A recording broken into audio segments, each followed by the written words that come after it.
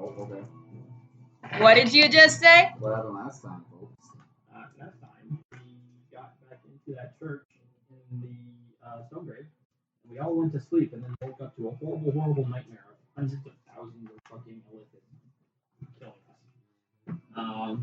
We killed a bunch of them. But we had an actual nightmare. We also had an actual nightmare. Was It that actually started with an actual Did it start with the actual nightmare? Yeah. So, we had to start with a nightmare of us Alan Ford watching breaking Alan through Ford Elysium, destroying Elysium. Then we woke up. presumably. And then there was a bunch of Oleson everywhere. We all got out of the church and decided to get the fuck out of there. We tried convincing our friend Cormier. Cormier, thank you. I keep forgetting his name. Tried convincing Cormier. Radiation. Dumb boys. Radiating off. Hell yeah, dumb boys. We tried convincing Cormier to come with us, which he did not. He wanted to stay down there and die like an idiot.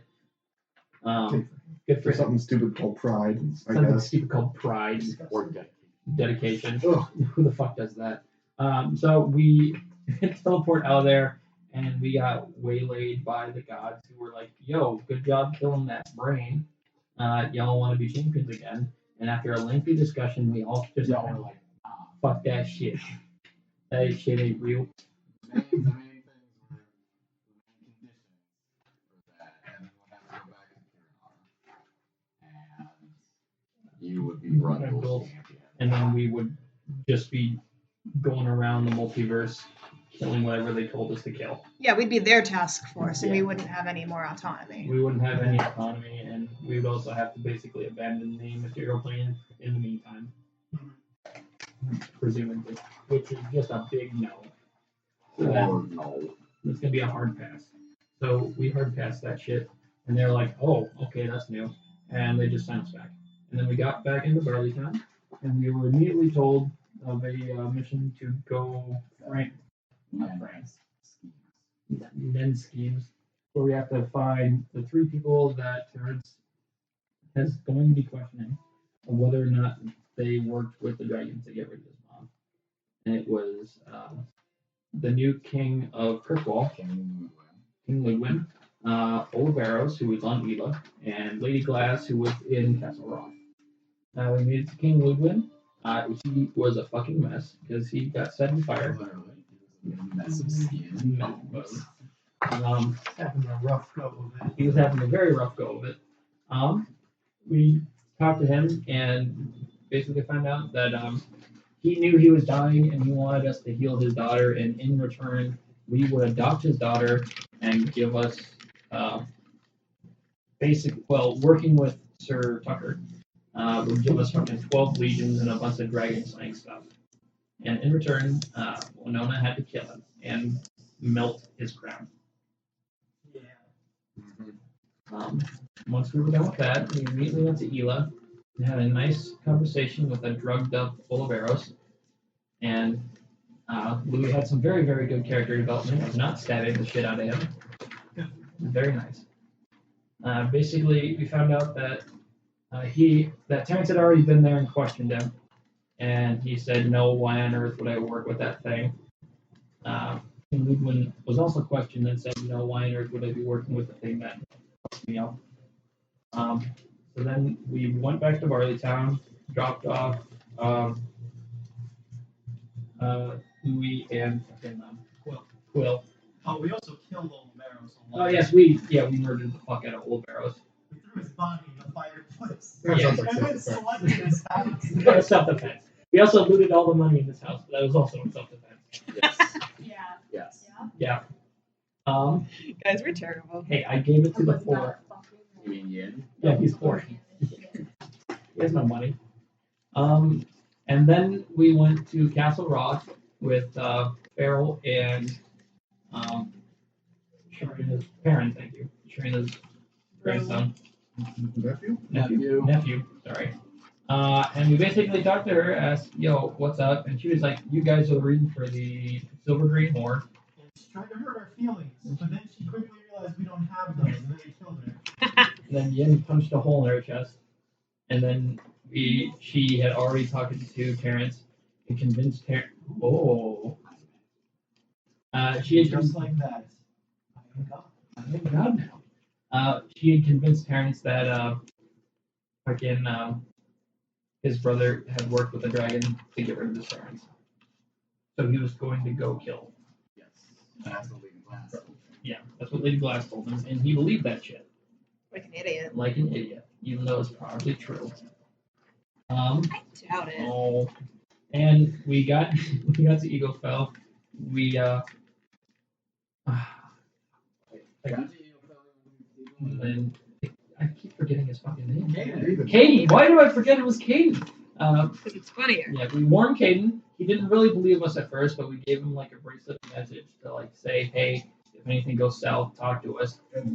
Edmund's bracelet of messaging, who can no longer talk to us and is now removed from the group chat. So Fresh Red Brand comes in and basically confirms Caden that his brother is going to kill him. She does some threatening posturing and shit.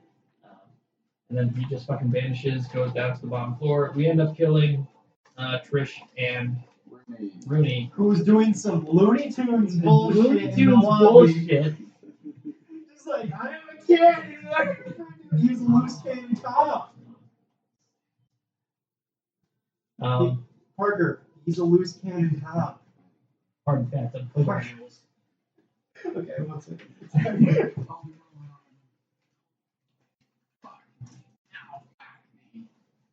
Do you need us to grab something? No, because I don't think you guys know. Caden got stabbed and poisoned, but he got better. Yeah, As per usual. Rooney exploded his own Unless head. anyone could just let me I keep pulling out paper. It's almost Pull out done. some more. That's okay. Scratch and sniff the front cover.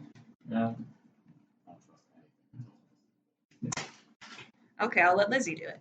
Rooney exploded his own head. Lucky you. Dedication to take one. Way too short. One of those. She was part of Yeah, it's exploded. Yin literally turned Trisha's Red Graham's brain and like scrambled that shit by just touching her. And she's walking back currently, and we were told that we saw a big fucking casket coming down, getting pulled by something. Yes, I'm sorry. Yeah. That is where we will pick up with Yin bringing Trish's corpse in through the front door of the Cathedral Inn. To find Winona, you and Edmund. I am currently looting Mooney. Moody? Rooney. One hand. I don't When I I'm think moving, we all is corrected it, but I don't think all of us said the same thing. Mooney. 14. Uh-oh, we got the big problem here. We used a lot of big spell slots to get here. 14. You do find what looks to be a small locket that's around his neck that has a crystal in it that matches a set of crystals that are controlled. Yank. Yank. I now have a can with the crystals. Crystal can. So the locket doesn't require 2 minutes. Okay. Just So we have remote to. control. Edmund, are you going to be carrying that around all day? Well, yes, I am. I mean, we could just put it on frost. That seems like it's your toy then. Well, I mean, I guess it's more frost toy, and I'm just thinking you. I don't know, I'm not trying to take it from you. If you really want it. I'm just saying it seems like an odd choice for you. It's already in my pack, so it might be a little bit It does hard. not fit in your pack. It's on top of my pack, and I'll balance it there for a little bit. So this cannon is about 3.5 feet tall. Literally bigger than you. It has a barrel that's about, I don't know, like basketball diameter. Oh fuck. Basketball diameter. It seems to be made of brass. The metal is pretty malleable. In fact, I think they got invented when you tackle Rooney and other world. Inside the barrel is lined with what looks to be red quartz and agate. That is just kind of studded on the inside of it. And there looks to be the control panel is just a small switch that also is kind of surrounded by those crystals. The switch just is up and down. And one crystal near it is a fire quartz, and the other one is just normal quartz. And from what you can tell, you split the switch, and it seems to be that fire feeds out of it. The switch is currently in the not fire quartz position. It also swings on a swivel, and you have to be holding it with both hands in order to aim it and operate it. If you let go of it, it just sort of right back down because it's very top heavy with the barrel. Yeah, you want to. Well, with this on the zoom, we're just hooking it on and pulling it up. No. But yeah, Do I have to push this around? you do. It's on wheels. Okay. And mine's still in the room with I'm Katie, just right? trying to help you. So I'm not here, is what I'm asking. So Yin walks in. Yeah, He dumps Trish's corpse onto the ground in front of you guys. He says, I love it. Good job. did you check her body? I'll take a look. See. I will help. no, you're not here. Oh, all right. Then you want to know. Yes, I'll help you with Alright, it. Alright, I'll search the top and you search the bottom. Nalane, you're not here. Really? Yeah. Easy. Just so you know, it's fine. 18, 19, 20, 21. 21? Mhm. You go up to your pockets. You find that a ring on her fingers. This ring does require 2 minutes. Okay. And I have no idea what it does. Make an arcana check. Okay. 16. 16. I'm sorry. Right? Yeah. Yep, 16. Yin tells you a little bit that she used it to vanish. Okay. And based off of what you were told about scrying and whatnot, you can deduce that this ring probably has multiple uses. Oh, that's the bitch that would let me scry her. So it has multiple uses mostly. And you also notice that it appears to be sort of roughly made, sort of cut, almost like it had been manufactured or made as a part of some kind of set. Okay. Hold on to that for now. Alright. Should we gather everyone here? I suppose so. Where is everybody? I don't have my bracelet anymore. Hey guys, where are y'all at? So, for you two, have healed Caden, and he is currently freaking out and panicking. Because he died again? Just about.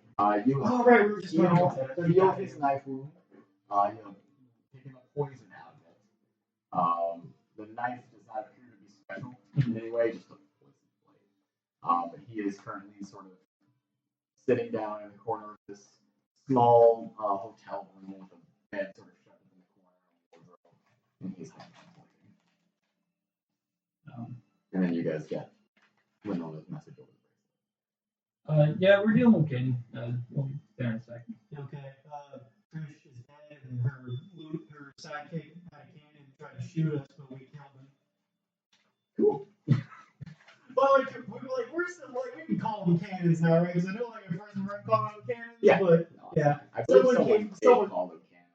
Okay, like someone's coined the term, Yes. and it's catching on. I think it was. Okay, Tiva got her IP, and Yeah, because she called guns hand cannons. Yes, he did. He copyrighted that shit. You think you can calm him down a bit? I know it's kind of a stressful situation, but She's gonna try to comfort him. No. I'm just gonna like wrap my arms around him and like pet his hair. I don't know. I'm gonna take a step back. You are grabbing your arms around him, you pet his hair, same way that Trish just did moments before. Oh shit! In the hotel room, and he pushes you away, fumbles out the door, and you guys see him just sort of meandering towards us. Yeah, let's go. You guys follow. So you guys make your way out the door and you follow Cadence. He makes his way over to you two, and he sees Trish already bumped down on the floor. Mangled. Oh, doing pockets. putting the ring in the pocket. He stops and he Frost cover him up. plants his feet. That's Frost just like covers up Trish right around. Well, he's a sick and now he's kicking him.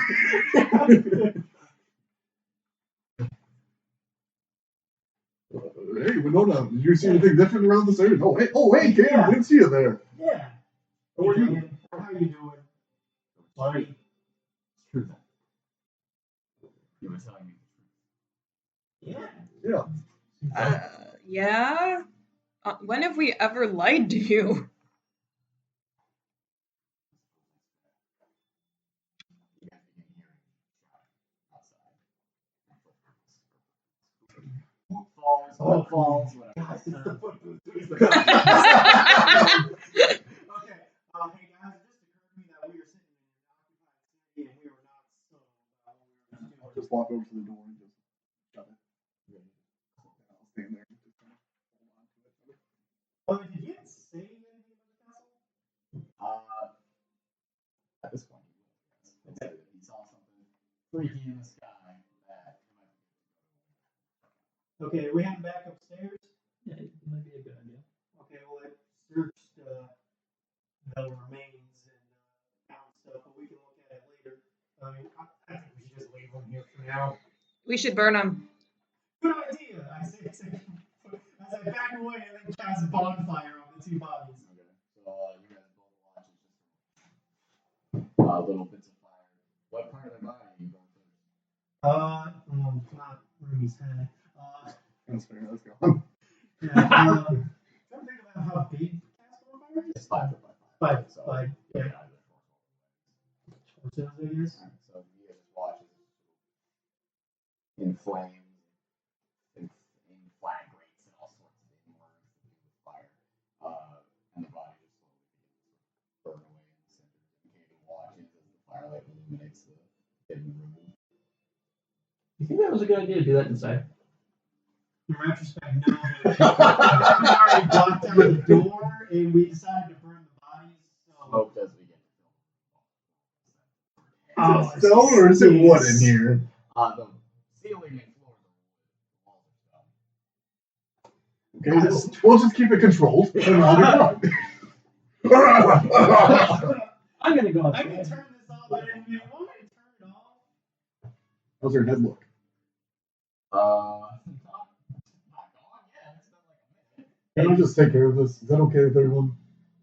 How about we let the I refer to Caden, the more the non-fighting people maybe should just clear the room for this part.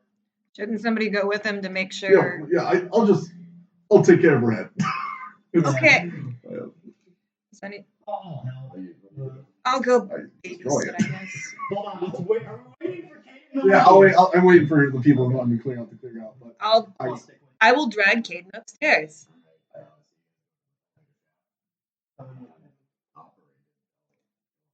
Naivara pulls out her magic carpet.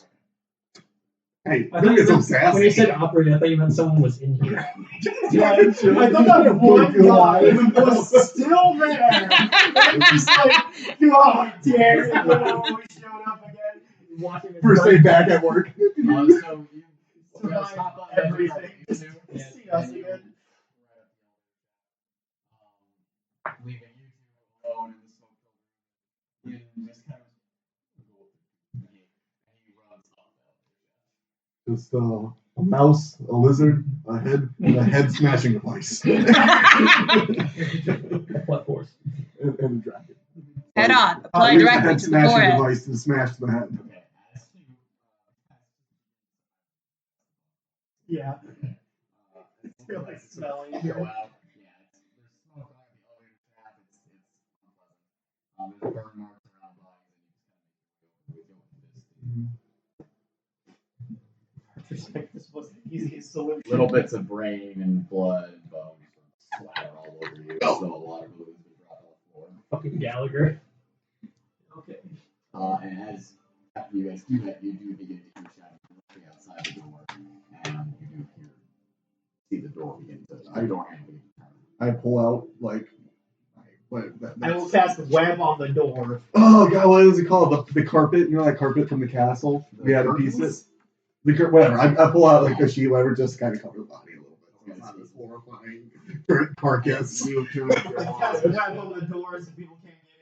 I'm just like, That's how we're wanting to play this, right? I Making think so. sure. I think so. Yeah. Should we get going? You Yeah. can hear us and the door begins to shake a little bit. All right. All right. See ya. Yeah. I walk over to the elevator. So upstairs, the two of you hear Edmund. This noise is a dragon. As Katie just sort of sits himself down on the couch for a moment. Goodness. So I suppose you'll all be going then. Yeah, depending on what we see out this window. Naivara looks out the broken window. You see what looks to be a small platoon of guards, maybe 20 men, beginning to surround the building.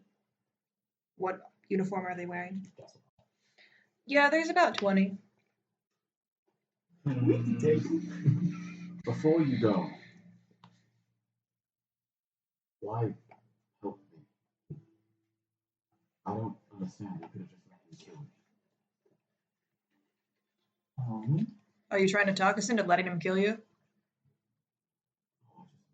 I mean, you have helped us before. Well, it's been a while, but I mean, you helped me get like those records from Lady Glass. You tried warning us back during the war about the dragon. So is this it? Are we even? Oh, you might want to say that. I mean, I don't think I'm really the person to talk to about this Naivara. What do you mean, even? Is this a transaction? After this, are we enemies? Different sides of the world. Were we ever on the same side? Yet we were friends before. I suppose all I'm asking is if I can expect you to try and hurt me next time. I doubt it. The only person I'm really looking to hurt right now is the gold dragon. Also, if your brother tries to kill us, we might hurt him, but... I see.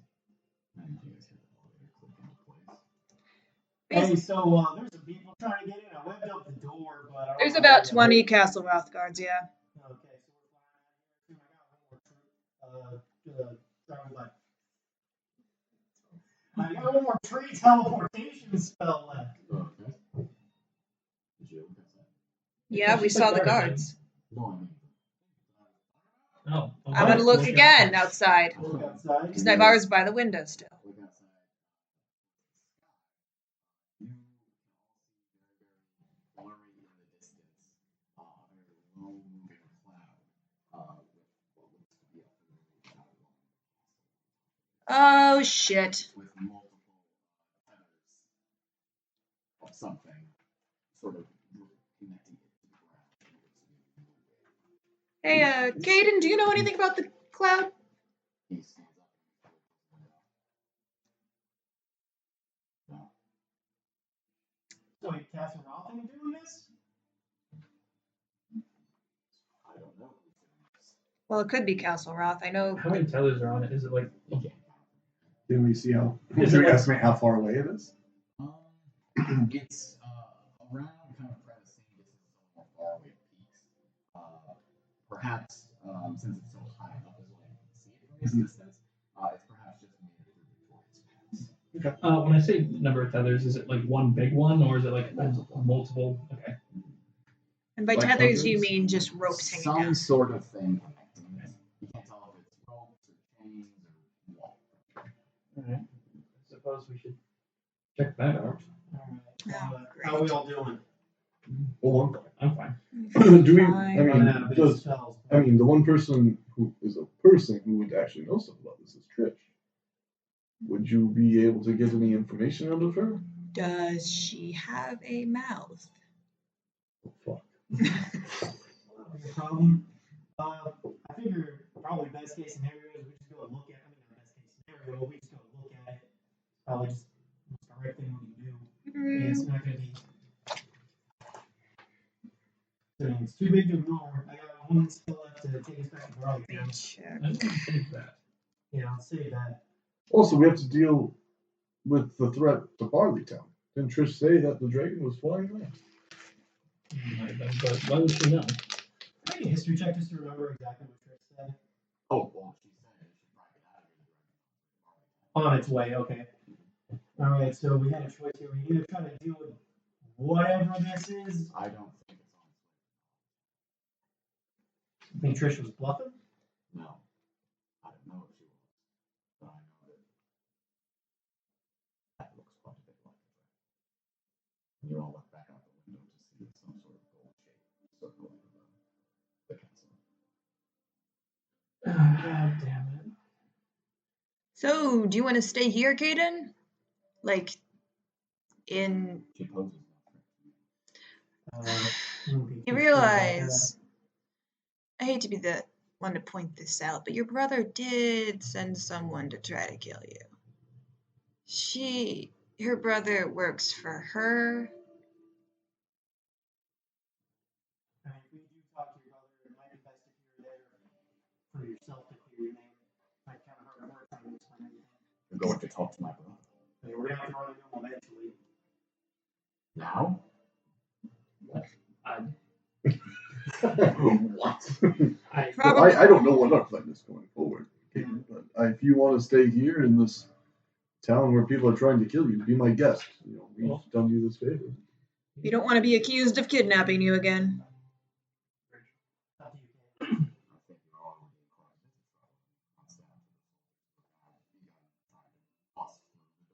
Oh, we're not worried about them. We're worried about that and that.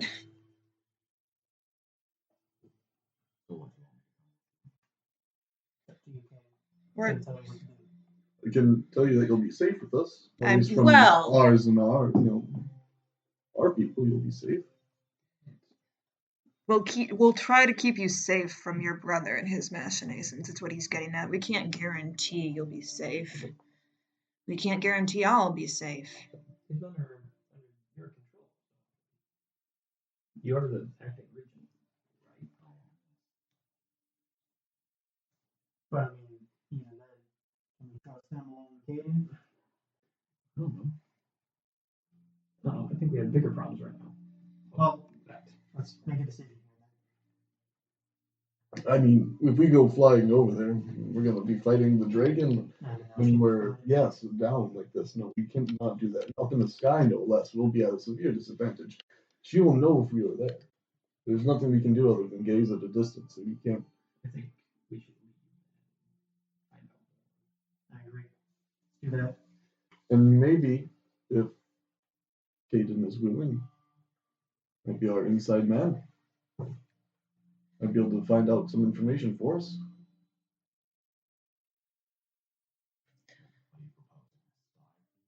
Yes, exactly that. I think that would get him killed. Well, he's already going to be killed. What makes you say that? The dragon has no reason to attack me. If my brother is working against her. We don't know that he's working against her. Well, I think it'd be somewhat safe to assume, since he was questioning all those people about whether or not they were working with the dragon. So maybe it'd be best if we take Caden with us so we can help clear his name with his brother.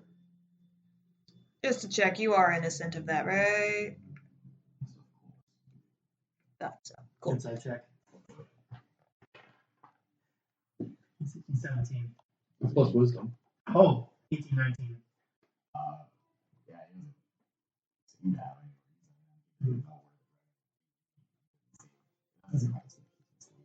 Okay. Okay, so what do we want to do? Do you want to go back to Barleytown and reconvene a little bit? Yeah, sounds like a good idea. Caden, are you coming or no? In fact, you all. Okay. And I thank you for saving my life once again, but I'm afraid I'm not too eager to relive the glory days. If you all. Wouldn't exactly call them glorious, but I get what you mean. It was pretty fun. But yeah, Fun? we should get going. Y'all think this is fun?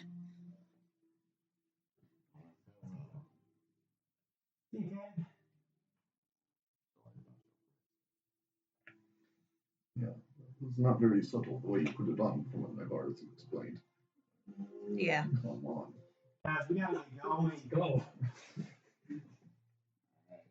Have fun not answering any sending spells. Bye. Oh my god.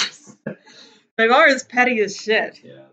We That is know. aggressive as hell. Roading is in character. Hold on. How are we leaving? Yeah, we got Frost and we got Magic carpet, so. Yeah. Okay.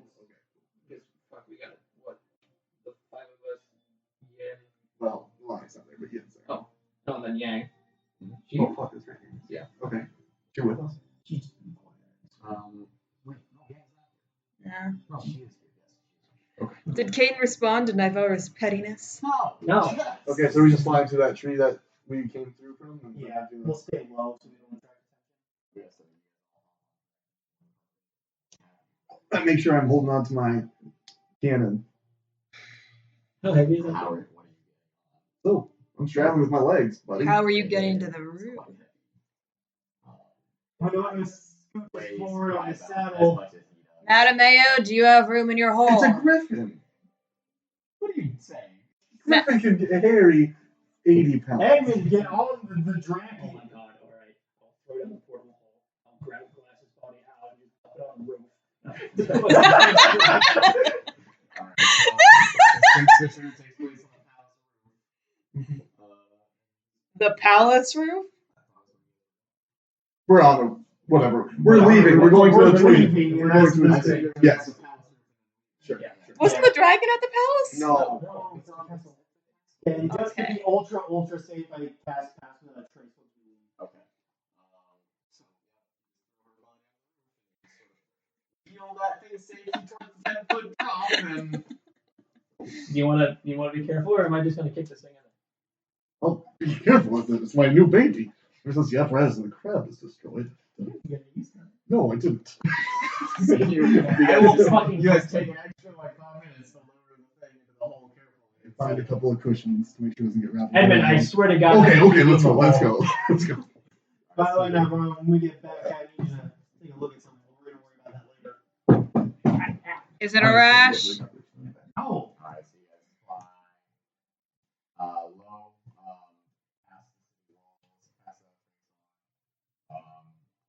you guys watch as large amount of soldiers are staring at this cloud castle that is moving towards the city. And as you guys fly, you can just make out an enormous cloud of dust from the ground, obscuring whatever the castle seems to be connected to. Can I hear anything? You can hear from miles away just sort of a slow rumble, very, very faint. And you guys just fly very, very near outside of the city and make your way towards, I believe, a pine tree. Yeah, towards a pine tree that is on top of a small grove of a small hill just outside the city walls. When I knock on the tree opens up with a thing that leads to Barley Town. Alright, guys, skedaddle. Wait, why did we decide that there was a weird noise? Like, It's fun! Teleportation is going. It's just your brain getting right. Okay. So, with one last look at the castle of the sky, you guys hop through the trees and end up in Barley Town. In Nalane, Yeah, something's been happening. I figured. Wow, they've been gone. Always so. So you have been hanging out this whole morning, with your horse, just sort of chilling, having a nice time. And while you're doing so in the stable, the blacksmith, Louis' father, does come in and out a few times, sort of to do some of his work, quenching some new swords and working on some things. And at some point, he does kind of look over at you, hanging out with Moonshine, and he just sort of, hello. Hello. I saw you the other time you were in here with my son. Yeah, I do recall. You are a HPR. Yeah. Right. I knew someone like you back when I lived in Eaglefell. Yes. Remember the name by chance? No, it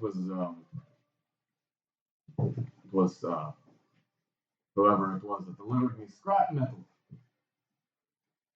for my shop.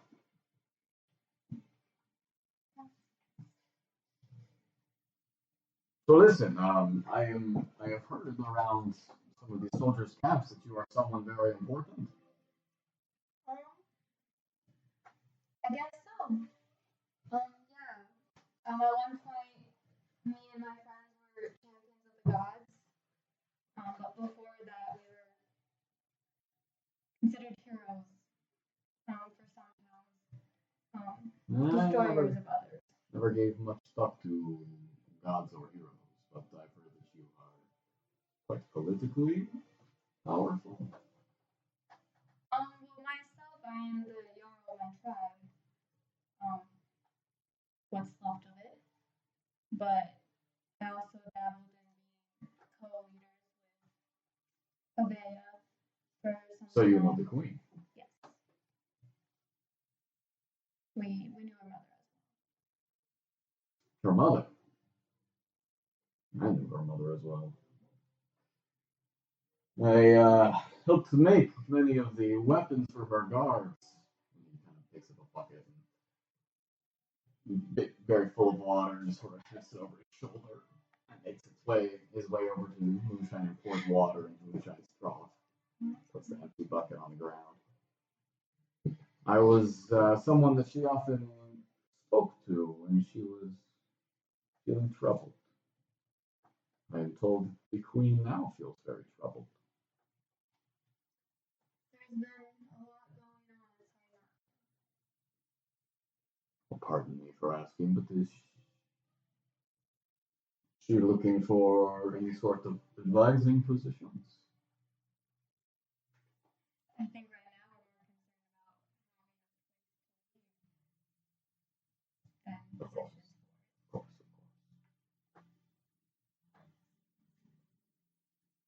How long have you known my son? You've known him for 2 years. You've known him for I about know. a year. About a year, I think. Yeah. Okay. In his terms, a year. A year.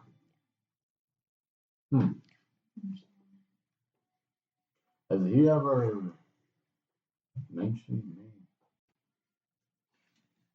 No, honestly. Oh, Partly in our fault. We never really asked. Out of character, he did come up at the trial, but we didn't ask. He didn't mention. right. I see. Well, I've noticed your sword. It is quite well made. If you ever need it sharpened, free of charge. And he sort of waddles back a If little bit. you don't mind me Hmm. asking, what exactly did Oh, nothing. Nothing happened between us. I had to find work in a different city, and I wasn't able to bring him and his mother along. you consider that nothing? Well, it's something that happens to many families these day and ages. Doesn't mean it's not hard for you. No, of course, but he is a strong boy. He is a brave boy. In those Things. situations, he kind of has to be. How old are you? 33. I am nearing my 6th decade on this earth. Do you have any children? I do not. That's technically a lie now. I don't know that. Yeah, we It's haven't told her difficult the being a news. father. Difficult being a child. Difficult losing someone you think so highly of.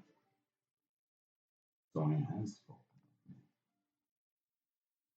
No, but it's hard not to think of anyone who raises you as someone I don't. had lots of people raise I them, have and I've lots of lost work most to of do. them. And he comes in. I'm sorry to upset He leaves the stables and slams the door.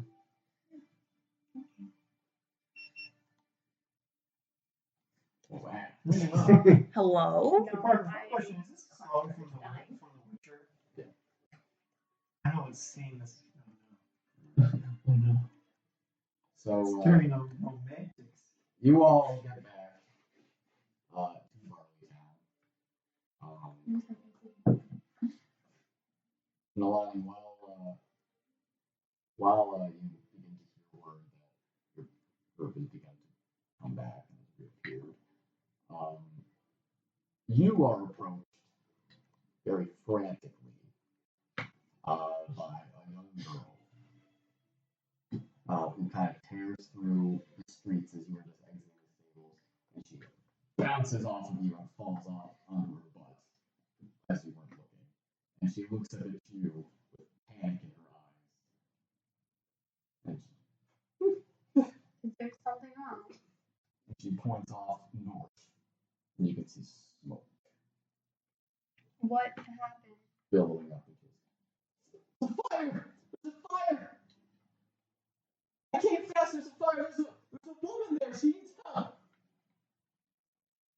Okay, who else around me? It's just you and this little girl in the stable. There's some people kind of walking that stop and beginning to stare at the fire. You've heard that your group has just come back into town, sort of. Are they on the opposite end of the fire? No, they're here. Come back to the tree that's on fire right now. I'll get help. And we will go help whoever needs it. You wanna come with me? We'll go to the Okay, so you take this little girl and you guys begin to run towards the tree that you know they would come back to. Winona, which tree is that? I imagine there's a tree just like pretty much like for convenience sake is like right at the edge of Barleytown. Like it's just this old big old pine tree that conveniently has like kind of its branches all on one side, so like when you come through the doorway, there's like nothing slapping you in the face the moment you come through. Winona has claimed that this is a good weird little tree. Not a weird little tree, just a weird tree. So you guys come out of the weird tree, popping out, pop into the outskirts of Barleytown, and you immediately see all of the smoke just covering the northern sky, just almost darkening it, making casting shadows across the ground. Naivara's getting out our carpet. Anyone want to ride? Let's go. I jump on the carpet with Naivara and go. I'm on foot. I'm going. Nalane runs up to you guys right before you take off. Okay. Are you on? Okay, so you gallop up with this little girl in your arms. Any knowledge about what that is? Because we just saw the There's dragon. a fire and someone's in danger. Let's go. Naivara goes off at top speed. So you guys zoom away, and as you do, you see Ben running out of the tavern and waving at you. I'll turn around. You turn around and fly down, and as you land, Ben is looking at you and goes, "What is that?" I thought you would know. We just got here. No, Avera just came into the tavern and she's very badly hurt. Okay, well, we were told that someone's still out there, and most of the group's already gone that way. Well, go! Are you gonna come with? No, I'm going to try and stay here and figure this out. We'll have people come deal with the fire with you later. Okay. So you rejoin the group, I'll relay essentially the information I got. and you guys begin flying towards a large wildfire that has taken the dry summer pines of the pine wilds. As you guys fly, the smoke becomes blinding, getting closer to it, and everyone make a constitution saving throw. I think I'm pretty Natural close to that 20! now. Is that true or no? Sure.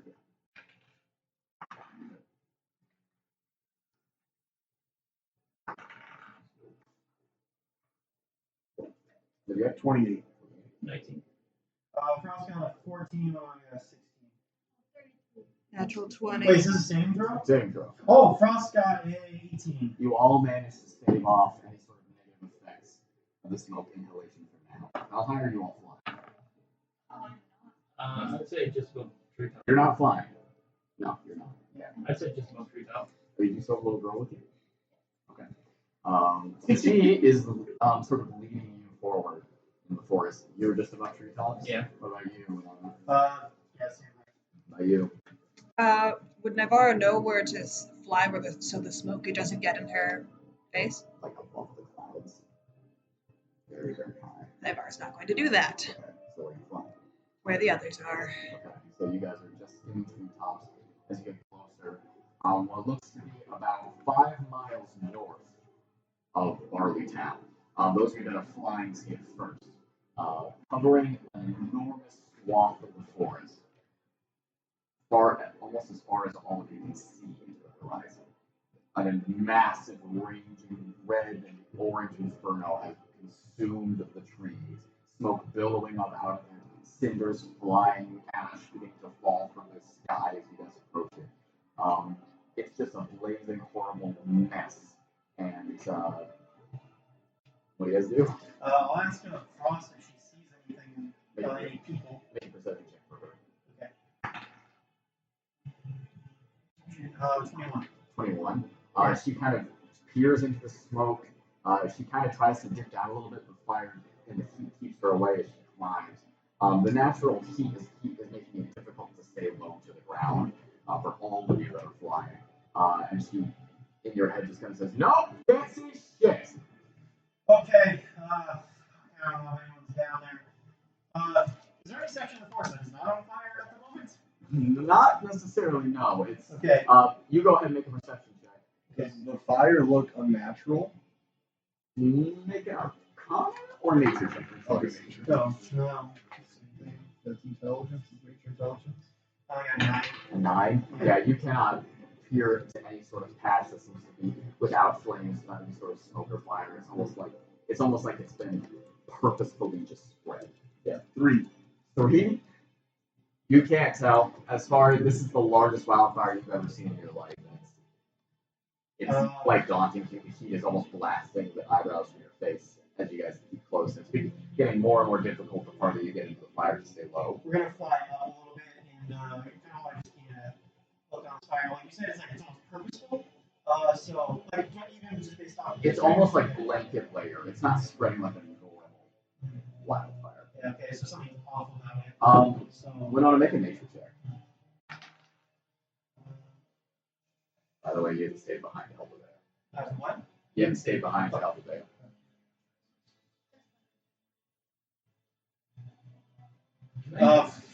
14? 14? Yeah. As you look down, getting this enormous bird's eye view as your companions just join you, you can see that in the center there is this blazing, swirling, almost tornado of flame that seems to be reaching up towards the clouds. And from that tornado, you can see fire almost reaching out and then going back. Guys, something's causing this. See that big tornado out there? And I'll point and I say, something's been causing it. I don't know what the hell that thing is, but this is on purpose. Yeah, you are on the ground. Yeah. You are charging into this fire. Branches sort of swooping down near you as you duck underneath, cradling this little girl as she is sort of in your arms, pointing ahead, shouting direction into as you spur your horse to jump over burning logs, to dodge flames as they whip around. And I need you to make a perception check.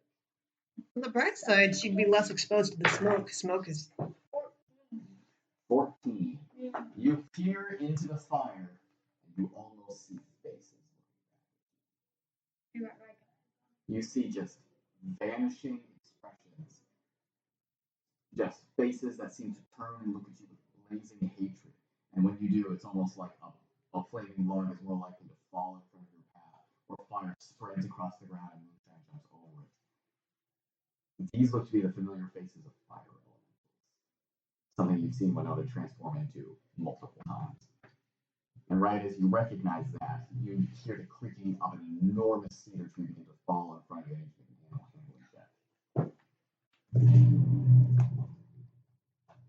Sorry. 24. You spur moonshine as hard as you can, and the horse works and pushes, just getting underneath the tree as it smashes into the ground behind you. Bits of wood and flame flying past.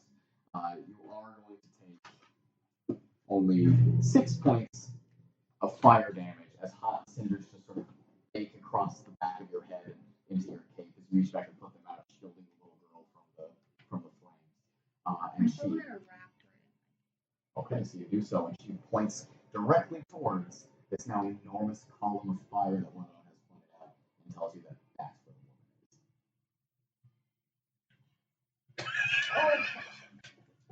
I think this is fire elementals. I see faces. Shit. The little girl says there's a woman inside of it. Well, I'm gonna guess not friendly then. You think? Can anyone else talk to elementals? Unless I am an elemental myself. I can, but I mean, do you think we should just get down close and ask what the hell's going on first? If you want. I'm already down here, so that's up to you. Is this primordial? Elementals speak normal. I can speak. I can talk. Okay. Who's all on my griffin? Okay. I was actually on my bars. Oh, Yeah. So, Alright, whatever you excuse me. do not dismount. so no. Okay. Hold on. I'm going to Be cast. ready, they're trying to hit us. Okay, I'm going to cast Fire Shield on myself. So resistant to fire damage. So you take out your sword. Mhm. What does it look like when you cast fire shield? Just kind of touch it to my forehead and then just don't. Okay. Shield of fire just erupts around you. And what do you do? I'm going to go over and shout in Primordial, hey, what's going on? Okay, so Okay. While he's doing that, can I see him getting close to them, or is it too? Perception check. That's going to be it. 11. 11. Okay. So you begin to kind of spur yourself as hard as you can, and in his griffin form, he kind of tucks his wings down and dives down towards the flames. You can feel him panicking underneath his muscles tensing, and before he gets close, there is an enormous burst of fire as another tree catches alight, and the heat pushes you physically back, and he spreads his wings and rises this thermal pop. And you just hear him just like the sound of a dog up in your head. 21, you did see that, and you can now barely see through this movement through the fire all of your companions, a rectangle, a dragon, and a griffin flying through the air. If you want to get close enough, I can touch you. Here, I got an idea. I say as I jump off of Frost in midair, turn into a water elemental and splash down. Okay. Interesting.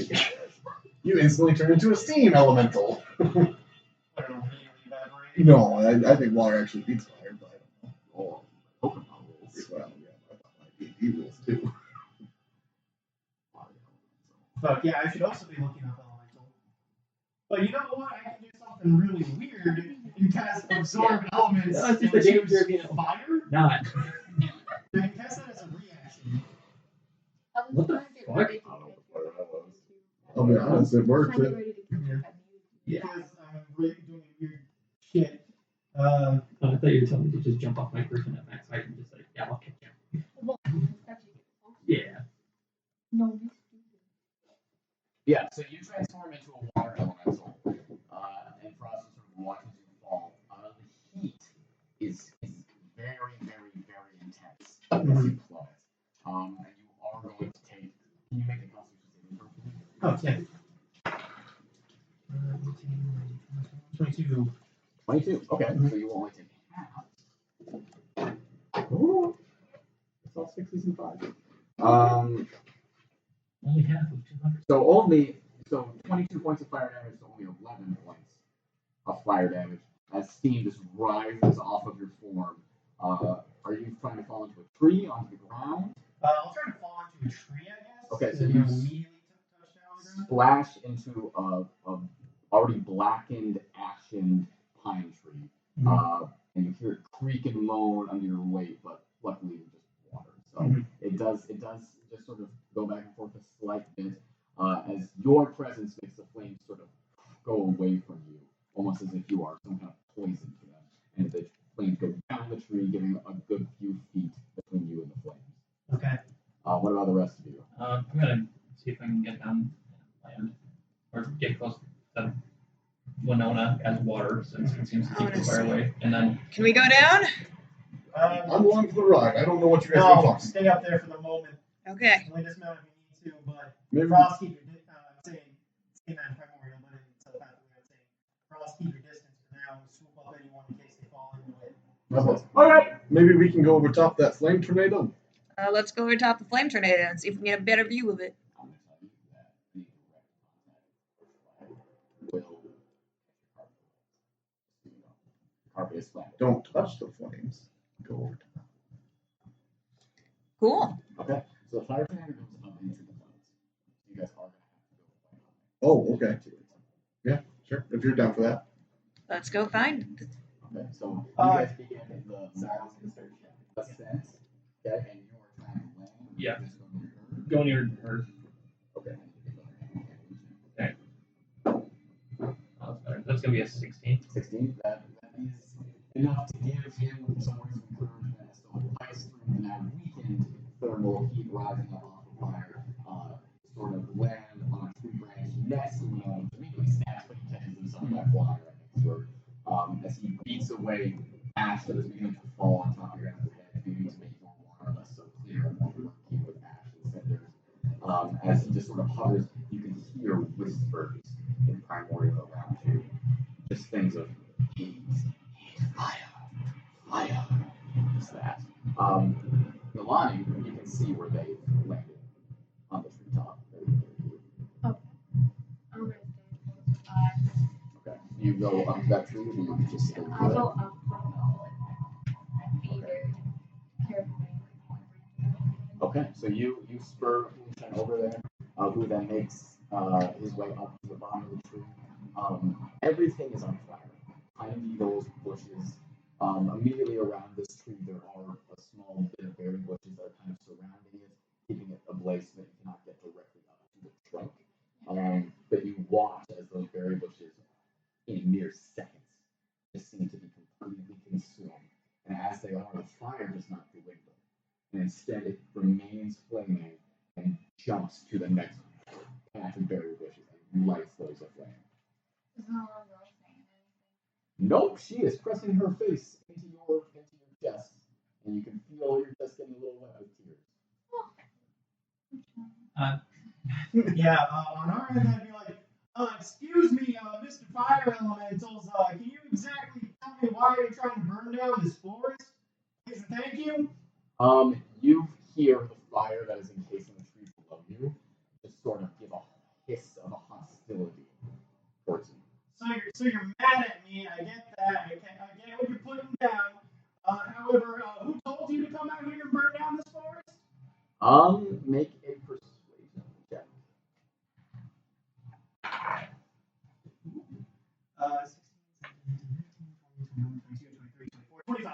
25. That's pretty good. Okay. That is quite good. Okay. So you hear back hiss up to you, just sort of, we obey no commands.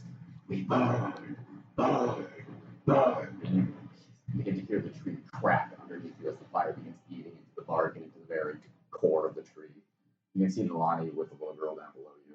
Okay, Mattimeo, tell everyone that we got some crazy fire elementals here. No one apparently commanded them here. Also, this tree's about to break, so we should get off of it. Yep. And so, Sorry, go ahead.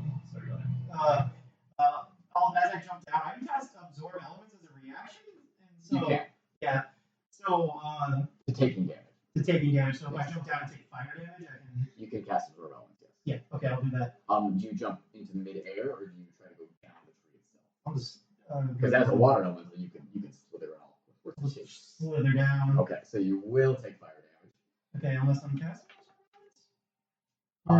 It reduces it by a certain amount. Yeah, let me check this I spell. think it halves it.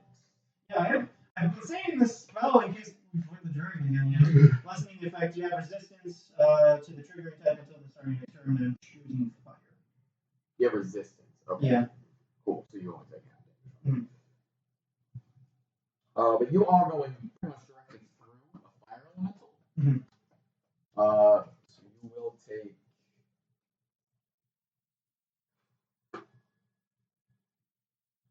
5 points of fire damage, half to 2. as you go down the tree, you actually begin dousing those flames, and you two watch as the fire jumps from the tree to another one nearby. As Winona moves down the tree, dousing all the flames on it, creating a somewhat safe, unburning tree in the middle of all of this. But right as she reaches the bottom, more fire jumps from a nearby tree to the top of the tree and begins to burn it from the top down. Was that kind of the middle of them, or sorry, I just wanted to Yeah. get the layout right. Was he like in the middle of the other fire elementals? Winona was at the top of the tree. The top of the tree was not burning.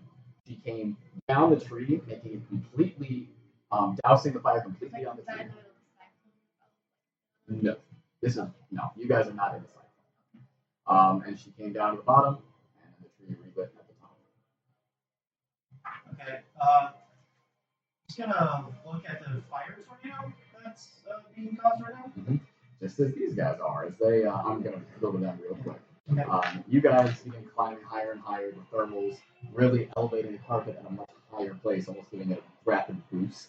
And as you guys get closer, the flames are so high that the heated air is rushing upwards at a critical rate, so actually needs you both to make strength saving throws, as the carpet is suddenly wildly thrown to the side. 29. 29. 9. 9. You watch as Naivara suddenly bumped off the carpet and begins falling.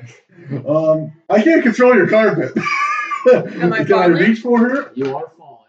I'm gonna yell for the carpet to catch me. Carpet right down. And I'm gonna like hold on really tight now. I put one hand on her. So, once again, riding the rocky sort of ride. Actually, we can make an animal handling check for the carpet. Just how well you control it.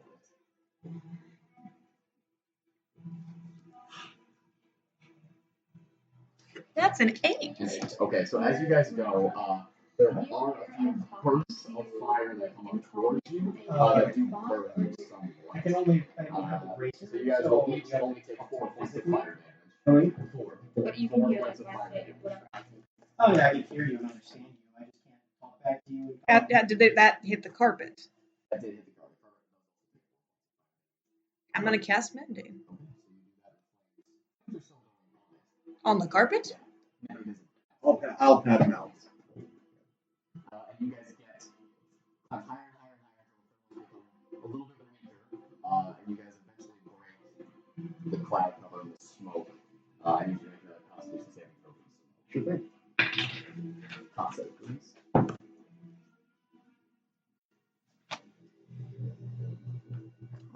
That's an 18. 18. 29. 29. You both managed to stave off some of the smoke, putting a cloth up to your mouth for a moment.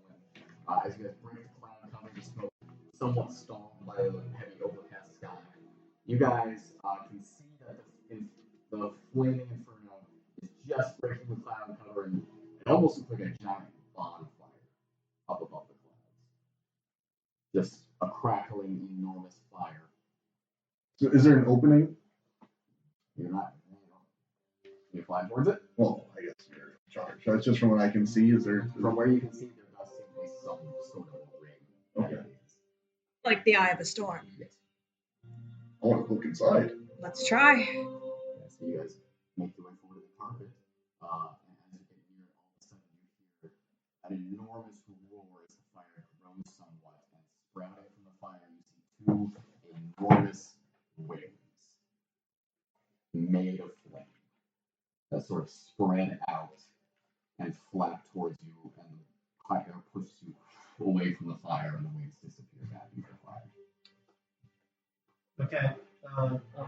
So, Just while I'm down here, I'm not going to say anything. I'm casting this as an arch druid. I'm going to try casting Dispel Magic on the. Actually, I'll make an Arcana check first to see what the hell this thing could possibly be.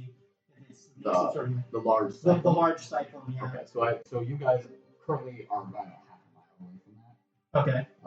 But I imagine we can still see it. Oh yes, 100%. It's taking up pretty much the whole sky. So go ahead. Arcana check, please. Yep.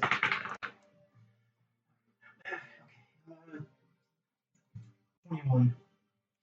21. Mhm. You begin peering into the cyclone, with your water elemental eyes, and you do get the sense that this is some sort of perhaps an enormous elemental, something huge that has purposefully begun burning these woods and seems to be driving these elementals to do nothing but just burn things. Okay, so Mattimeo, something's in that tornado. It's controlling all these elementals. It's an elemental itself, I think. It's here for a reason. Would it be weird for us to think that this might have to do with Kimari since like Evea's not here and like Evea came from that direction with burn? That's up to you to make that. Alright, I'll infer that. You think maybe Kimari? Are you doing this? Well, I mean, like, she was out here with Evea. I don't know a whole lot about half dragons or gold dragons, but I think maybe we should just get closer and look. Yeah, let's be careful though. She should be able to probably understand me. I'll shout out in common Kimari. You are half a mile away from the cyclone. Let's get closer, I guess. Are you within bracelet range? Yes. Oh. You're very at the edge of it. You're almost a mile up into the sky. By the way, I'll ask you to tell everyone what I told you. I'll message everyone that it's Oh, and Nalane is right below you guys, just so you know. Okay. Right, sorry. we're gonna be going closer to the cyclone. Do you want to Hold on. Nalane, do you have someone with you right now? You did see her. Oh, I didn't see her. what? She's hiding her, so I wouldn't know that. I'm telling you that we're gonna be going closer to the cyclone. Well, yeah, but he's asking. I guess I realized you already came over the person, so I wouldn't see that. Oh, you can see her head. I can see your head? But you already saw her. I already did see her? Yeah. Okay. So, Mona's asking if you have someone with you. Yeah, the little girl that told us about it. want Frost to get her out of here? I'll say you say to her. I'll prosecute her, Ryder. Would you like to be taken out of here? She kind of takes her face away from your chest and kind of looks up at you, and she says, "Are you going to help her?" We're trying to get there. She looks down at the fire and she just sort of nods. Yes. Yep. And I'll say, Frost, get down here. Can you take a little girl back to Barley? Immediately, Frost just sort of flies through the fire and just sort of lands her enormous wings, sort of fighting back in the fire. She doesn't like being in this heat. And she comes up to you. This is Frost. He's gonna take you to safety, okay? And she We'll just come sort and of find you. nods and then Hang on tight. Yeah. and she just sort of holds on. And I'll tell Just Frost to the before- sound. Yeah. Hold on. I'll tell Frost, hey Frost, once you get it done, bring it back to Barleytown, get back to Lickety Split. Sure! And she, hey, no, I'm talking to you, bitch!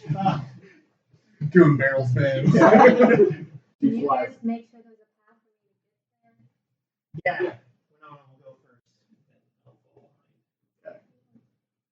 So you guys begin. Get closer. Yeah, get closer. Winona, you sort of put yourself out in front, and you're gonna try and make it to the wildfire. Yep. You I guess I'm casting Absorb Elements. I don't think I want to. We'll see how it plays out. Well, you are gonna take 5 damage as you go. Okay. But just for the moment. I think I will cast it. So we're getting beaten back by these Wings. wings. Is there something you can do to combat that at all? I feel like what we're going to find is going to be in the center of this, towards the bottom. Can I do like an Arcana check? Is that like, Um, would I know that's part of an elemental? go for it.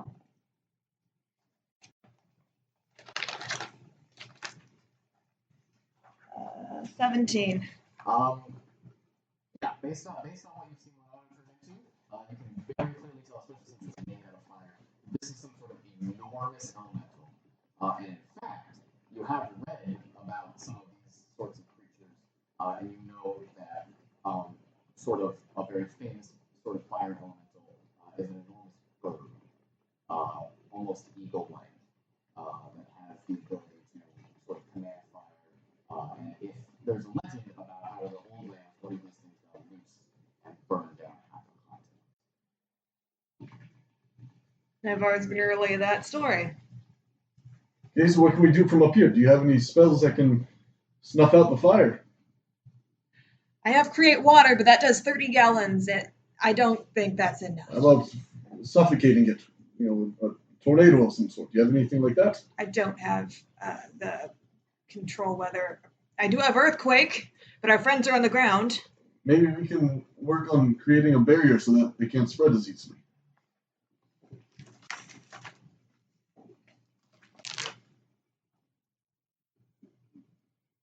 Can I plane shift it?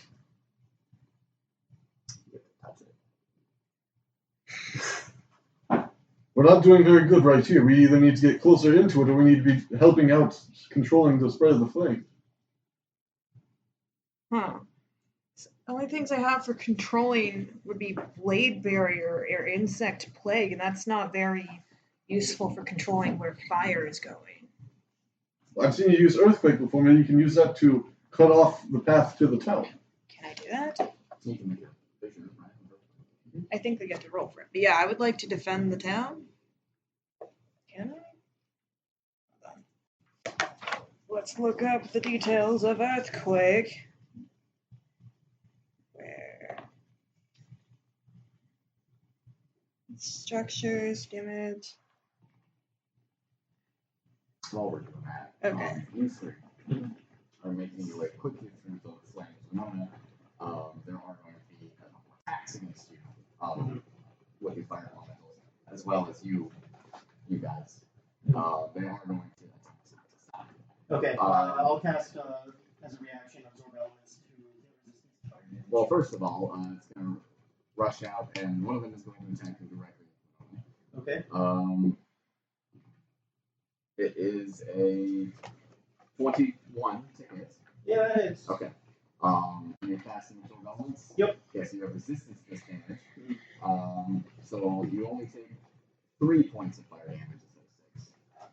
Okay. Mattimeo, you are also going to have fire reach out and try and grab you, but they're only going to roll a 10 to hit. Is that a direct attack? Yes. They're going to take damage from the flame shield.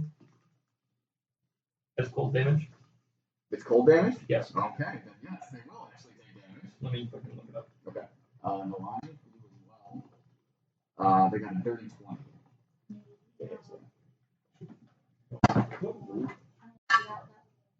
Don't you have like an AC like 21 now? Oh, Okay. So that's a goof. That's 20 damage now. 20 points of fire. They have to hit me, so it takes down. Oh, okay, cool. Either of us? No, Well, just it's personal shield for me. Oh, just for you. Okay. Thought it was like some aura thing. No. okay. What are you looking at? Look at water elemental. Oh. And the answer is yes, I can create fissures. Okay, is that what you guys want to do? Yeah, let's go. And it also we would do damage to town structure. So is the fire still in enough that we can do Yeah, it? the fire is still not 5 miles away. Okay. So I want to make the structures. I think they're 10 feet wide. So that would be probably wide enough to prevent them from jumping to cross it. Okay. So, Sorry, I'm sorry that it's in fly back. It's so weird. Watermelon does not have resistance to fire damage. It's so weird to me. Alright. So you three try and carve your way through the wildfire as best you can. There is going to be another round of fire elemental attacks. That's Winona and Primordial if she's doing alright. I'm doing okay. Oh, natural 20 on you, Mattimeo. Alright. 23 on you, Nalane, and 19 on you, Winona. Yep, it's. Okay. So Mattimeo, you take 34 points of fire damage. Alright, half because I'm resistant. Yes. And they take how much? 8. 8 What's it points called? of cold damage. So as it touches you, steam bursts off from your flame field, and the elemental screeches and pulls back from you. Nalane, you take 17 points of fire damage as the fire elemental jumps out towards you, and you do not duck quite in time. And Winona, you take 16 points of fire I'm damage. going to use my reaction cast it. And I do have a quick question. That's the about third that. time Yep. you've done it? It's. Yeah. No, I know. I'm yeah. just making sure you're.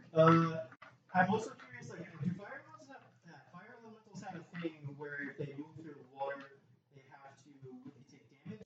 No, but it does reduce. Oh yeah, it takes 1 cold damage for every gallon of water splashed on it. Okay. Which does not happen when it attacks you. Okay, just wondering. Because I figure like if they're splashing it at me and I'm just like spraying on them in there, I'm like, it's just like a bad boxing game where everyone's getting hurt by punching each other. So you three make your way towards the inferno as it rises farther and farther up into the sky.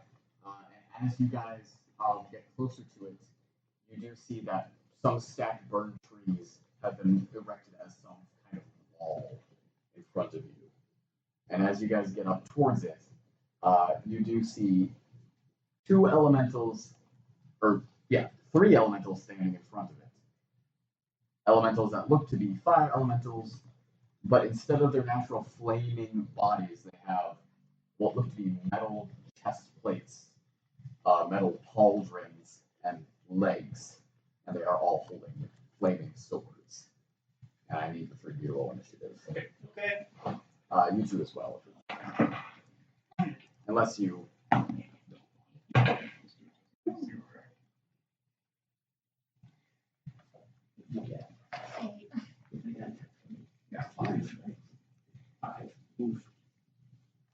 You want to feel better, Dylan? I got a nat 1. Hey, are you guys rolling initiative? Yeah, it was just 3.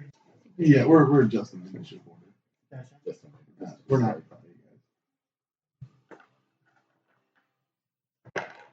Okay.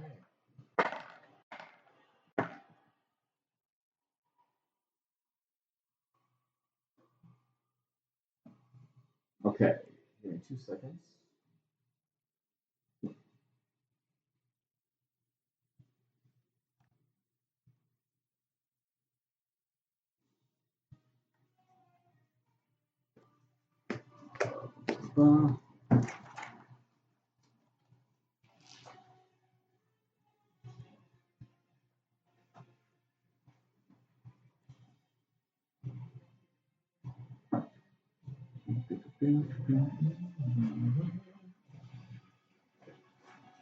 Alright, can we kind of make room?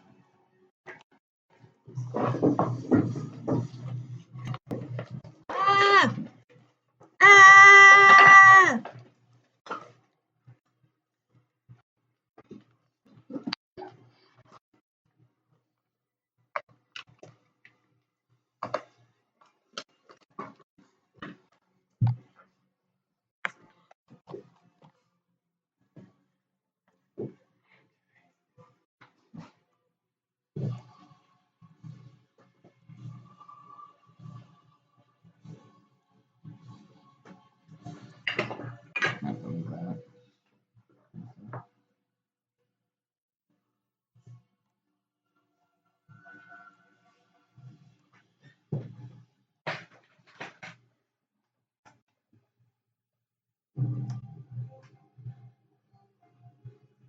So red is fire.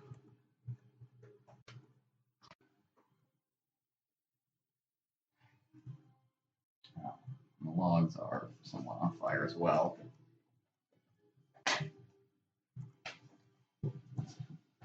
You guys not scooting those towards me.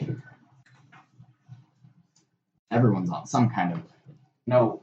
I'm just a big But Nalane is on the mouse. Winona is up front. Behind. Mattimeo, are you flying? I am technically right How high? now. I'm assuming pretty low to the ground to take advantage of Winona. Yeah. Okay. So we'll say you're 5 feet off the ground? Yeah, sure. Okay.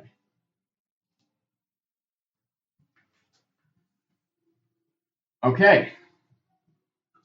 Edmund, what'd you get? 18. Mattimeo? 23.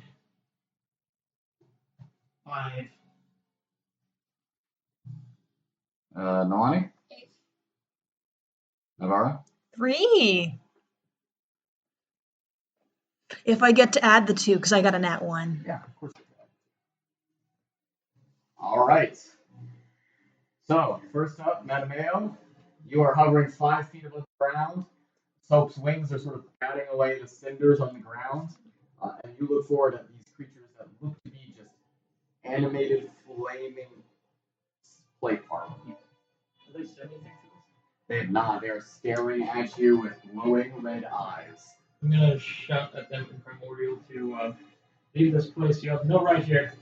And one of it raises its scimitars and says, "The same can be said to you." And he just sort of raises and points it at you. All right. No, this is a material flame, not the fire flame. All right. Fuck it. I'll fight him. Go ahead, move yourself. Which one is it? The one in front is the one that just spoke to you. All right. I'll go for number 2 first. Okay. And sword's not on fire. Okay. Might be a bad idea. All right. Really fucking. There's no fucking thing with cold smites. This place would be cool. Cold smite would be fucking cool. Unintended. 19 to hit. That hits. All right. That's gonna be 5 radiant and 13 radiant. 5 radiant, 13 radiant. Yep. Go ahead. Go again. 27 to hit. Yes.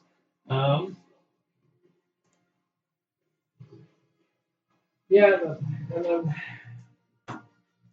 then 5 radiant and 11 regular. So you fly along the ground, the wind's beating quickly so it just zooms you up towards him. He raises his scimitars to attack, or it. I don't know why I'm using gender. It raises its scimitars to attack you as you fly towards it, and you beat into its form, slicing into this plate mail that is almost like burnt iron covered in soot and burn marks. And you guys watch as the light flashes from Mattimeo's sword twice as he does so. Okay. Okay. It's number 1's turn, and number 1 doesn't like a water elemental.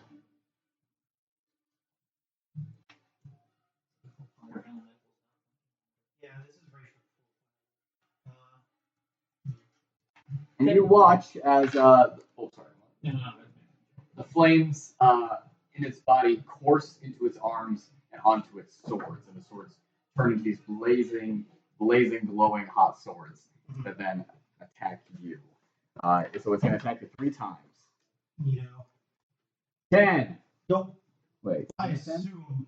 No, it's not a 10. That's more. 19. That might be. I can't read my new dice. So that will be 8 points of slashing damage and fucking 9 points of fire damage. Resistance you take half? Yes. Because I'm resistant to slashing damage. Oh, sorry. These are magical weapons. Okay. Just one. So are you resistant to all slashing or just slashing from? Just slashing, probably not the magical. Okay. Doesn't specifically say so. Okay. That's the first attack. Okay, sorry, can you repeat that one more time? I was trying to 8 points of slashing, Okay. 9 points of fire damage. Okay. Was Sunproof taking any fire damage on the way in here? No. Okay. Dirty 20 to hit the second time. Okay. So 12 points of slashing damage and 10 points of fire damage. And then third attack is a 21 to hit. Okay. So that will be 11 points of slashing damage and 9 points of fire damage. Okay.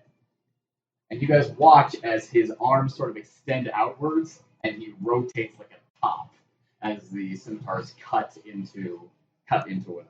I'm sorry, Winona, but that's rad. Yeah, I know. That did a lot of damage. I'm not doing good. Okay, Edmund, it's your turn. You and Naivara have just arrived at the edge of the wildfire. Alright. Naivara, do your thing. Is this a good place? I make a nature check to make sure it's a good place Or should we do it a little further so as my action. Yes. 13. Yes. Yeah, 16 points. cool? For a normal fire. For a normal fire. I'm an idiot. Oh, you're an idiot. Can you say that? Yeah. Oh my god, God. Someone didn't do their research on escape fires. Okay. It's number 2's turn. Mattimeo, Yeah. you watch as his swords also begin to glow with bright red fire. And he takes 3 attacks against you. Okay, so there's a natural 20 in there. Alright. A 13. And another natural 20. Oh, fuck me. Alright, so he takes 5, 8, 9, 10, 11, 12, 15, 14, 15, 16, 17, 18, 19, 20, 21. He only hit you twice. Oh, yeah, okay, so 21 points of cold damage. 21 points of cold damage. Yeah. Okay, so I guess I'll roll for both the nat 20s. Okay. Aww. Oh, it's so low. We don't have it. For the first one. Fucking. Okay, so the first one is. Is it slashing or fire damage? It's slashing first. Okay. God, what the fuck is wrong with my hip? 4 points of 10 points of slashing damage. Wow. And 16 points of fire damage. Second nat 20 is going to be 16 points of slashing damage. Okay. And 4 points of fire damage. Okay. As instead of rotating like a top, his arms sort of float around and do this shit at you. Exactly. Like your Instagram. Okay. Get it, Caleb? Your Instagram. There's a 4th person who did it. Oh, and it's actually number 3's turn now as well. And it doesn't like flying. Doesn't like horses. Oh, you're getting attacked. Okay, so 26, 30, 20, and 8. Okay. It's finally the same height as everyone. He just has to fly. 13 points of slashing damage for the first one, and 4 points of fire damage. And then for the second one, 9 points of slashing damage, and 3 points of fire damage.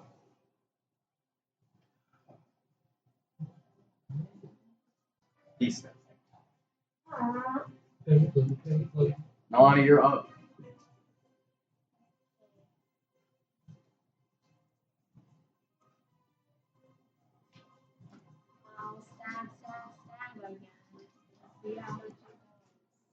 You have a +3 natural weapon. It was 3d6 damage. So what do you do? That does hit. Yes.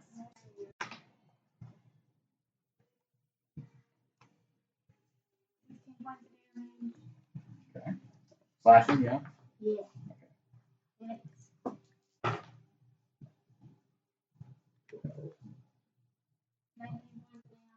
Okay.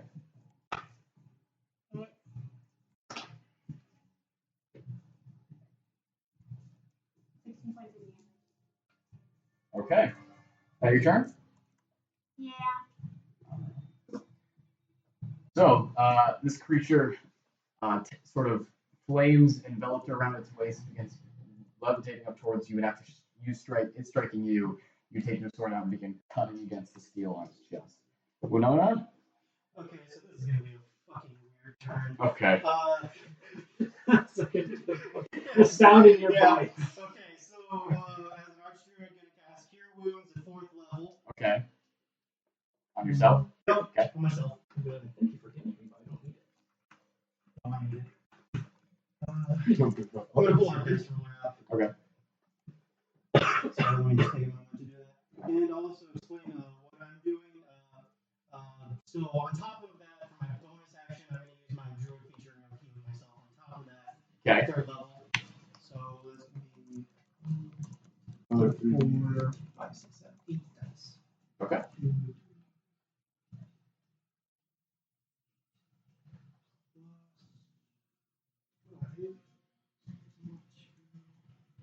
Alright, so just did a big healing on myself. Healings. For about 45 points of healing. Okay. Any movement? Yes. Yeah. Sorry, there's people howling. That's cool. That's just Winona's internal monologue. So as a water elemental, I believe she can enter a hostile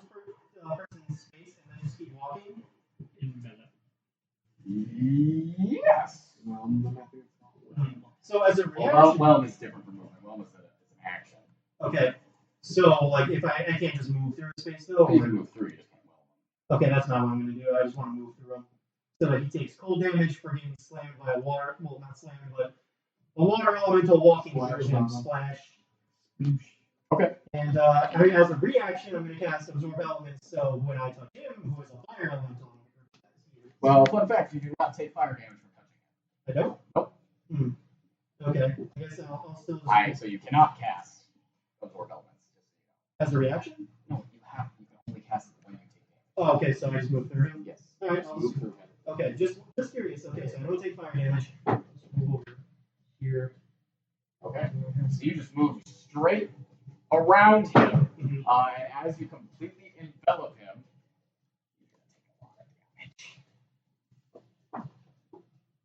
okay. All right.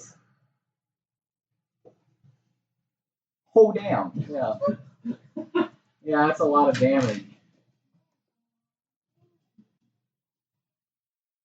Okay, yeah. So as you go around and envelop him completely and then pop on the other side, still steaming, you turn around and see that the flames have almost been completely doused around the fire, but they immediately reignite. The steam rises out of his armor. He's very upset. Okay. Yeah, as an water elemental, I raise a watery fist, and then tell him to just do that. Alright. Alright, that was Grace. Well, attempted 3 spells in 1 turn. Naivara. Not spells, I'm gonna cast Earthquake Okay. and try to break up. You're just making some things. Yeah, I just want to make fissures, so we can prevent the spread. Okay, bro, I don't know a lot about forest fires, but does that... They're bad. Yeah, they're bad. But I guess they can't touch anything to burn anything. I mean, I guess that... oh, hold on. Fuck, these things can jump. So... It's been documented where it's like it's hot enough, shit will just spontaneously combust. Yeah, that makes sense. I think we should burn that area after we earthquake it and create that fissure kind of going around. I think we should burn the side that the fire. Fire. Because then there won't be any fuel for it to burn. Forest fires or like... I have candles. Earthquaking it? Yeah. That's a good idea. So you cast Earthquake. Making a line and then Oh. Yeah. Yeah, I guess that works. If that's You only get 2. But Oh. regular fire. This is So you make a small fire break. But each fissure is 10, 10, 10, right? Yes, they are. So they're not. 10, wait, 1d10. 90 feet deep, Huh. 10 feet wide, and extends 500 feet long. Cool. Okay, so Fucking deep. I think that's, wait, what's the spell area? No, sorry. 100. feet. Yeah, so you get 2 100 foot long figures. You can't place them next to each Cool. other. So you just get 2 very, very deep. Like kind of like Yo, you should check that shit. parallel to each other. Can I do that? Because I Yes. can't do this. Yes. Yes. So I'm creating a no man's land, basically. So you create 2 enormous trenches that just sort of run parallel to 100 feet of the fire. And how wide is this fire? The fire seems to be a mile long, mile wide. It's tough. I'll tell you, you can see people from Barleytown are beginning to make their way towards the fire. Should we do controlled burn or? I think so. I think maybe because it's parallel, what you said. So like the fire's coming this way. Yeah, one fissure here with more Yes, fuel there, and then town would be over here. Yeah. I think we should bring that strip. Right Burn in the middle strip? Okay. I already did my action. There's something else. Drop us down there. Naivara uses her movement to go down. Alright, so you guys go down and you land in currently unburned forest. Ash is still falling and beginning to make the pine needles gray. And you guys can see the cyclone. It seems to be getting bigger. Alright. Mattimeo, you're up again. Alright, I'm gonna beat the shit out of number 2. Alright. 19 to hit. Nice. 7 points of radiant and 12 points of regular. Okay. How does he look? Like, His armor has sustained a good amount of damage. All right. I will hit again. Okay. Damn, so close. That's a 19 plus 13 to hit. Yeah, that's good. And I'm going to put on a second level slide. Okay.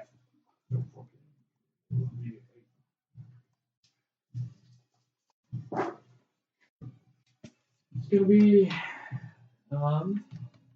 15 regular, 13, 19 radiant. Okay. So, with 2 attacks, stabbing into his armor and fiery form, radiant energy flashing off of your sword, you do quite a bit of damage to the creature, and it seems to get beat quite grievously injured. Okay, that's your turn. Number 1 is like, okay. Oh man, it didn't even want to hit me after I flipped him off. Not. Your water, you're bad. Bad. Let's see if it gets. Okay. It's gonna make 3 attacks against you, Nalane. None of them. Its swords are not on fire at the moment. Okay, that's something, right? 15, dirty 20, 9. Okay. So that'll only be 13 points of slashing damage. As it doesn't whirl around or spin like a top or do anything like that, it just sort of reaches up and slashes you with a scimitar as you bat away the other 2 attacks. Okay, Edmund, you're on the ground. On one side of the fissure? In between both the fingers, right? Yes, but on like one, like the starting side of one. Is that okay? I guess I will. Don't have a shovel or anything like that, but I guess I'll start a fire. With what? I have torches. Okay. I'll light a torch, and I'll start a fire. Okay. So I'm trying to lead it into. The torch lighting is an item interaction, which is free. You just sort of Just starting the shove fire. the torch into a dry thing of pine needle, which immediately just. And I will just kind of everything. try and keep Making a big fire. control so it doesn't go behind me right now. It's so small. And I want to start heading in. And then I'll yell out to Naivara to do the same thing on the other side. Okay. So that when it's a bigger fire, it'll be in the middle with not anything to burn further out. Okay. You do, as you do that, you do turn and see Icefolk Arcanist, who's coming up to you, seems very perplexed as to what you are doing. There's a big smile on there. Oh no, we're getting framed for forest fires now. It's number 2's turn. He's gonna run. Attack of offer? Please do, and on you as well if you want. Warcaster, bitch. He's gonna go. Oh, okay. He has a spell. Yeah. What spell? Let's see. Oh, okay. That's going to be a 21 to hit. That will hit. I'll put another smite on. Hold on. You might be wasting your time. Yeah. Oh, Because I See think how much damage you Yeah. Okay. I think I might just hit him if he's not dead. oh. It's going to be 17 regular. Yeah, he's dead. Damn it. All So right. as he runs off, why? What much you get ready again? 6, 7, 8. So 18. okay. So as he runs away, as you hit him one last time, the fire just goes out and the armor just clatters onto the ground. Okay. So he's dead. Cool. Okay, it's number 3's turn, and number 3 sees that. He's gonna keep fighting. Nalane? Yeah. It's coming for you. Oh. 17. 14. Nope. Less. Oof. Good shit. You continue to fight off the attacks as this elemental tries to stab you and you spins. You're up. I wish you saw that.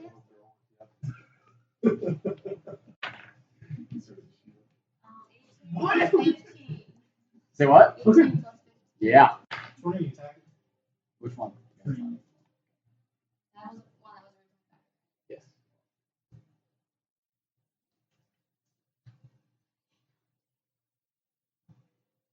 19 points of damage. Okay.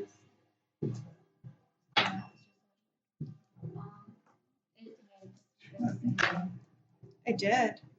What is that? It's gotta be bad. My Oh. car starter on that starter. Oh, gotcha. 5 points of damage.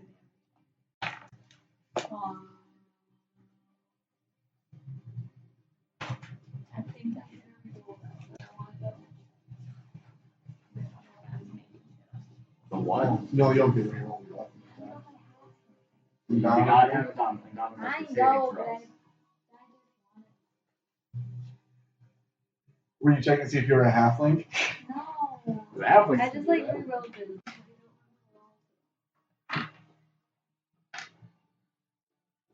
Yeah, great weapon. No, that's for Once damage. on damage dice. Oh. That's It's okay. I rolled the least bad one, I think. You're moved 5 feet in a random direction. And no, it's you about it. You are moved 5 feet in a random direction, you and Nalane, which unfortunately means you're no longer on your horse. I'll roll to see which fucking way you go. Look at that. Forward.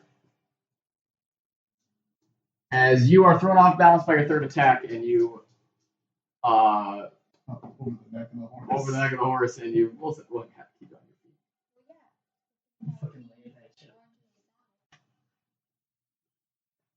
I'm being nice. Okay.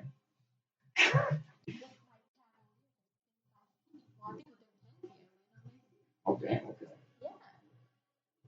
I actually did not know that.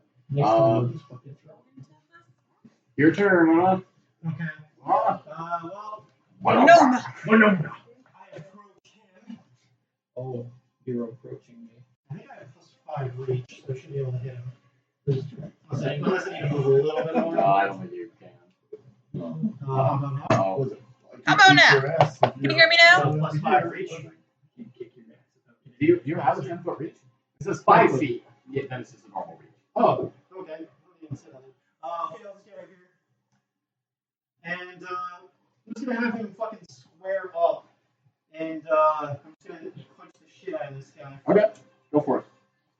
Oh wait, I should mention druid attacks when they make attacks in their wild shape, they count as magical. Sounds good.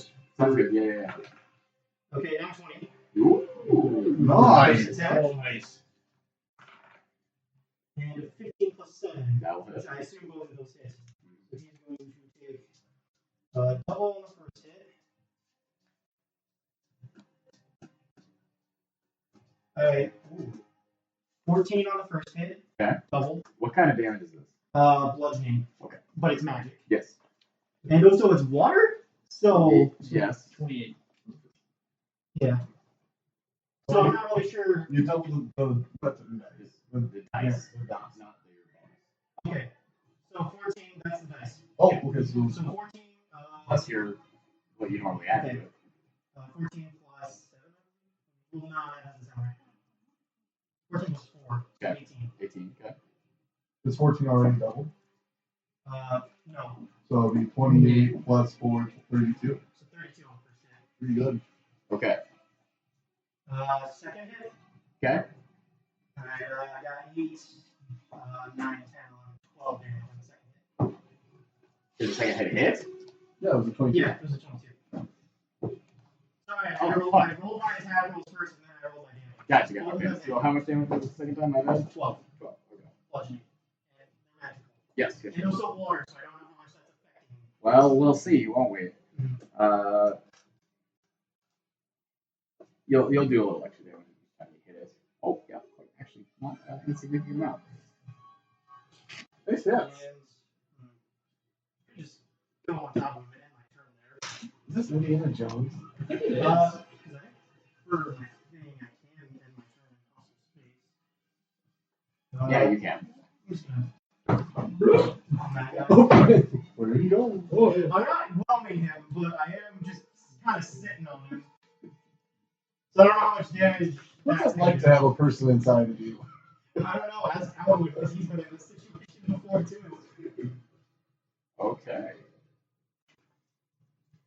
So you just sort of We'll move on So, to him, and at the beginning of his turn, we'll see what happens. You explode and die. Naivara, you're up. What do you want to do?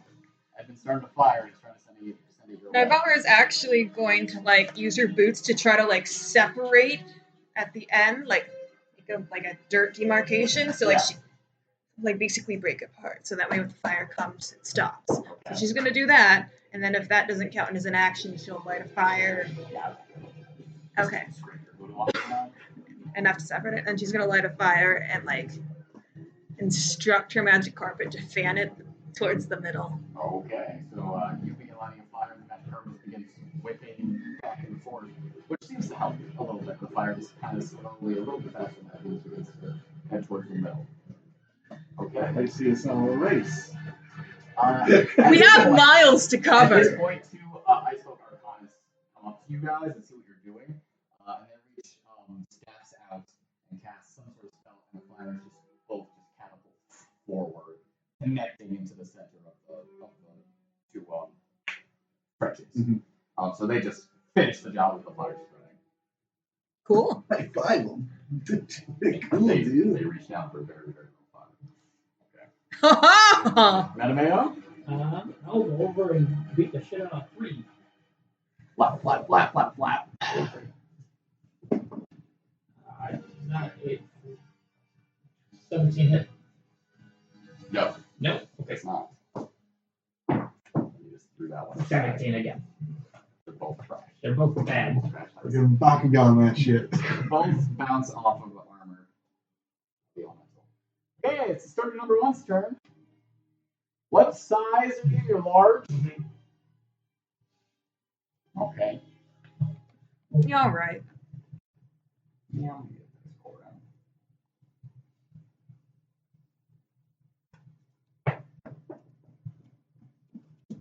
Okay. So, actually, yeah, okay. So, the water begins to kind of swirl around him, and you hear it kind of in primordial as hot bubbles just rise up through you. It's a very weird feeling. Pop primordial. Pop on your head, and then he moves out from you. He steps to this side of you, and he's gonna attack you. Okay. He's still alive. Oh, okay. His sword's becoming glowing hot again. His arms go out, and he's gonna start spinning. So 3 attacks. Okay. 19. Yeah, that hits. Dirty 20. Yeah, that hits. And Nope. Okay. 2 of those hit. So the first one is 11 points of slashing damage, which is magical, and 6 points of fire damage. Okay. Now. I'm gonna use my reaction to take less fire damage. So absorb elements. Okay. The second one, and that lasts until the beginning of your next turn. Okay. Then the next one is going to be 7 points of slashing damage and 6 points of fire, which you are resistant to. How much bludgeoning damage is that total? Slashing and it's 6. Okay. 6 points. Okay. That's its turn as it slows down from the spitting shit. Actually, and it is also going to turn like a bitch and it's going to run. Okay. You just used your reaction. So, Winona, you can. Nalane, you can make a reaction.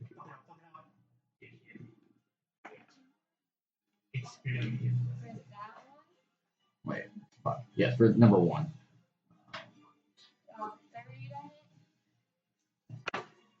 nice.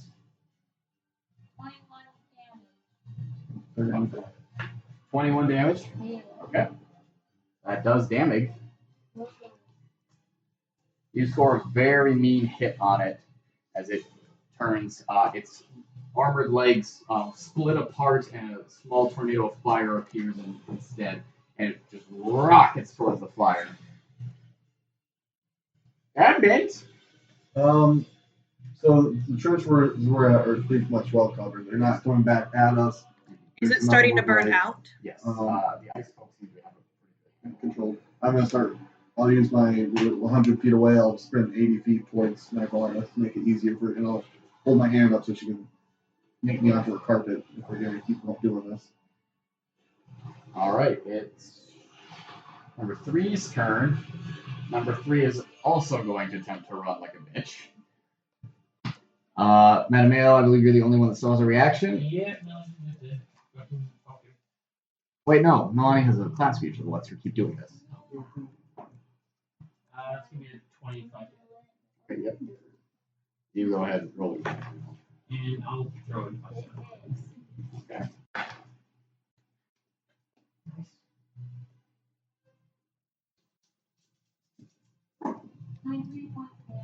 Oh.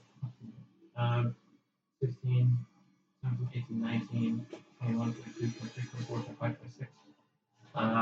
33. Okay, so as it turns to run, both of you stick a sword in and together pull upwards, cutting the armor into pieces as it flies off and the fire just escapes into the center. Do you guys really want to hunt down number 1? Is it running away or is it killing? It's running away. Okay. It's running back into the wildfire. I don't think it's. How far? I don't think it's. The wildfire is sort of off the side here. It's very close. Okay. Then we're going to break out of initiative. We're going to take a short break for now. We will come back. Got it. Got it. Okay.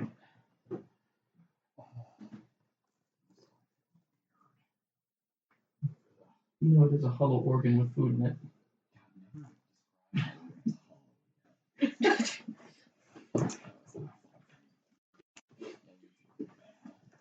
Sorry. No, I'm not. Okay. So while this is starting, I'm starting to realize that another water elemental might be a good idea. So I'm going to cast Fire Elementals, but that takes a minute. So I'm just going to kind of be thinking about that while it's going on. Big one going on. Concentrating hard. Yeah. I figure another water elemental is a good idea. Remember the last time we had to fight an elemental? Yeah, but this time, I'm more aware of it. Don't know how to explain it in game that I'm now a lore caster. Oh, okay. I picked up a trick from the story of a lore caster. Mhm. So yeah. I picked up a couple of tricks while I was watching Selenia, and I thought, I've kind of been doing imitations behind her back, and then I realized that there's actual techniques that she was doing. No, if you teach it, you just ask. Yeah, but I wanted to learn it for myself. Yeah. Learning is dumb. Learning is dumb. I'm a druid, not a wizard. Being a wizard is for nerds. So, Hold on, okay. Yeah, I want to Armored learn elemental disappears into the fire. And it's 3 of you, and your horse, and your weapon. Yep. By the way, I'm not doing too well. Any of you got healing potions or something? Or He's not doing well. You got potions? I'll give him 2 healing potions. Regular. how much is that heal? 2 and 4 plus 4. You two watch as the fire brigade, which mostly consists of Ursid and humans, running towards Ursid. Some Ursid have enormous bars slung over their shoulders, huge, just cauldrons filled with water as they run towards the inferno, which is. I'm gonna yell out that it's magic, that it's elementals. They still also set up camp and rolling things out, and Ben comes up to you guys on the shoulders of Ursid, ready to piggyback down and goes, Those are fire elementals. We were up, way up in the sky, and there's this giant fire tornado, and some flame wings breaking out of the tornado, pushing us back. We found out that it's that bear girl! Kimari? Sure! I'm gonna put half dragon! a bracelet. Guys, that's Kimari. We're like 5 miles away, aren't we? Yeah. Oh, Whether you react to that news, so I can see that in That the is view not. of even That is not. Okay. We can't do it. Out of range. You guys are 5 miles away. Okay. I see. How did you find this out, Leia? Nevaeh said so. Does she give you any other information? All she said is that they were in the middle of doing something, so thing, and suddenly fire just sprout out around them and came alive. So, this is what you need to do. You need to get into the middle of that thing, and you need to wake her up. Okay. You can do that. Sure as shit try. I know your carpet might get singed, but are you able to do that? Can you get me there fast? Oh my God, make a decision. Let's go. Are you guys back at Barleytown? No. Or like, on the fire. yeah, Oh, okay. a couple miles at least. Alright. Take it back on the fire or away. You three are looking at an enormous wall made of charred trees. Like, climb over the top of the wall and peek over. Okay. Your hands do sort of singe a little bit as you do, but due to the fire resistance that you have, it's not anything really hurt you. Takes you a second. Go ahead and make an athletics for me. 27. Okay, you climb up the barrel quickly and pop yourself over. You can see about 50 feet away is the whirling, burning roar of the actual cyclone. Because that tornado's like fucking 15 feet away. 50. Oh, 50. Mm-hmm. Okay. Like, just 50 feet away. You can get up to it. Okay, by this point, is my new water elemental friend here? Yes. Where are you putting him? Well, I guess I'll have to start climbing over the wall, and I'll just have him over the wall. Alright, so you slither up there. And Wait, you just before I do that, like, is it like a cliff, or like, what am I looking at here? Before you're looking at just burnt to ashes stumps and like just the ground covered in soot and ash. There's nothing here except for just a sheer, just 50-foot radius of destruction around this raging fire. It's just a flat plane leading up to it. Okay, I didn't want to like. You looked a little nervous there. I'm like, I'm not throwing him off a fucking cliff, am I? Nice. Okay, so yeah, I'll put the water elemental down right on the other side of the wall. Alright, so you do that. The suddenly water just seems to appear out of nowhere, steam already rising off of it. And just new water elementals burst into the air, soot and ash already filling its supposed to be clear body. And for some reason, I keep making water elementals that look like they're wearing black suit gloves for some reason. So this one is also looks like he's really tough looking. Does it look like a poop elemental, but just water? Well, it looks a little poopy because it's Just like a little slurry. slurry. Yeah, looks like a slurry elemental. Diarrhea water. Because I could never summon an elemental in a clean place. Yeah. And it just sort of bursts up there. This is Dave. I couldn't think of another name. Primordial turns you and goes, Hi, Dave. And Primordial. That's Oh. Is he okay? They always go so weird. I'm I'm still gonna, getting used to this. I'm having fun with it, so keep it around. I'm gonna tell Soap to take off, but stay within like a mile so I can communicate with him. vanishes into the smoke. Just so he doesn't. Just so I have a very quick ride out of here, but I can still communicate with him. Cool. And we want to make our way towards the Pillar of Death. Sounds good. All right. Hey, you willing to lead the way? Oh, you have to, but You have no free will. So Nalane is still on her horse on the other side of the wall. Oh. hey, Nalane, how are you getting over here? Guys, you just keep forgetting. Sorry. Make yourself known. No, remember her. Okay, fine, fine. So yeah, she's still on the other side. You coming? I don't know. It's the problem. You want me to pick up moonshine? You're a water elemental.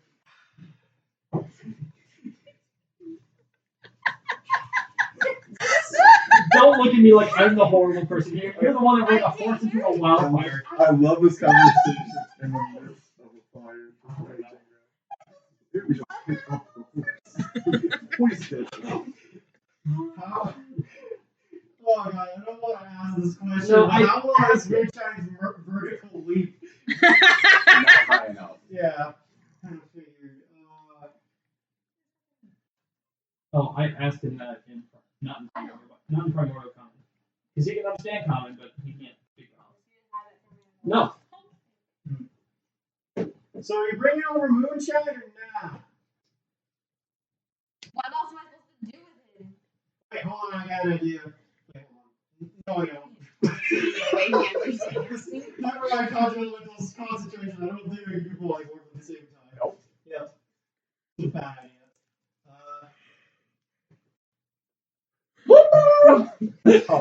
Are we getting close at this point? What do you think they're doing right now? Dave, do you think you can lift the horse over this thing? They're probably super epic and Over fighting here. so hard and getting these Very elementals good down. roll. Up to you. Yeah, I imagine you even slip that cracks in these two. Yeah, there's only a few cracks, but he does. But he gets up to you and it's more like kind of like mess with you. Don't. And he looks down at you and you see a long elemental that is kind of looking down at you. And then primordial goes, what the fuck is that? That's a horse. You think you can lift it and carry it up this thing? And he just down. By the way, tell Nalane that thing's trying to carry the horse up here, and make sure that she knows that. Yeah, it's suddenly just a small torrent before you can finish. Just begins rising around Moonshine. You're not on it. I'm on it, brother. No. Rising around Moonshine and just sort of lifts him up at the chest and the stomach and he begins spraying water and looking around his hair and the water just like, and then it goes back up to you and like meshes with you almost entirely as your faces just mix around in the same water. Okay, we're going. Good job, Dave. Okay, go back down there, please. Okay, we got Moonshine. Can you climb this? Climbing, I guess, is horrifying. Look at that, That's fucking great. Don't worry. Yeah. Oh, okay. With a climb, it's a 23. So, with the presence of the two water elements sort of keeping the fire at bay for now, you guys vault over the wall, and eventually, as you get down to the other side, the carpet does reappear, just sort of through the smoke and the smog. We've cut off the fire to a certain degree, protecting the town a little bit, but Right. what have you guys been doing? Fighting fire elementals for the most part. And then That fucking thing just walled my horse. oh, yeah. I just realized I said that to you in primordial. You have no idea. I can translate Dave that. gets close to Moonshine, and Moonshine kicks at him, and he goes away. Which one's Winona? That one. Or are they both doing? No, they both are. The tower one? I give Edmund the finger to see this one. That one. Okay, that one resembles Winona a little bit. Okay, so it's Kimari. Kimari? Yeah. It is Kimari. She's in the center and we need to wake her up. Okay. That's really all the information that Ben had for us after speaking with Avea. They were out here doing something, and that triggered, I don't know, through connection through the fire plant. I don't know everything that Kimari can do, but How is Zoya doing now anyway? Didn't burnt, hear. but alive. Wait, by the way, where's Gideon? Gideon's taking care of Avea. Okay. Hold on, let's go. I don't think we have time to go back yet. No, let's go wake up. We have to get through that cycle. Let's go wake up the mayor. This way. Let's go poke a Let's sleeping go. bear. Lead the way, Dave.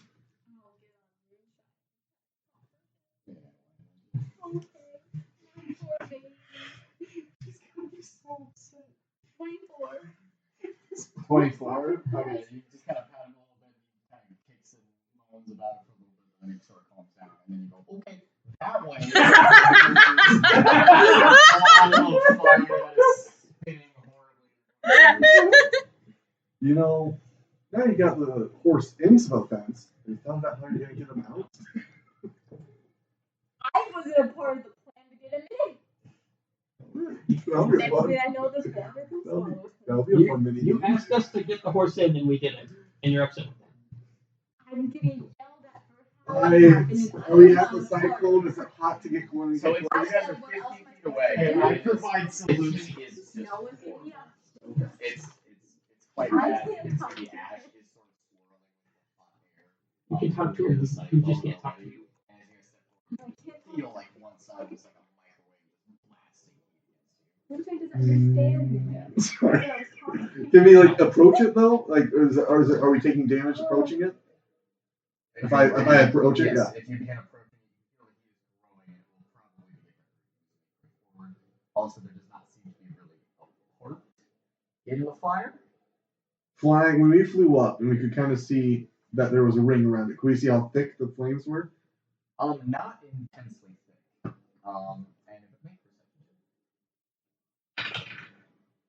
1. As you kind of peer into your eyes are dried out way too much, and you have to close your eyes and you don't really see much. But maybe for a flickering moment, there was some indication that these weren't the flames. I'm gonna take out my water skin and douse myself in water. It immediately evaporates. And run in. Okay. Hold on. Hey, we gotta do this, guys. We got. I'm not gonna just sit here and suck it up. Hold on, I have an idea. 25.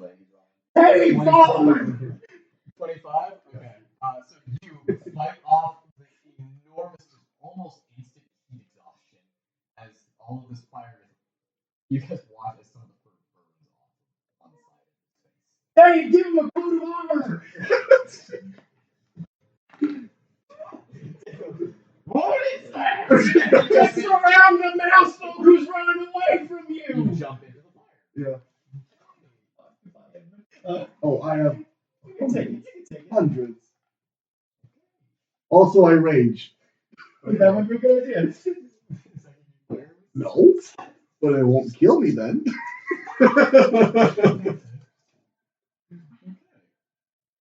Okay.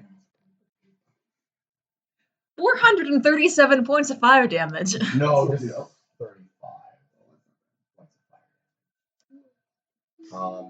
And you are in the fire, and it is burning you. You do not jump through it. I keep pushing. Okay. I do need you to. A strength saving throw. Right here, I did tell him to follow, or is he still confused? Alright. 22 for the strength save. 22 for strength save. So you are not swept off the ground by the cyclone. Oh man. And you push your way through. You will take some more damage. My horse is Most things are sort of. Well, Dave got across the wall. Your horse did not. 21. Okay. Points of fire damage. And Edmund, you do pushing as hard as you can. Flames literally burning across your chest, your face, your armor. Anything that's flammable on you is on fire right now. And as you push your way through, your skin, everything's just absolutely singed. You're missing skin on one side of your arm and your hands. You're using that to shield yourself. And as you come away, part of your hair is on fire. Okay. Use my action to pat it out. You pass out and you come out of the flames. And immediately, it's cooler inside. And the heat is not oppressive. You can breathe, which you could not do in the Inferno. But you are in a lot of pain right now. And that is going to impose disadvantage on ability checks. Okay. Just so you know. So you are through. Is it very loud, this Inferno? This Inferno strangely grows somewhat silent after you get through the cycle. I'll just shout that I'm through. I wish I had my bracelets. And you look up to see that in the middle of this Inferno, untouched by fire, there is a very tall pine tree that has large branches kind of straining up from it. And it's at the base of this pine tree on a small hill is Kima. And she seems to be meditating. Okay. And I guess I'll wait for about a minute, kind of make my way away from the fire, but wait for about a minute to see if these guys come through. the area of the center of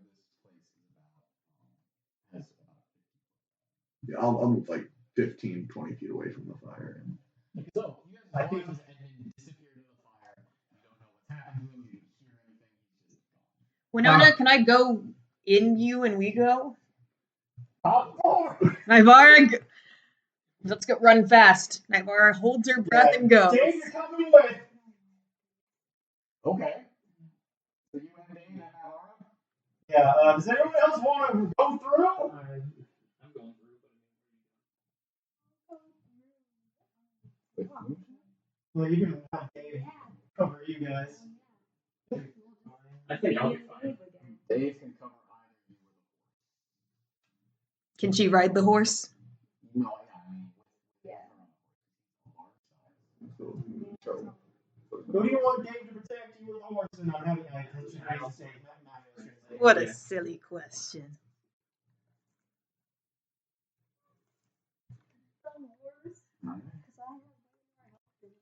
Alright, protect the horse, Dave. Dave begins to well up underneath moonshine again. He begins treading water, and his eyes go wide, and then Dave covers his mouth, and you can see him immediately inhaling water. So your horse holds its breath? Okay. Translating. What are you looking? Moonshine is unconscious. Okay, Dave went off the horse. Okay, so the horse and Moonshine is on the ground. You get off of him, but he's inhaled a lot of water. Okay, bad idea in retrospect. I don't think we're catching up to you. Death saving throw. Okay, this has your wounds on the horse. He is not missing any hit points. Okay, medicine check to stabilize. Please I do. don't have a kit. Okay. As an elemental, you do Fine, not no. have a kit. I gave out kits. I don't I have. have a healing kit. Okay, make a medicine check. What? 15. 15, that is enough to get down and just sort of begin pumping at the horse's lungs, and water begins just sort of spurting out, and it's conscious, but he's laying down, he's breathing out inside, he'll stand for a little while. Okay. Bad idea. Okay. That was funny. Alright, Funny. yeah, yeah. Just like that's the idea. Alright, I'm just gonna have Dave stay out here. I'll hold your breath. Let me know when. Alright, right before we go in. So, Cool. Not die. And not have my horse. Can something protect time on laser? Dave? He probably can't be. I don't think Moonshine likes Dave. I'm just gonna state that. Well, I guess we're not going in. You want me to stay out here and watch your horse while we keep going? No. Just go. I'll stay here with you. With like my horse I see almost die. Okay, we're going. Okay. Naivara hops in, holds her breath. Okay, so you go forward. I need you to make a Constitution saving throw at advantage. Made out of water. Do I need to make a con save? No, you're okay. And roll the executive twice. 18, do I hit anything? It's not even going. Yeah. Are you going with? Yeah. How much is that? Plus 4? Or? Yeah, plus 4. Okay, so that's a 22. 22. Are you inside her? No, I don't think so. Okay, so 22, you're okay. You do not suffer any ill effects from the heat of this as you go, but steam is just streaming off of your form as you go. And then you get to the fire itself. By the way, I think for simplicity's sake, you don't want Dave with you, so I'll take Dave with us. Yeah. Dave's coming with us. Do I need to roll anything? We'll do Winona first. Yeah.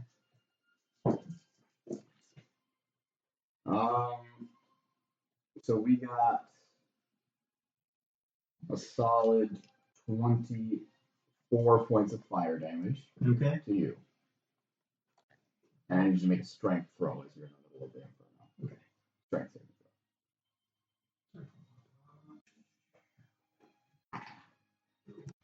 And I get plus 4 because of you? Yeah. So that's a 14. throw. A 14? Yep. That is not a success. Mhm. And Naivara, you as well. You guys get swept up in the movement of the inferno. You are lifted up off the ground. You are going to take more fire damage. Okay, as a reaction, I'm going to cast Absorb. Okay. So 34 have 17. half to 17 points of fire damage as the wind takes you guys and you begin sort of just you are washed away. Mattimeo, you watch that happen before you go in. You watch them step in and then just Are we forced out, or is it just up. up? Okay. Nothing I can do. Okay. Well, I guess I'm pushing forward. Okay. Go ahead and make a strength save for me. That is going to be a dirty 20. That's a success, and you only take 15 points of fire damage the first time. And then as you push through to the other side, you take. By the way, none of this is already halved if you're resisting. Yeah, no, I'm doing that now. 25 points of fire damage the second time. As you step out into the somewhat untouched, small patch of forest that Edmund is currently in. Where are the others? Naivara and Winona got swept away. Nalane's watching her horse. Can I look to see if I can see Winona or Naivara's Roll perception check. 11. 11.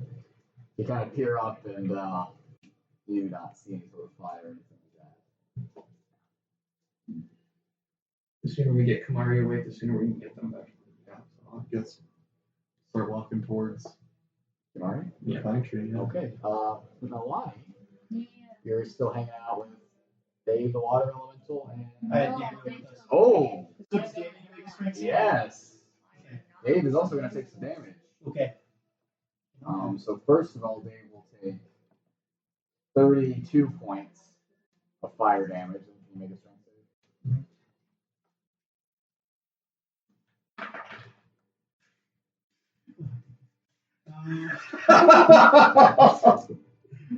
That's gonna be another 14.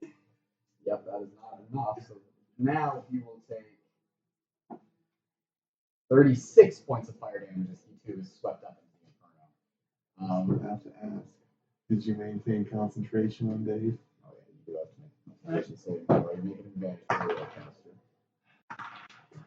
Hell yeah. 18, 19, 20, 21, 22, 23. You good? You make a second one. The second time. 19. That's still enough. Nalane, Yep. you've just seen everyone is sort of vanished into the fire, and you're sort of kneeling next to Moonshine as he is just sort of breathing very heavily, still coughing up a little bit of water every once in a while. Steam just sort of raising off of him as he's still somewhat wet. What are you doing? Is there anything like Make a perception check. that's An eye? Yeah. Yeah, you can't really see anything besides just this blazing inferno.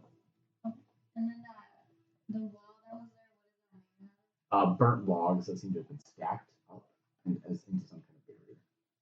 and how tall? It's about 20 feet tall. Would I be able to like So you can like a path? certainly attempt. Okay. I guess I'll do that. Okay, so you make your way over the wall. Go ahead and make an attack.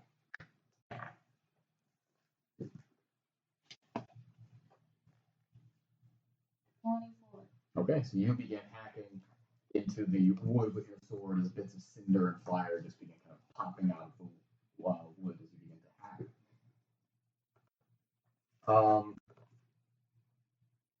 Winona, you have Naivara inside of you. You do not know how high off the ground you are, and all you can see around you is fire. Great. What do you do? You just feel yourself being raised higher and higher as the cyclone carries you upwards.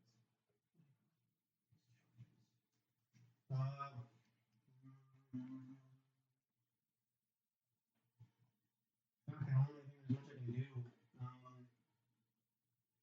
Actually, well, there's one thing I can try to do. Of require me to break concentration, but I can cast Earthbind on myself to pull myself down to the ground. I love spellcasters. Oh. Is that where you're going? Yeah, that's the only thing I really think of. I like it. So I'll cast Earthbind on myself. I'm burning spells. That's cool as shit. So all Earthbind does is reduce your flying speed to 0. It doesn't pull me down. An airborne creature descends at 60 feet per round until it reaches the ground. Okay. So it'll gradually pull me down? 60 feet per round Okay. until it reaches the ground. Yeah. So 10 feet a second. So just so we're aware, I have to drop. Okay. In retrospect, has only been problems. He has 46 hit points. Currently? Yep. Okay. So you're casting Earthbind? Yep. Okay. Now, is there anything specific you want to do while you are in a slowly boiling water elemental? I can't talk. Well, you can. Just go. That'll get rid of my air supply. So I'm not going to talk.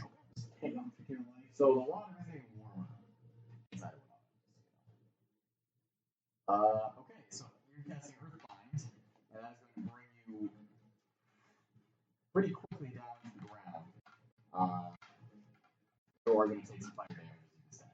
Okay. As the Inferno continues to rage around you.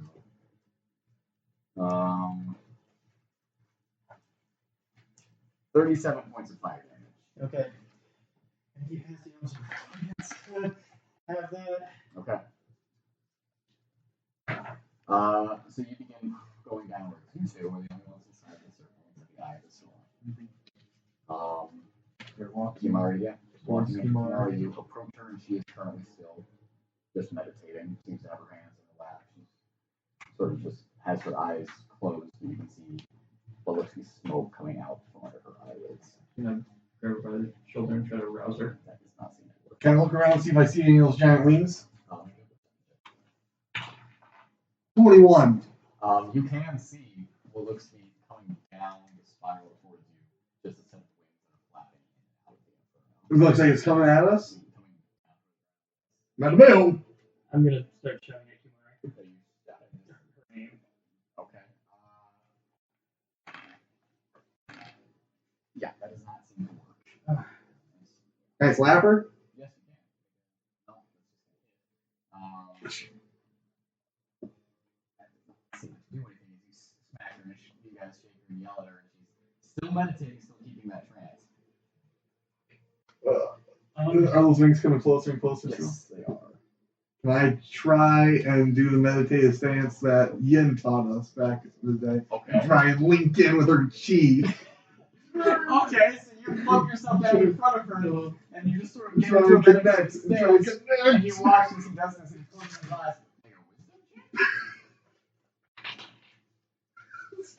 What? That does not seem to work at all. That didn't work. I don't know why I thought it would work. You cut through one of the bottom logs, and the fence begins to tumble down towards you. I think this is why we need Jacky. No. That's 21, you jump out as the logs just sort of open up and tumble down.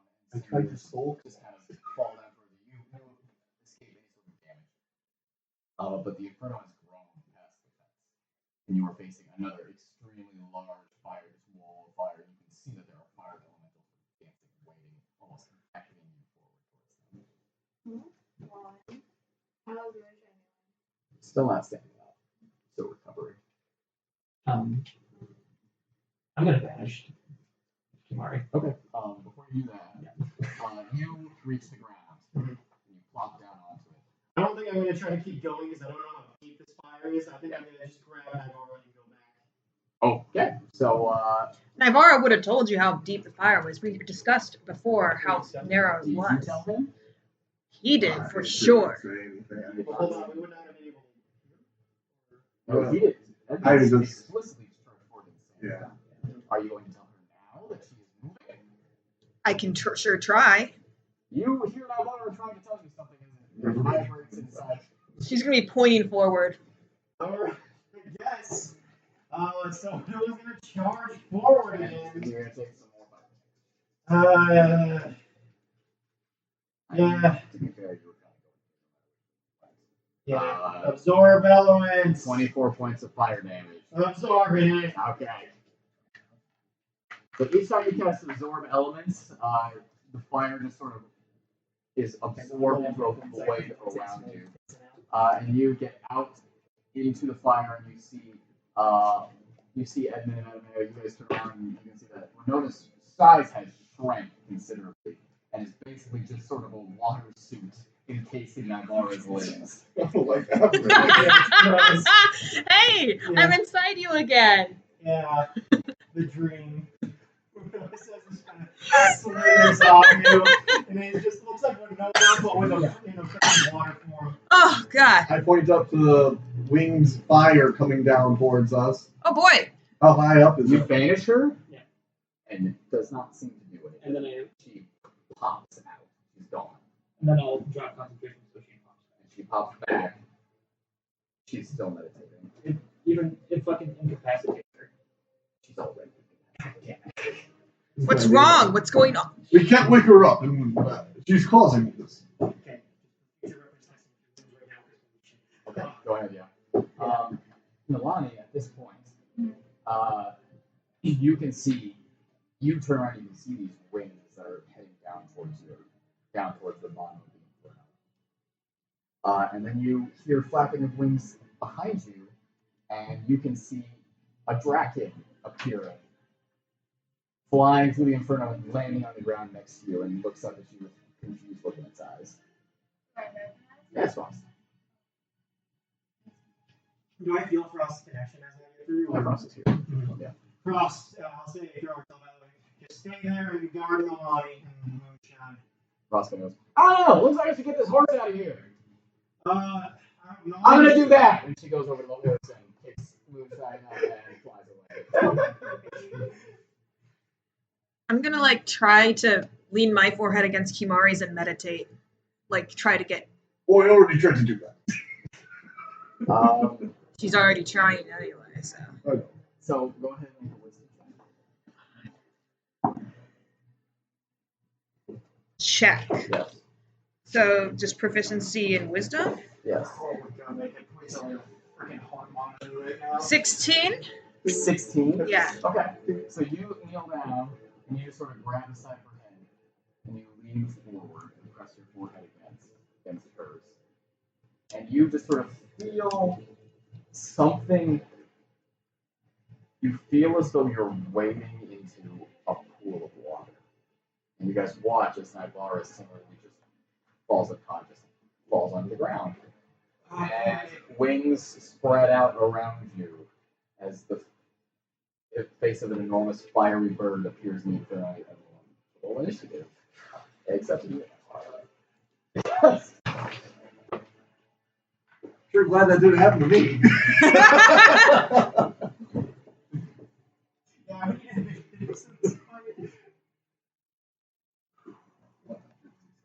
I don't think I'm going to be alone.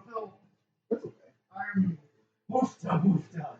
You've been a major help outside of this. Yeah. I mean, I almost threw out a horse, but that was Dave's fault. Imagine almost drowning in a forest fire.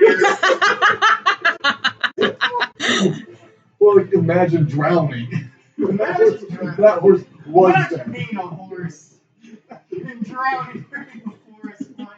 You could give him a fucking day of like R&R. You just need to put him on a farm and let him retire after this. Your horse has seen some shit. Hey, I gotta make fun of when I did have a horse for the longest time. So, right now, when Hey, yeah, we're gonna make fun of you when you have a dead horse. That's how it works. We're gonna be beating this dead horse Yeah, for a so while. I wasn't fighting with the horse. Now my horse almost keeps dying everywhere. Did you just get that shitty pun, Parker? What? Oh, yeah. No, I get it. That's your pound. That's the thing right there? No. Or is that nothing. Well, that seems much too big. Nalane, you're on this side, just so you know. Okay. The horse is on its side. No, Frostbook. Ah,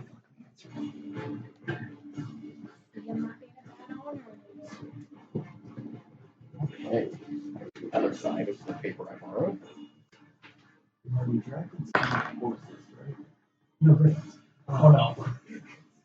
Some sort of nice crispy horse. This is how I like. This is how I like my players.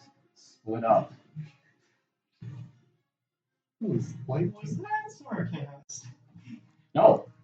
This is gonna go very well for me. God damn. Oh, no. Edmund. Oh, 16. Mattimeo. 14. Winona. 15. Okay. Nalane. Wait, fuck, am I going first? Oh, okay. Wow. Really, that root. For the record, I rolled a natural 2, so if I'm in initiative, I'd be 4. Why the heck not? All right. 4 more to go. First of all, it is the Phoenix's turn. Oh no. Oh! And it spreads its wings, lets out a horrible screech that is also mixed with the roar of the fire. Nalane, that you can hear very clearly. Like the vultures right And it's gonna. Oh, it's also about 60 feet off the ground right now. And it's gonna swoop down and make some attacks at y'all. So that's what's going on.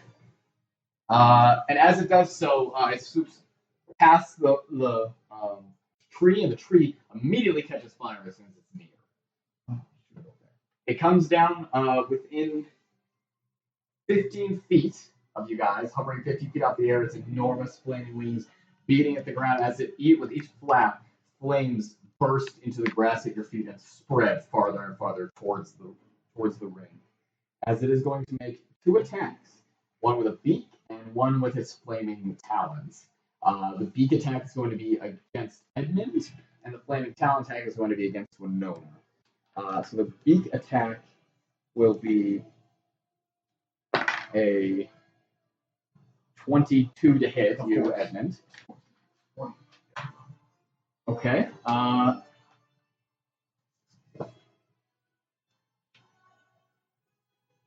No. Still me. 23 points of fire damage, and you do light on fire.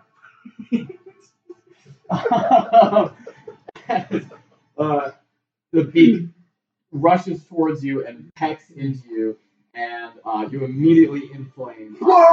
At the start of your turn, you will take fire damage, unless you use your action to douse that.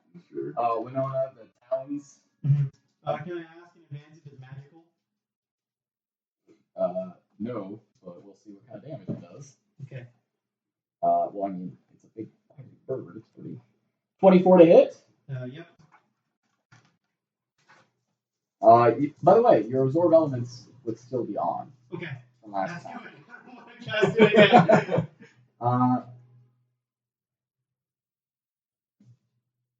24 points of fire damage. Half to 12. Okay. This sounds good. I have this stove prepared all the time. I've never used it.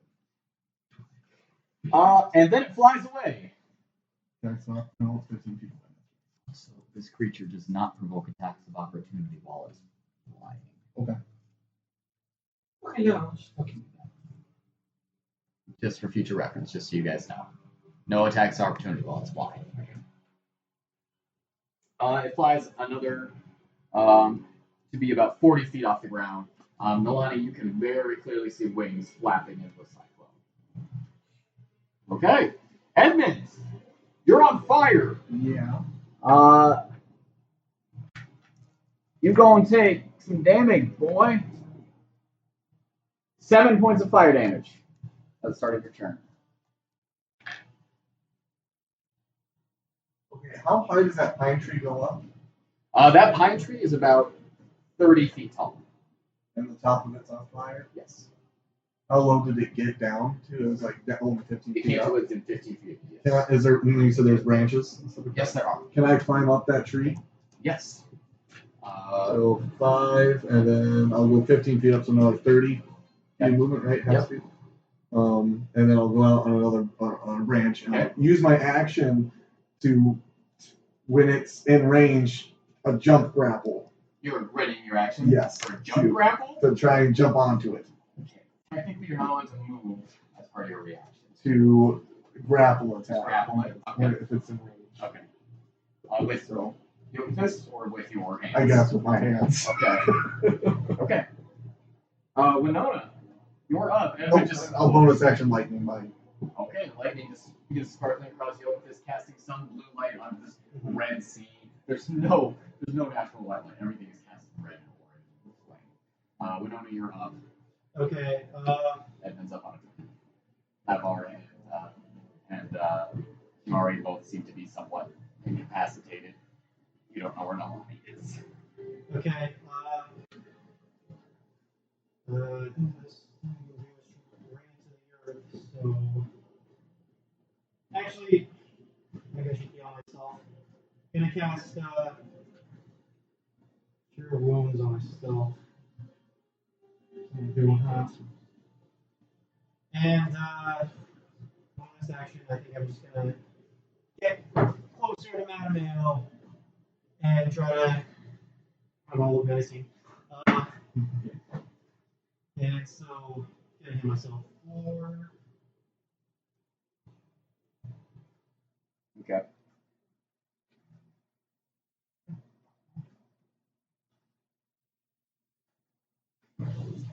22 points of damage.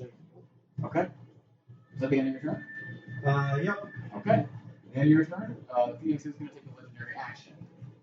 And is going to move up to its speed, but it is going to swoop low and is going to skim the ground as it does so.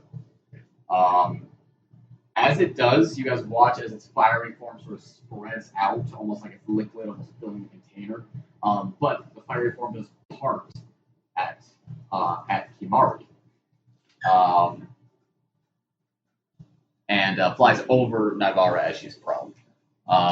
So the Phoenix does fly up and then through the tree over to this side, up to be about 60 feet up. Go ahead. I'm in range? You are in range. As the bottom of the tree lights on fire. Okay, so it's going to be... Hold on. Before you tell me, these two are going to take damage from passing of their space.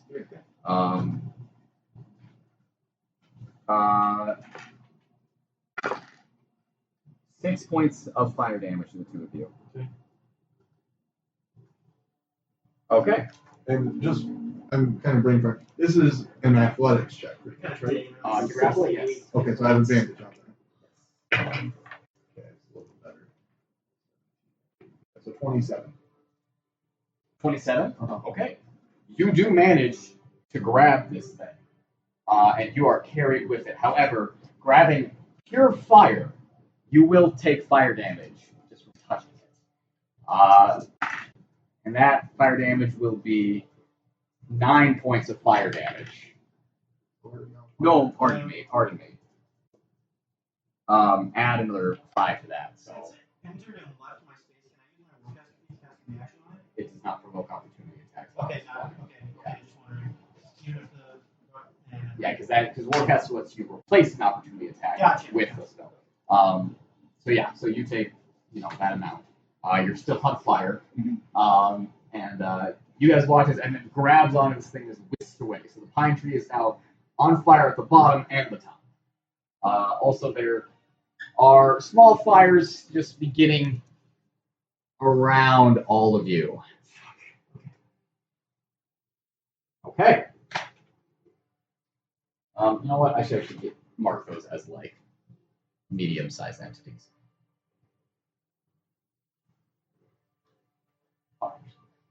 Okay. That's its legendary action. Winona, you just went. Mattimeo, you're up. Can I see it? Yes, it is 60 feet in the air. You can clearly see Edmund hanging off of it. What you gotta do, man? I'm gonna cast Banish Shot. Okay. Needs to be. It's a charisma saving throw. Okay. 29. And it beats it. Yeah. That's my action. Okay. Anything else? No. Okay. So as you reach up and try to concentrate on it, you see maybe part of its form barely flicker away, but then it bursts out with more fire and just emitting this intense bright light. Yeah. I like the idea that like flickered away and then pulling off nothing that just reappears in his arms. Okay. At the end of your turn, it's going to take a legendary action to make an attack against Edmund. A beak attack. Ooh, that's like more than 30. Yeah.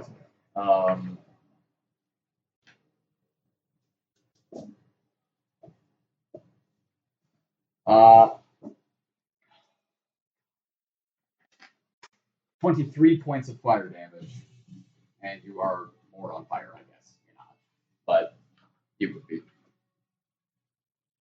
Okay, that's a legendary action. Nalane, Hello, everyone. you're up. You are still on the outside of the cyclone. You're still 50 feet away from the cyclone. Yeah. Yeah. And I can see other fire elements. Yeah, like in the forest around, waiting, because around the cyclone there is nothing but ash. There's nothing to burn around the cyclone, so they can't quite. They're not coming towards you yet. The logs around, are they hollow? They are. So I'm gonna have some fun, and I'm gonna cut one in half and like use them partially as shields before I just run through. Okay. Fuck yeah. I'll count. You know what? I'll count the cutting as an item interaction. As you just cut it. Yeah. So you have some pretty basic fire protection. Yep. Okay. More than nothing. And what are you doing? You still have your action. You still have everything. I'm going to dash on through them. That will. How much movement do you have? What 30? That will. Okay. So you're gonna go through the gamut of going through it. Interesting. Okay. So we'll say that the logs already having been burnt.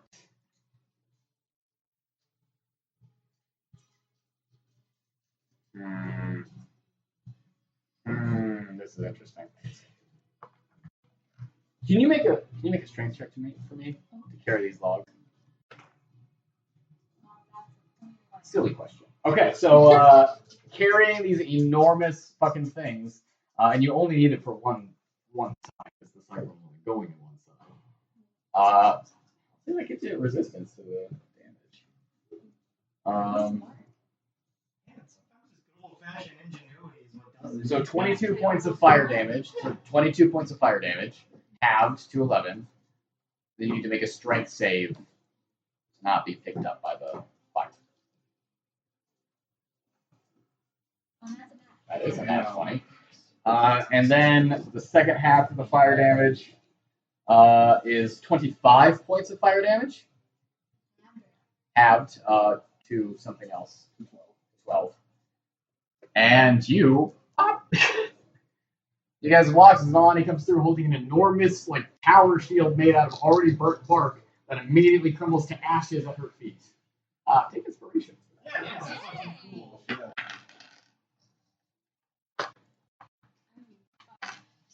That's your turn. Okay. At the end of your turn, this creature is going to make another pick attack against you. 23 to hit. Yep. Okay. Doesn't like you being. It's an invasion of personal space. It is. 18. No. God, I'm so bad at that. 26 points of fire damage. Wonderful. Okay. Naivara, this, I guess on your turn, you would get this feeling of being in water. There's this coolness around you, and around your limbs and your neck and your torso and all that kind of thing. Do I know where I am? You do not. Do I have action or anything? Yeah. Kimari? You don't hear anything. You can make an investigation or perception check in action. You can cast a spell. You can Perception. you want to make a perception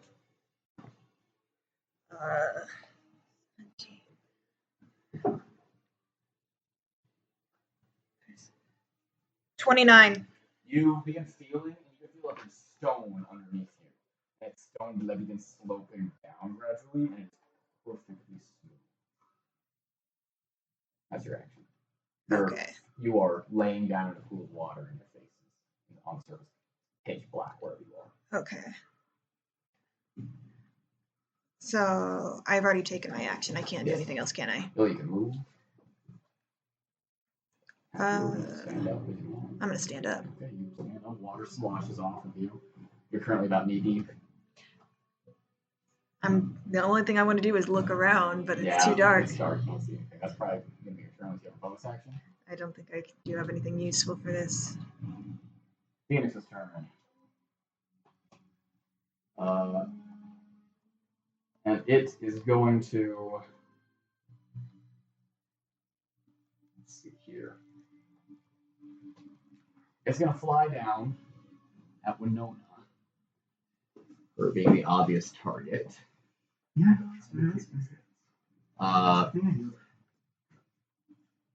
And it flies downwards towards you about 15 feet above you. Mm-hmm. So it can. Like, oh no, it can't be in someone else's space. 15 feet above you, and it is going to attack you with its beak. Okay. Dirty 20 to hit. Yeah, it's Okay. Ooh, I stacked on top of each other. That was kind of cool. 19 points of fire damage, and you do still light on fire, even after being a water elemental. You know what? We'll flavor that as the water inside of you starts boiling. Yeah, that's a cool. So you will take fire damage at the beginning of each of your turns, unless you take an action to douse that. Okay. It's then going to keep flying and is going to swipe at Mattimeo with its talons. Yeah. Pokemon. Oh. Mattimeo is going to swipe at you with its talons as it flies by before it ascends up about 30 feet. And the talon swipe is going to be more than 30. Alright, that hits. It takes 4 points of full damage. First points of damage it's taken. Oh, fucking nice. Alright. Okay, so we're gonna take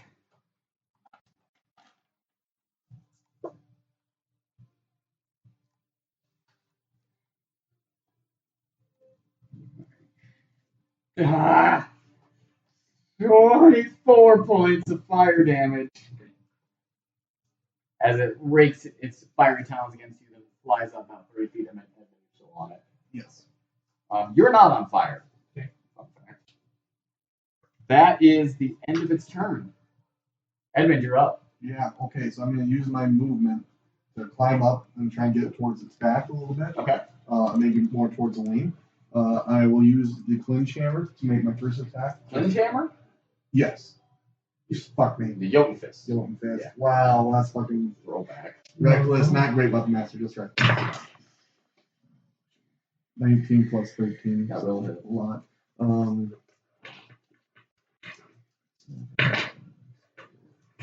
15 bludgeoning. Okay. Oh my god, such terrible shit. And 10 radiant.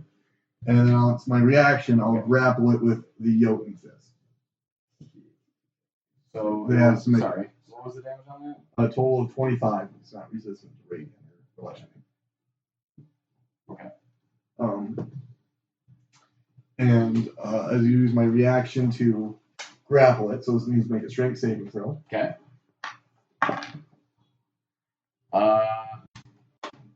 21. Oh yeah, it just beats it. Okay. So I will then hit it again, just normally reckless great weapon master. Is there a restriction on how long the size of the creature Not that it says here, unless the only thing that this would do is, I guess, give it more damage on each of its turns. I assume it probably wouldn't impede the movement. Yeah, well, I think it would. I think that's the main intention is that it can work on large creatures. Okay. Yeah. Okay. So I'll do reckless great weapon master on my second one. Okay. Oh yeah. 18 plus 7, 25. Okay. 26 points of damage, and I forgot to do my lightning damage last week, so I'll roll it now. So Okay. 12 lightning damage. Okay. I'm rolling shit for damage. I'm rolling pretty okay with attacks. Okay. So, you kind of climb up on its back and begin holding it with your fur and arms, and the burns continue. Yeah, I can say I'm on fire still. You are on fire, so you will take 12 points of fire damage. Edmund's looking kind of like a little flesh mouse. That's fine. I Make it have all red. I have plenty of big boys.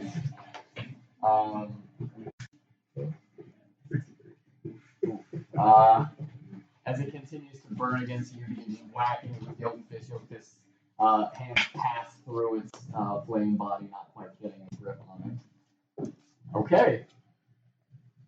At the end of your turn, it is going to use a legendary action to move, and it is going to once again do a low buzz of the ground and then come right up here, which is going to make some fire damage to you two. And that will be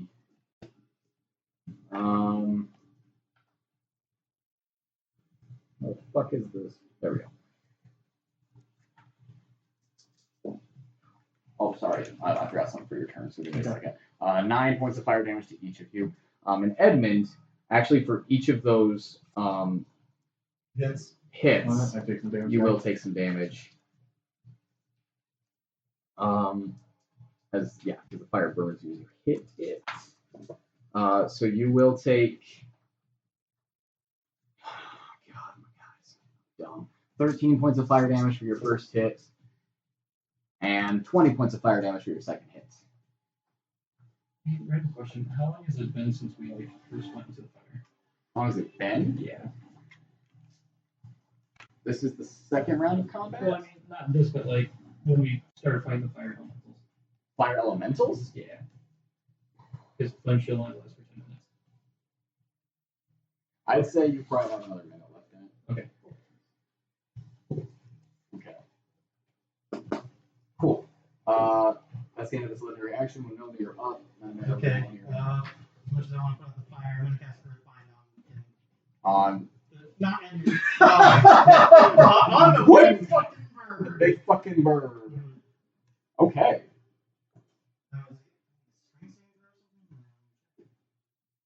Yeah, strength saving throw. Or its flying speed becomes 0. It's got to be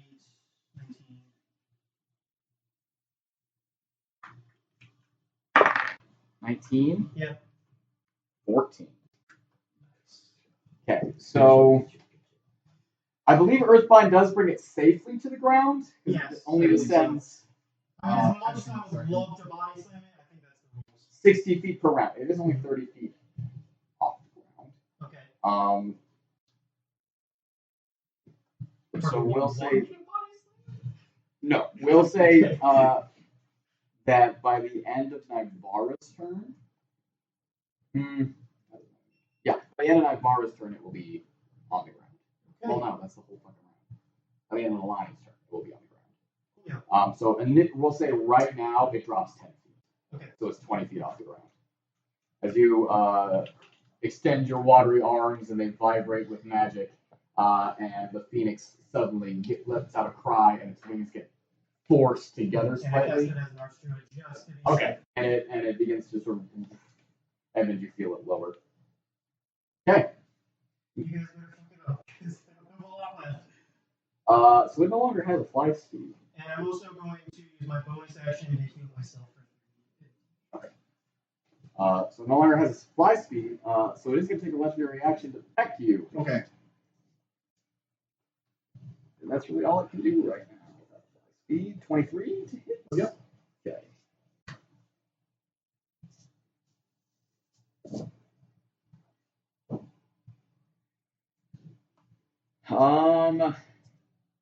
22 points of fire damage. Technically, it also has advantage. I don't know if you want to track that at 20. Oh, I did, but I didn't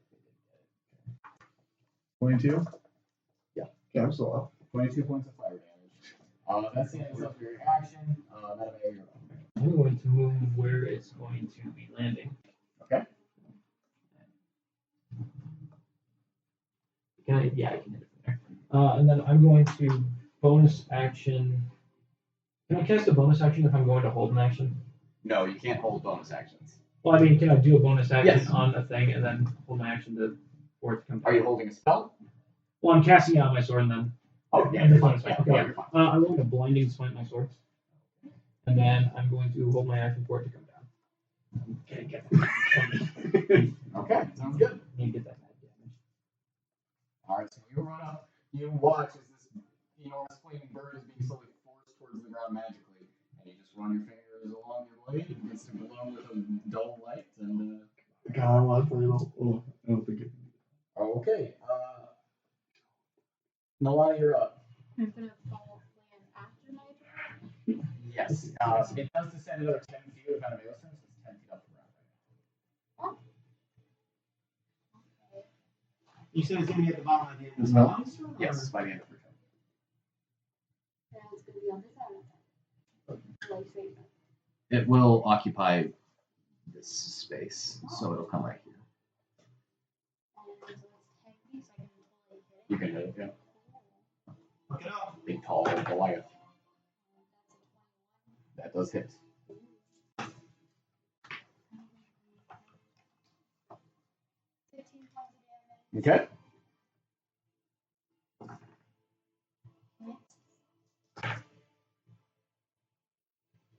17 points of damage. Alright. Where are you? Hits. Well, I am, but not impeding. I'm grappling it normally now. 18 points of damage. Does that give us advantage if hitting a grapple target? Grappling just reduces speed to 0, but if you guys remember, we have No. the mounting grappling rules, which is that if you grapple something that's out of your size range, it just attaches you to it, Yeah. and you just move with it, and that's all it does. Okay, so 3 solid attacks. As you get underneath and you begin, Mattimeo, suddenly Nalane has appeared beside you and is cutting into this bird. Every time you do, fire does rain down onto you, and you will take some fire damage for each of those attacks that hit. So is this like pure flames or like? It's pure flames. Okay. It's made of like tangible flames, like a normal elemental. Okay. Um, So I was like, so there's no opportunity. What? It instantly cooks itself. Yeah. Hey, I played Minecraft. 17 points of fire damage for the first attack you did. 12 points of fire damage for the second attack. So you're 29 right now. And then I'm so slow on the math today. 14 points of fire damage for the third attack. 33. Oh, no, 43. I'm so sorry. Yeah, No, 14. you're I was like attacking us with whatever, so it didn't Okay. So yeah, with each of those hot fire just rains down as you cleave into its form. Feels hot. Super hot. So that was it within the range. It is now currently, yes. You may use your reaction. Can I use a legendary action? Nope. 14 plus 23 to hit. Or 14. sorry. That's a 37. It's gonna be 14 plus 13 to hit. 27 to hit. 27 to hit? Yeah. I'm putting okay.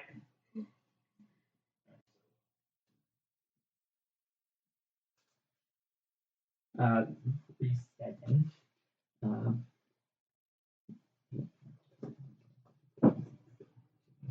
It's going to be 55 points of damage. It needs to make a Constitution saving throw.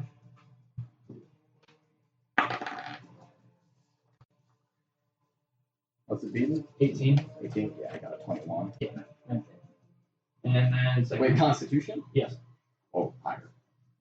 Alright. Sorry. And then second hit. Okay. 19? Yes. Alright, I'll put on another divine smite.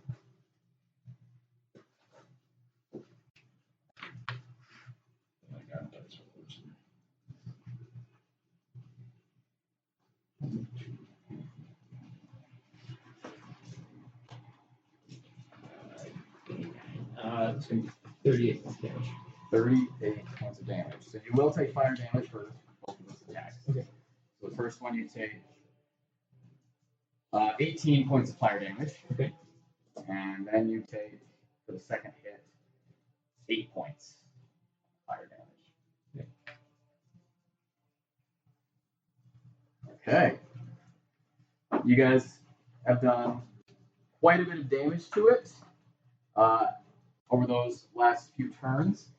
Cries out in pain, but unable to fly, it is going to use legendary action to attempt a beak attack against Winona. Reach. Yes. Even with It has a reach of 15 feet. No. Alright. Go for it, buddy. 25. No, Okay. just kidding. Right. Not even close. I would like to use defensive duelist. And your absorb elements is faded. Yeah. Just so you know. Yeah. Okay, so 20 points of fire damage. Oof, ouch. I need to make a concentration check.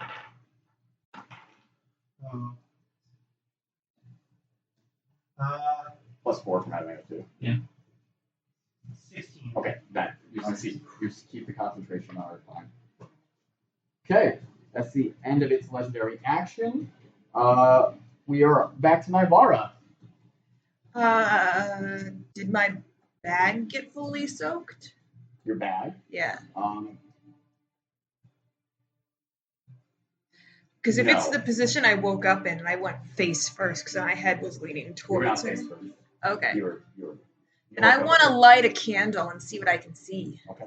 So you reach in this hallway. You do light a candle, and you can see in this chamber, you find that you are in a perfectly round, carved out cavern with water in a sloping floor.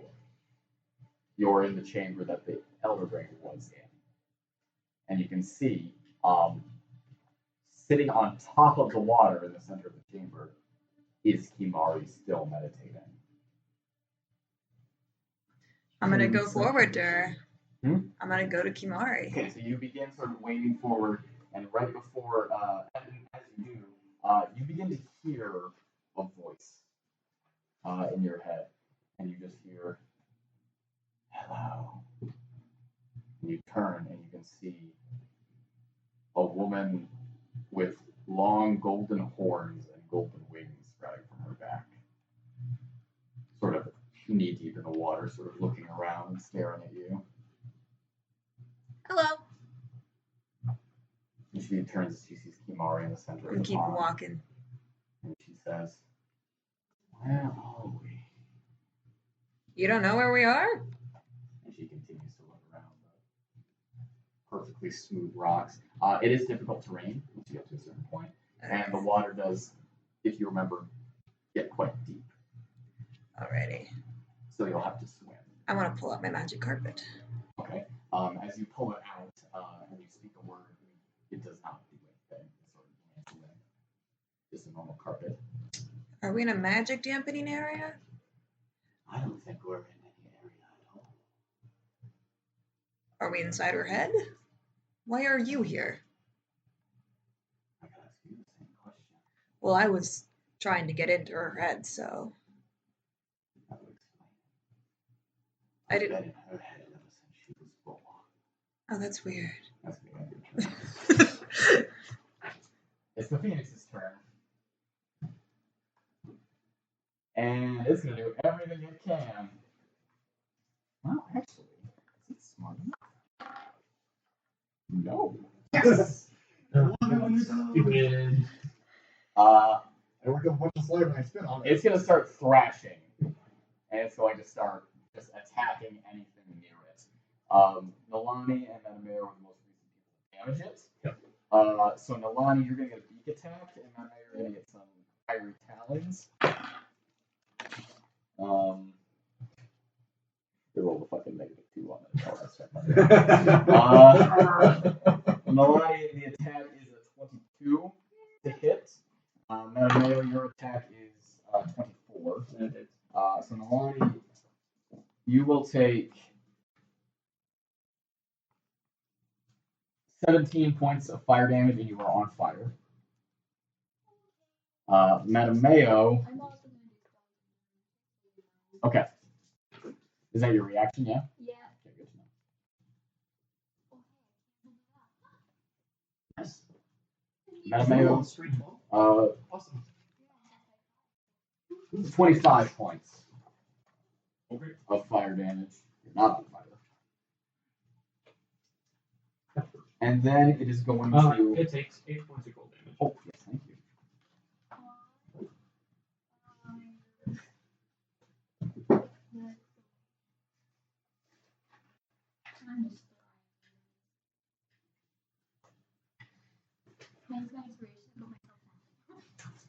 And it is going to use its movement. Is his movement 0 or is it just flying speed? Its fly speed is 0. Gotcha. It still has normal movement. And boy, is it going to use that movement. It's going to move forward on top of y'all. Forward, yep, it can get to cover all of you.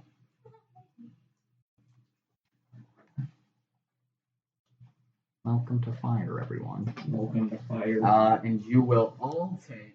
Including me? No. Yeah, you're like just on the edge of it, I think. Yeah, you're Well- not quite in it. No, you're literally not in space. See, the thing is, but I don't know how Kimari is sitting, but I was leaning towards her, so And then you fell backwards. that's weird. Yeah, it is. You got a mind punch. Yep, great fun. So you'll all take.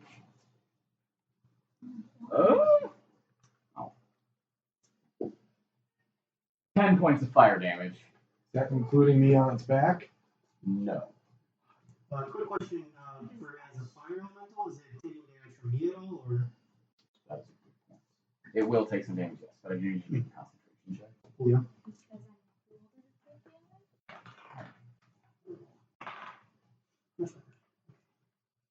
What'd you get? Near my normal? Yes. Yeah. Okay, I got a 24. Okay. You are more than okay. As this creature takes some damage from touching you. Okay.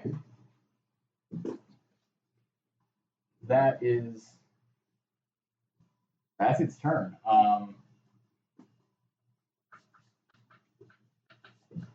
You guys watch as the tree is now completely on fire and branches are beginning to fall around where Naivara and Kimari are. Okay. That's its turn. Edmund, you're up. So do I take fire damage at the start of my turn? Or You at do. the end? At the start. Okay. I don't like that.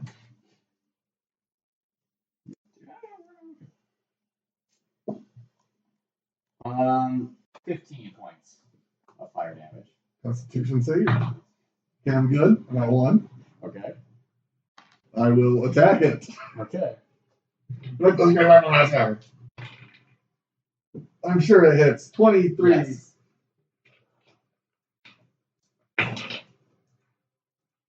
30 points of bludgeoning. Okay. 12 radiant. Okay. That's gonna do it. Okay. Hold on. So how do you want to kill it? I smash the fire. Okay. So you bring your own fist up.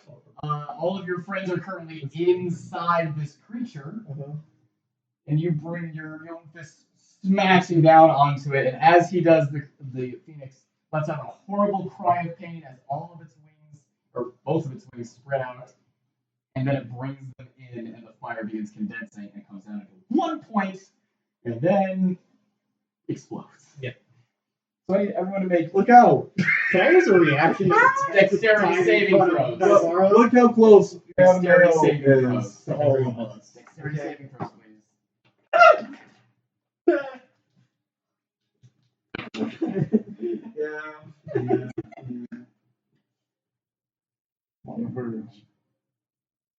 I'm gonna use my focus zealous or zealous whatever. And I'm gonna re-roll Should we that. roll it? Yeah, and I get advantage on it I was still. gonna say, you're Zealous presence.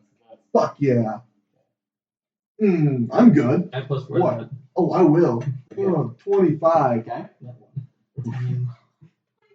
24. Okay. Naivara, you're gonna take this damage. Oof. Just so you know.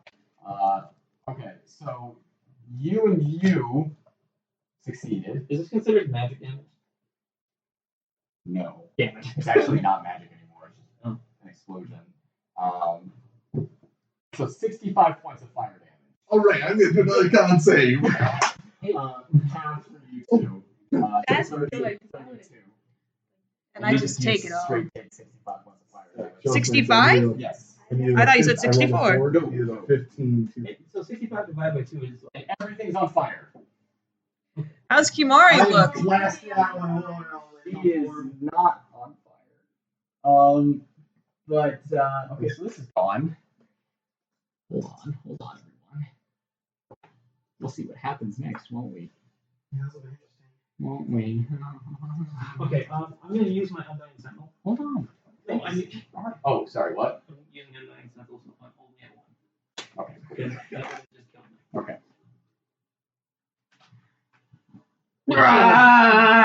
It's all on fire. Everything's on fire. You're gonna take damage for moving. Jesus Christ. Look at this. It's ashes, remember? You guys aren't on fire though, unless you were already on fire.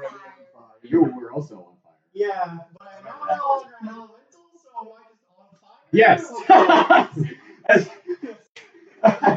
as you guys, so the phoenix explodes. Fire and hot air just burns everything. Everything is now a raging inferno inside the cyclone. However, you guys watch this. Basically, imagine all of the water is blown away in steam, and Winona is left standing there, and then she bursts.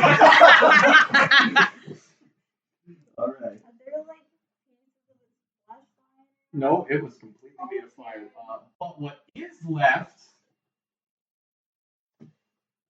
is a small egg-shaped piece of cinder. Oh no. About basketball size. That's our price. We should keep it with us all. Just like everything else in this fucking campaign. Okay, and then that was your turn. I think I saw another attack. You do, And a bonus action. You do, yes. I will actually use my Zealous Presence as my bonus action to give everyone advantage on skills and saving throws and attacks. Oh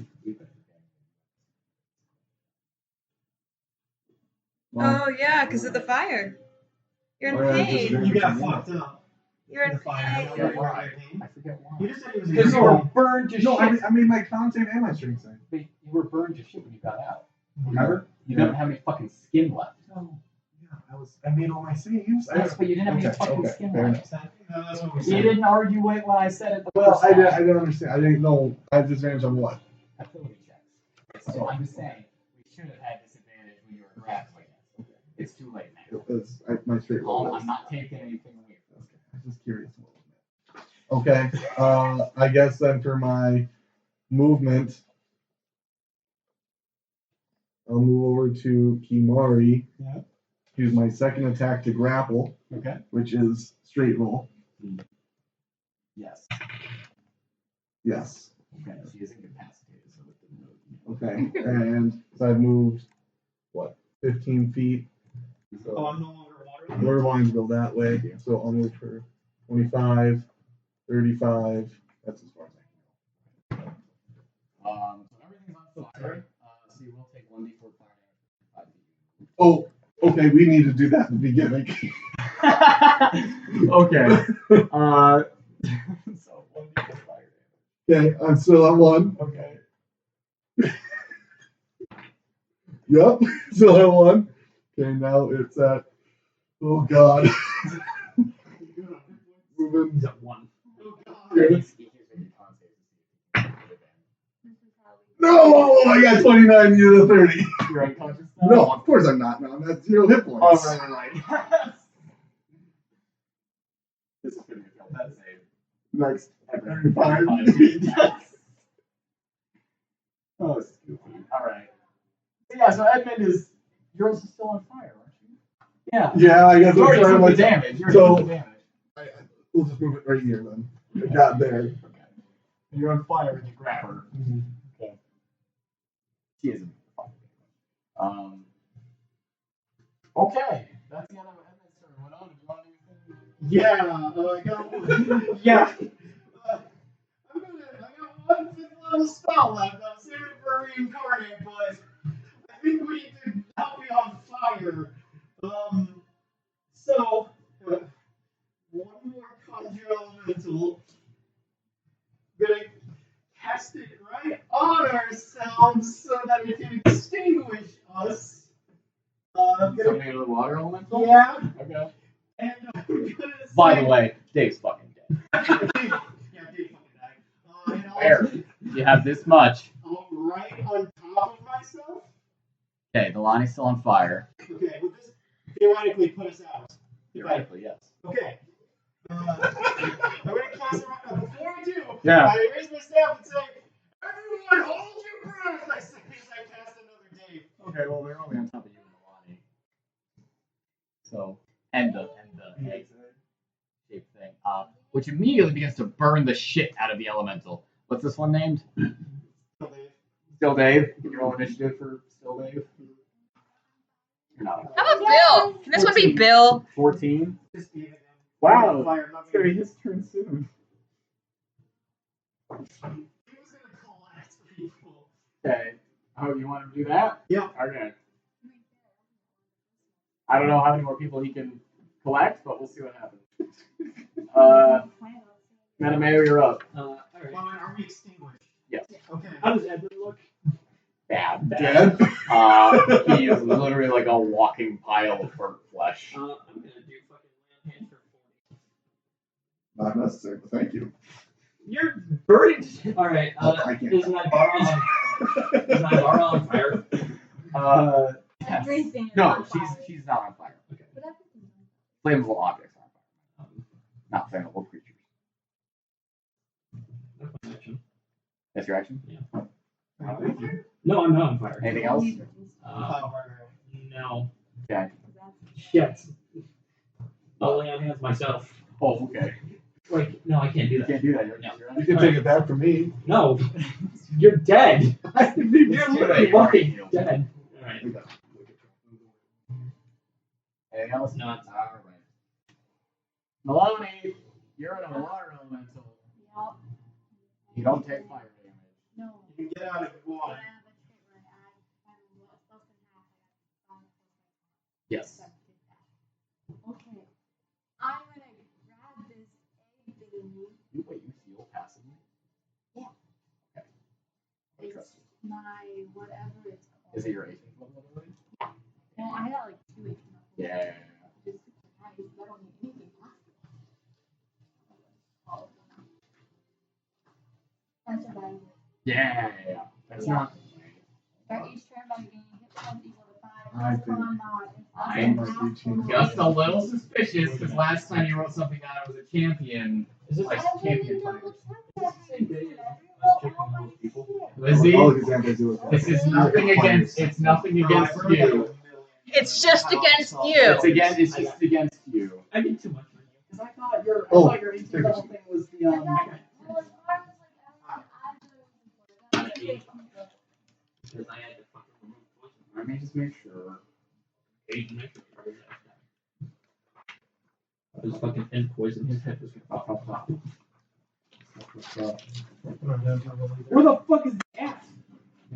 So I'm only saying for Cavalier 18th level Vigilant Defender. what is on?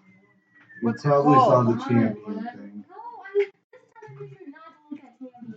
I don't know what it is. I don't know where it's at. Hold I on. have to look. Wait, no, Maybe you have some two spells. other That's thing. not a cantrip. Although I do have a cantrip that's kind of. Let's look at his champion. Called Is it active? Survivor, that's all I'm saying. What's it called? Survivor. Let's look at his champion fighter. Here it is. Yeah, it's a champion fighter thing. Where the fuck do I get all these champions? I don't know, but don't regain those hit points, please. Okay, I did it. Okay. Wait. I'm serious. Hey, don't get mad at me. We were right. I look. What? Well, I don't have a phone, so I'm not lying. This is what my fucking champion You is. can use these books. Are you sure? Yes. I did 40. Whatever. I want to. No, I just was saying that because. You're gonna pick it up? Yeah. Okay, you're gonna take damage. Yeah. Okay. So you reach down into the water elemental. You take a whole. Yes. Well, it's not so much. 19 points of fire damage. And it is searing hot. It is actively burning your hands as you carry it. Just so you know. Okay. And you're going back through the fire. I'm just get out of that. Out of this? Yeah. Okay, so back through the firewall. Okay. D4, D4, and that's the firewall. So you're gonna take some fire damage real quick though. 6 points of fire damage for running, and then you're jumping into the firewall, yeah? You don't have to. Yes, no? No? I'll just put you here for now. You can still do it, by all means. Yeah. D10 plus your fighter level. Oh, you're fucking 29.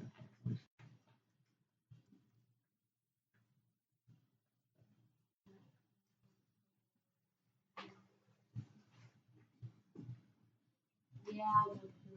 Okay. You're all going to be killing yourself. Sorry. You do what you want to do. I want to get out of the fire and not drown in the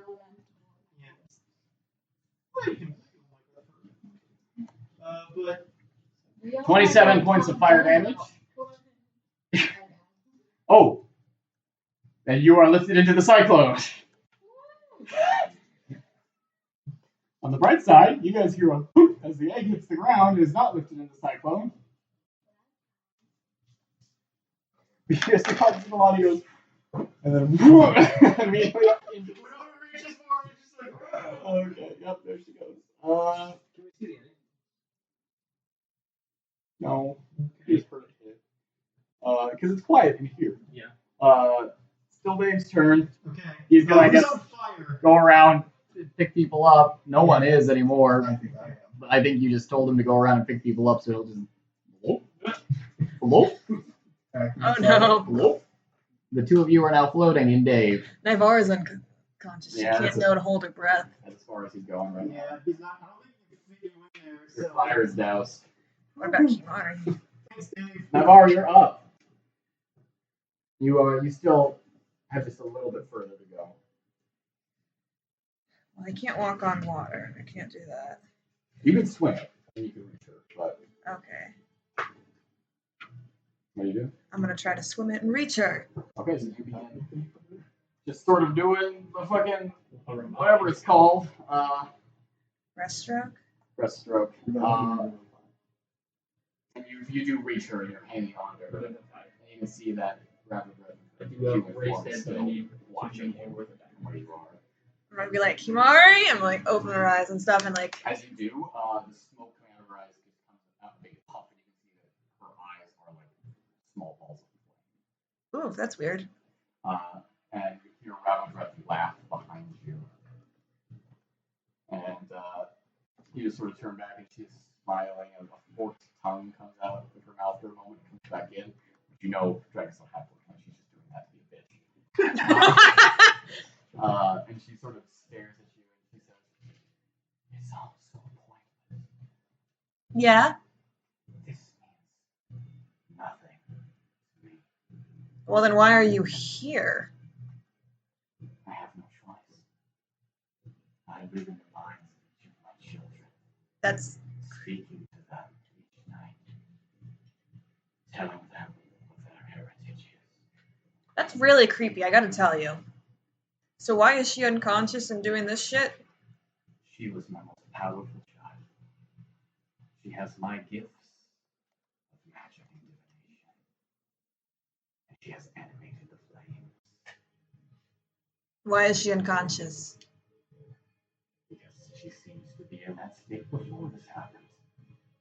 So how do So, I believe you may have to stop her from thinking. Oh god damn it. What do you do? She's hanging off of Kimari, right? Yeah, not already. Mace? Okay, it's an automatic hit, she's incapacitated, and it is a critical hit because she is incapacitated. Go ahead and roll damage. Fucking. I feel. Okay, so Mace, So you multiply I rolled twice the dice. 5, so that's 10, 10. and it's a plus 2 weapon. 2 weapon, So 12. 12, okay, so you kind of ready your mace in your hand, and you look back at Breath, and she sort of sees it, and she kind of chuckles a little bit. And she goes, so pointless. Even if you do make your way out of here, I have seen your deaths 1,000 times in 1,000 timelines. I have devoured you 100 times in prophetic dreams. I know that you are fled to this tiny backwaters of this world, and I don't care. Because nothing can stop me. You get ready. And as you swing the mace up through the air, you just hear her say, I am the fires of death, and the world is my kindling. And as you bonk her eyes both fly open, the fire extinguishes, and back where you guys all are, suddenly the roar of the cyclone stops. And it begins to, a vacuum of air just pulls all air out from where you guys are, and you cannot breathe. Wait, I think we were already holding our breaths. Those of you that were in there, Yeah. yes. But there's a vacuum of air that just sucks all of the air out from there, and you can see Dave, the water elemental, just sort of looking around very confused as bits of water droplets just get pulled off of his form as the fire just slowly comes down. And once it hits the ground and diminishes, the water just onto the ground. You were not too high. You were only about 60 feet up, so it's only one failed death save for hitting the ground. As she just falls onto the ground and, bounces once or twice. And Kimari wakes up. Is this Am I still on fire? unconscious? This area is, the fire slowly faded, and you guys look at it and you can see that the forest fires also slowly. I'm gonna run over. Am I unconscious I'm gonna run still? over to Nalane and Okay. We're out. And I'll tell Dave What what is going to happen? Dave just lets you Ah! go out. I blew my You did. fuzz all You over. did. In my overdramatic thing. Kimari, your mental headspace is a very weird place to be, and I don't like it. She just sort of opens her eyes and her eyes flutter. And she just breathes in. I'm gonna look at her eyes. Like I'm gonna look for like. And then she falls over as you go to do that, and just her eyes close. Breathing?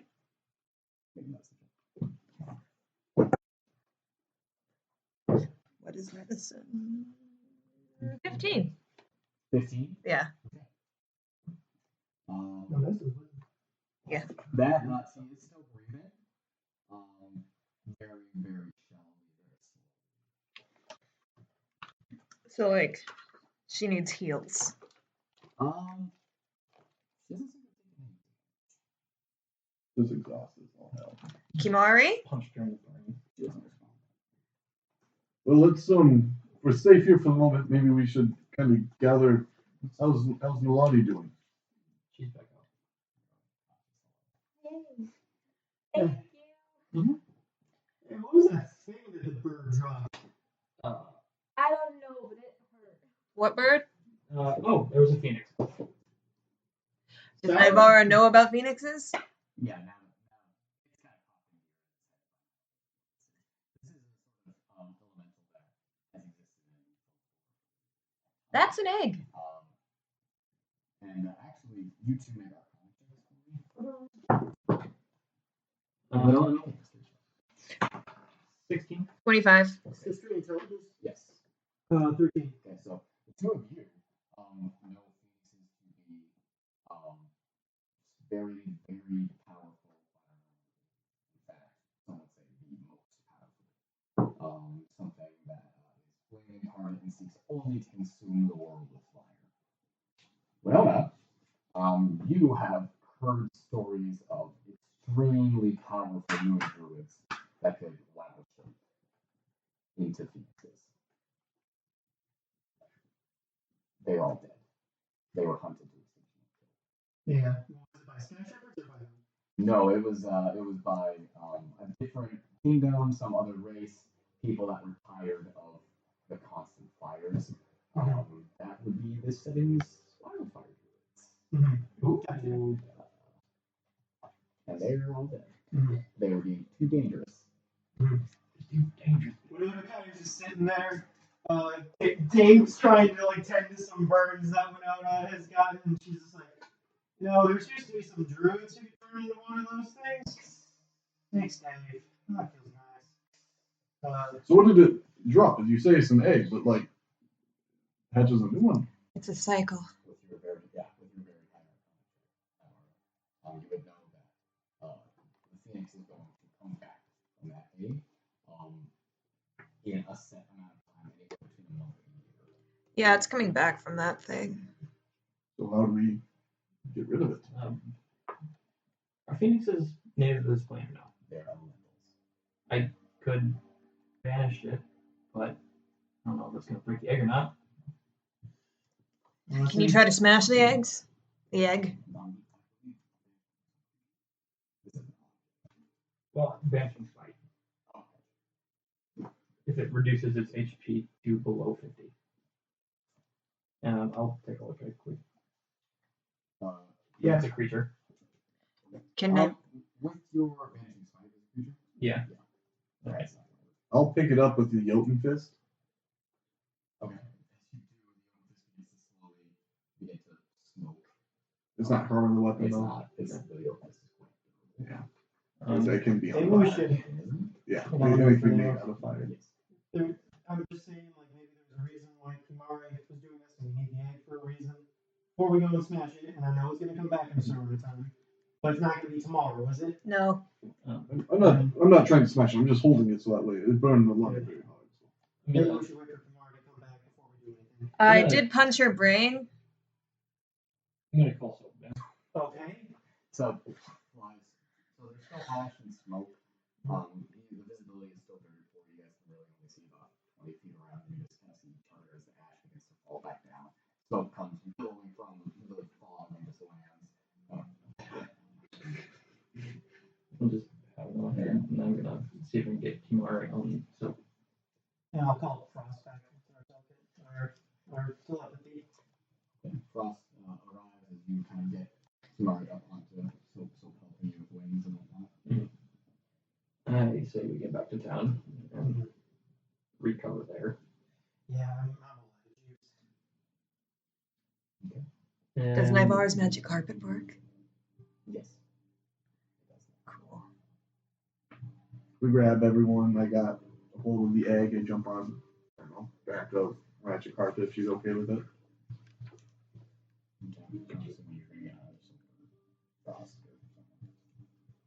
Can I get on Frost? Yeah, of course. Wait, is Dave still alive? Do we have to deal with Dave? Dave. It is still alive. Do you want me to banish him? Because I'll just fucking banish him.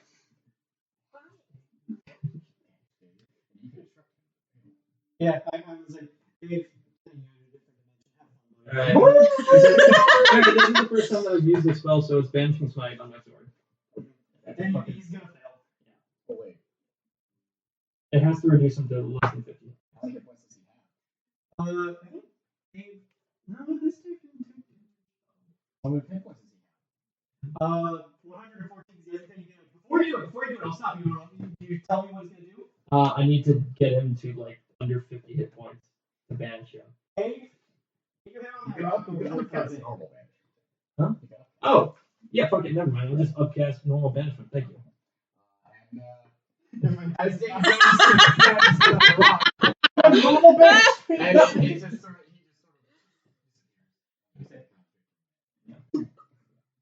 Sorry, I forgot, regular banishment and upcasting shit. Right. Yeah, but that was technical. Alright, we head back to town, Yeah. licking our wounds. Imagine it's a little breezy So, for you. Edmund is burned to shit. Nalane, you have a good amount of burns on you as well from the attacks. The Phoenix, Mattimeo, you have some. Like, my armor's pretty fucking charred. Yes.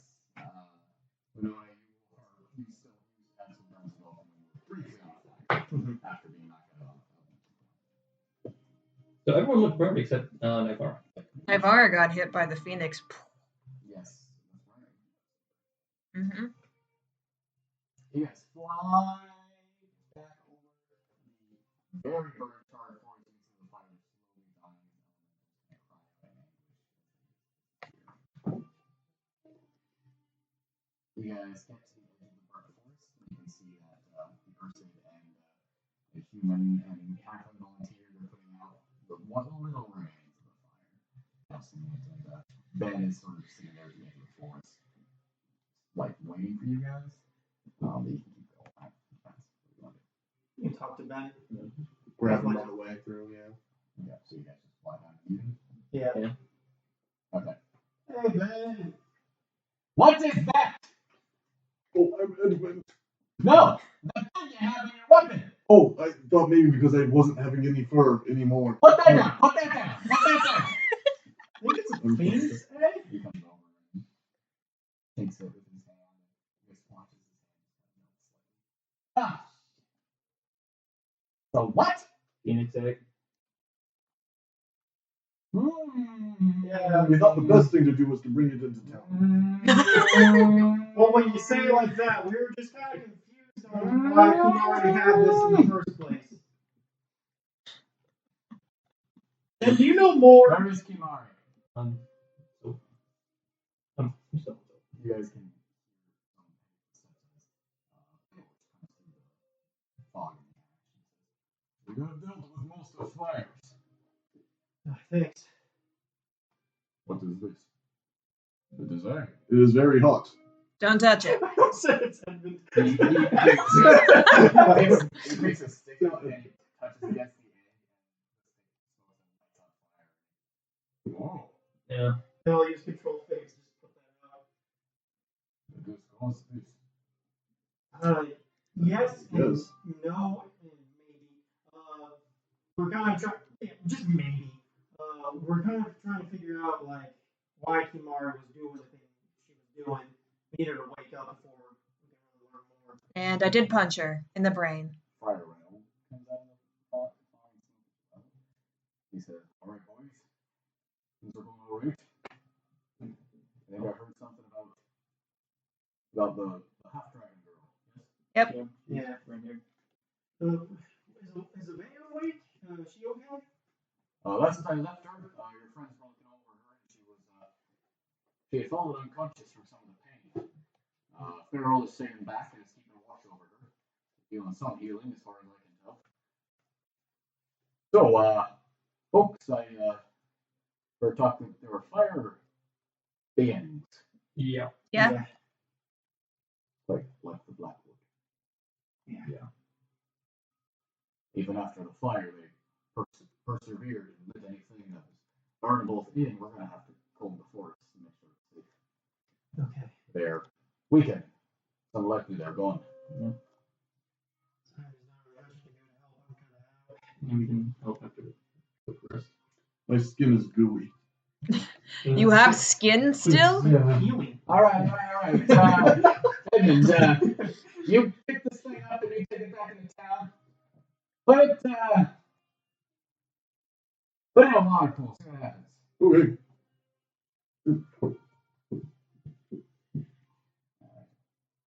He directs you well. I don't know if we'll be able to get back up. Is that He said, I expect. all right? I slam dunk it in there. So I just fly back to town before you do anything. You take it over to the well. Ben's not there. I slam dunk that shit.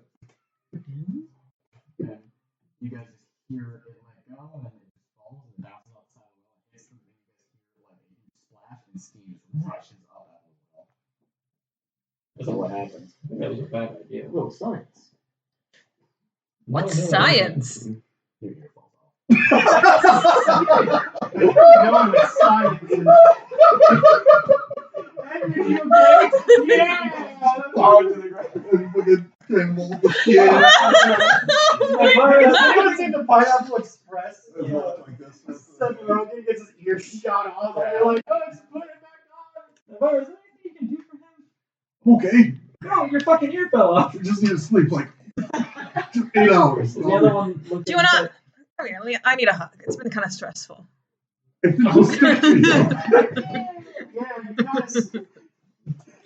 Madam, Edmund, I'm gonna put my arm out his little there and cast regenerate. You are actually a horrible pain. Although it's not too much more.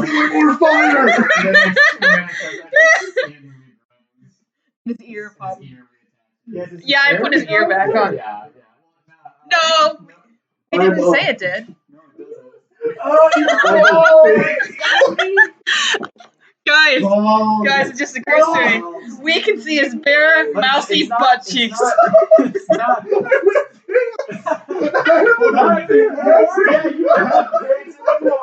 It's burning away precisely the I lead with my butt in all 3 areas.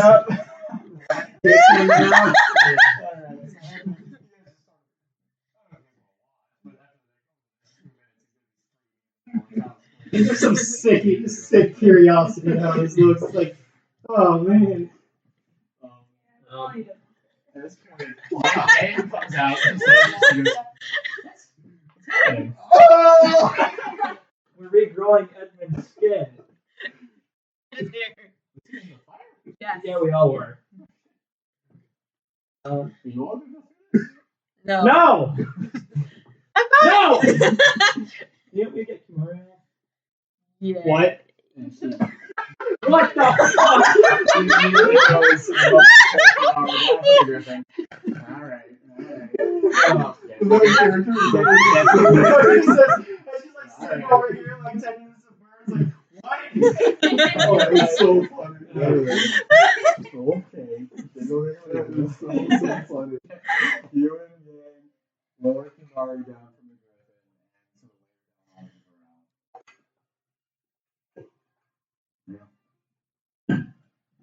Yeah, I punched I her. know.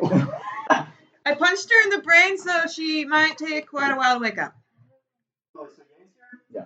Hey, do you have any idea what she was doing out there? She was asleep. No, I've been with you guys the whole time. And I didn't say anything. She's still burnt. Do you know where the little girl is? Who? There's a little girl that told us about the fire. You hear in your head. Yeah, I've been on a roof. Well, you see when I stand and run across. Just gonna go get him. And then about like 10 seconds later, Frost occurs and puts the little girl down on the ground and lands.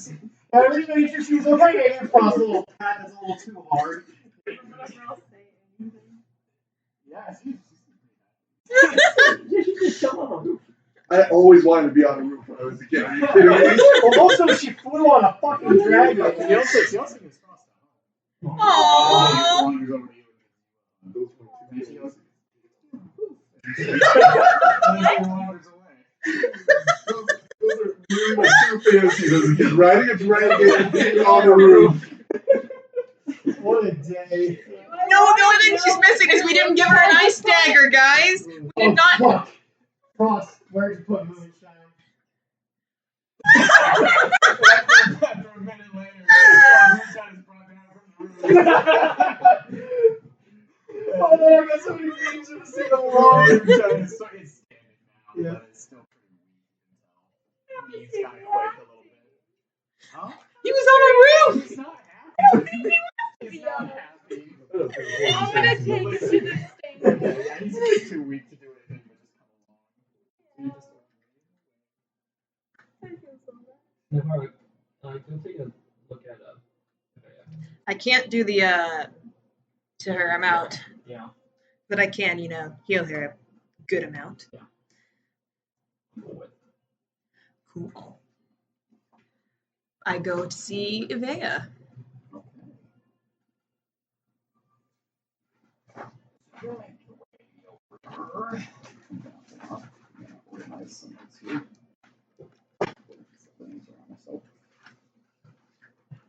You go inside the tavern where everyone is going to, and you are led to a room that Ivea has been set up in. Yin's in there watching. He just kind of nods to you. He tells you that she went unconscious while they were applying some of her equipment, and Carol was casting regenerate on her. Oh, good. Somebody else did it. Yeah, someone else did it. So Carol spent a lot of months in the vials of the frostbound. That's true. And Carol is kind of sitting there. He nods to you as you come in, and you can see that her skin is, kind of pink and blue on her. But she has been healed and everything, right? Yeah, so she's unconscious. She's face down in the bed, her face kind of turned to the side so she can, she's breathing. She seemed to have been wearing like pants and a shirt, and her blouse has been cut open, and the burn is there, and that's what's regrown. But she's, I'm just gonna mend her shirt. she's back up and just sort of back. How long's she been out? They're on those kind Not too bad. Would Naivara know about how long it would take her to wake up? Guesstimation. Not necessarily. If she passed out from pain, from shock, it could be an hour or so. Oof. Is that correct? I forgot to listen for it. That is correct. I'm pretty sure if you get hit and lose consciousness, if you stay down for longer than seconds, it's real bad for your brain. Yeah. So imagine Winona's drinking copious amounts of water right now. We're all severely dehydrated. Yes. Winona freaking takes a cloth and just braids a freaking right into it and just holds up the crystalline icy things. We'll take a short break. For 5 minutes. Okay, now Sort of just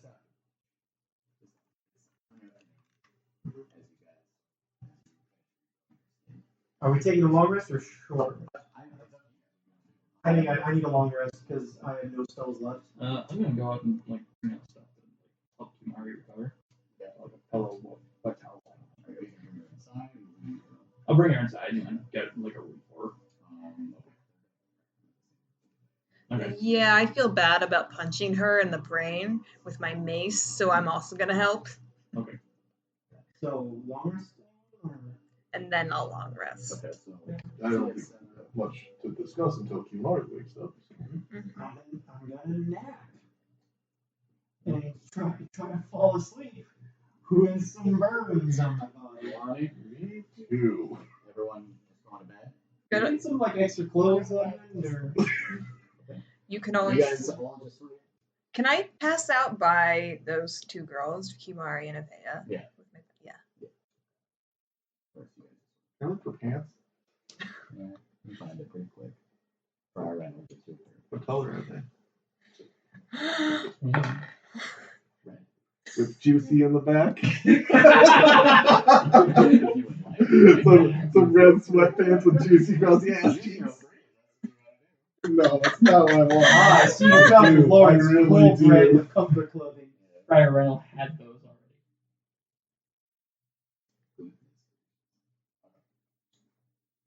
already.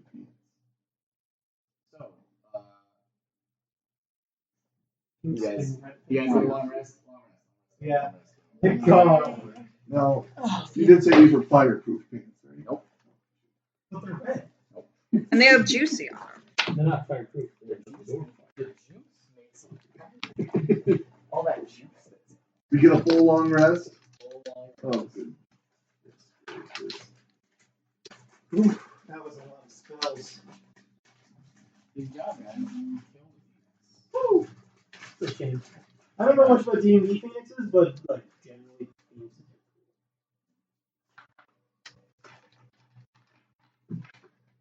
Oh, Ben knows where that egg is, right? I'm the one he. Well, he suggested the well. Well, he's just gonna go over to the steaming well. Is it still steaming? Is it still a well? It's gonna boil all the fucking groundwater out. That's what happens. That's what happens. Science. Alright, so you guys wake up and the sun has gone down. Mhm. You guys sleep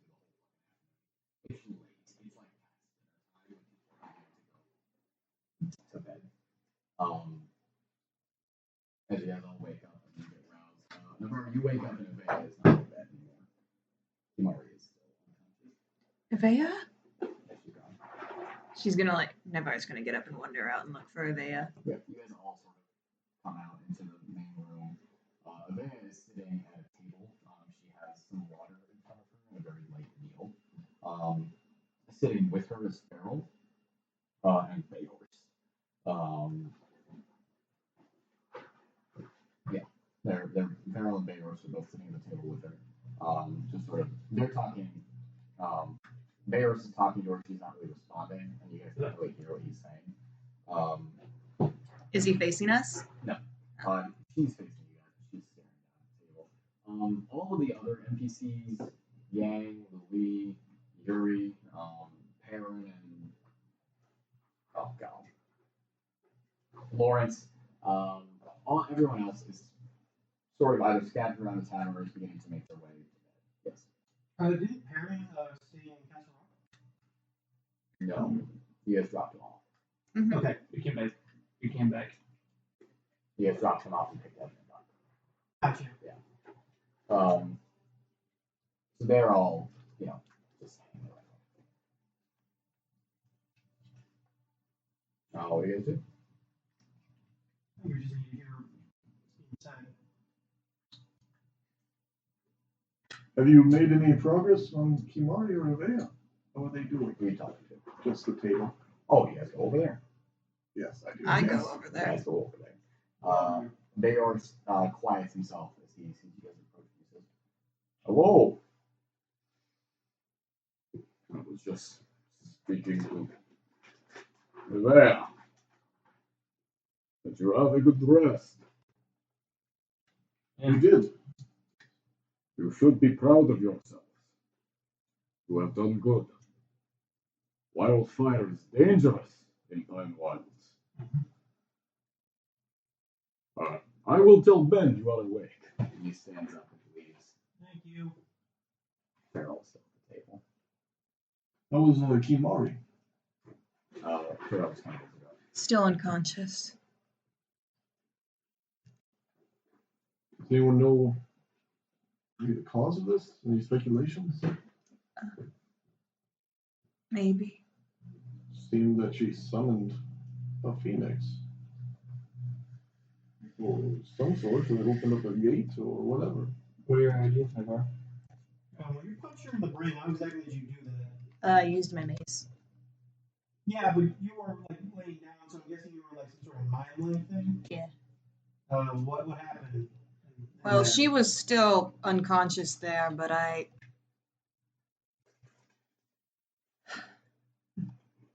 So the dragon was there too. Her mom. Doing the usual talk about how she's gonna kill us. But hey, in her odds, she watched us for 1,000 times, and she only kills us in 100 of those, by her maths. So Tell me there's a chance. Well, I was listening to that. I was like, okay, 1,000 times, 1,000 times. Cool. Did she say anything else? I asked her basically what the fuck's going on and, how to make Kimari stop. She's like, well, she's still thinking even though she's unconscious, so you gotta make her stop think. So I kind of hit her in the head with my mace and she stopped. She said like Kimari was able to do that, or? She said that Kimari was her most gifted child. that's true. We met some kids. Yeah, even the creepy face steely guy. Oh, is Ian is hanging out over at the bar with Louise. well, how about is Yang with us? Yang is there as Okay, I'll ask Yang.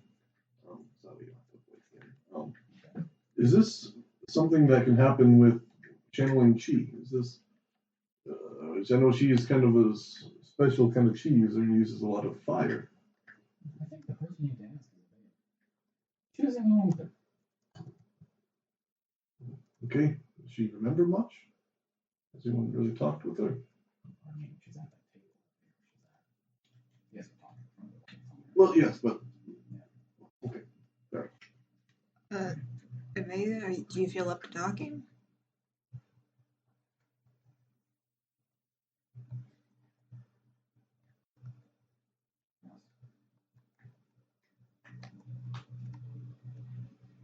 We went out into the woods. And we were meditating. She's been helping me meditate. And she told me there was something. There was a ritual that Ursa did that could help me. She said it had something to do with locks. Yes. And I agreed. And in the middle of it, fire just started swirling around us, and creatures made of fire. I ran back here. This is too much. It's too much. Nothing can help me. Nothing can save me. There is nothing for us. I have made a decision. I am abdicating. I renounce my throne as Queen of Pham. Starting tomorrow. Who are you abdicating to? I don't care. There's not going to be a city left anyway. She stands up and she just sort of weakly begins to limp towards the door.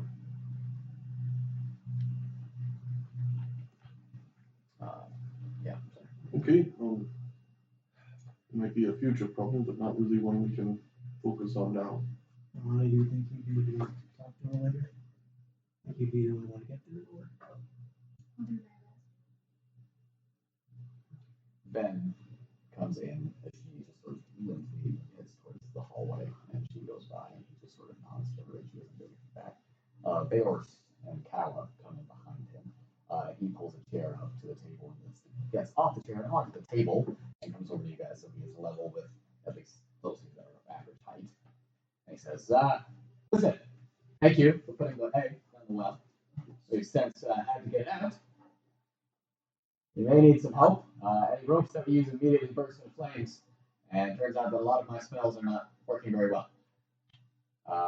So it'd be nice if we could maybe have one of your friends turn into one of those water things and head down there and bring it back up. I mean, yeah, I can also turn into a fire thing so it doesn't burn me. That works too. Yeah. But from what we can tell, the egg is going to incubate for some time. As far as some of you might know, it might be at least a month. Solenia and Kluya have started talking to us a little bit more since the plane has gone well, and we have good news. First of all, Kluya knows a little bit more about this sort of thing, and I sent him some of the specifics of what happened, and he tells us to expect it to take a long time for the egg to hatch. The first time is usually the longest.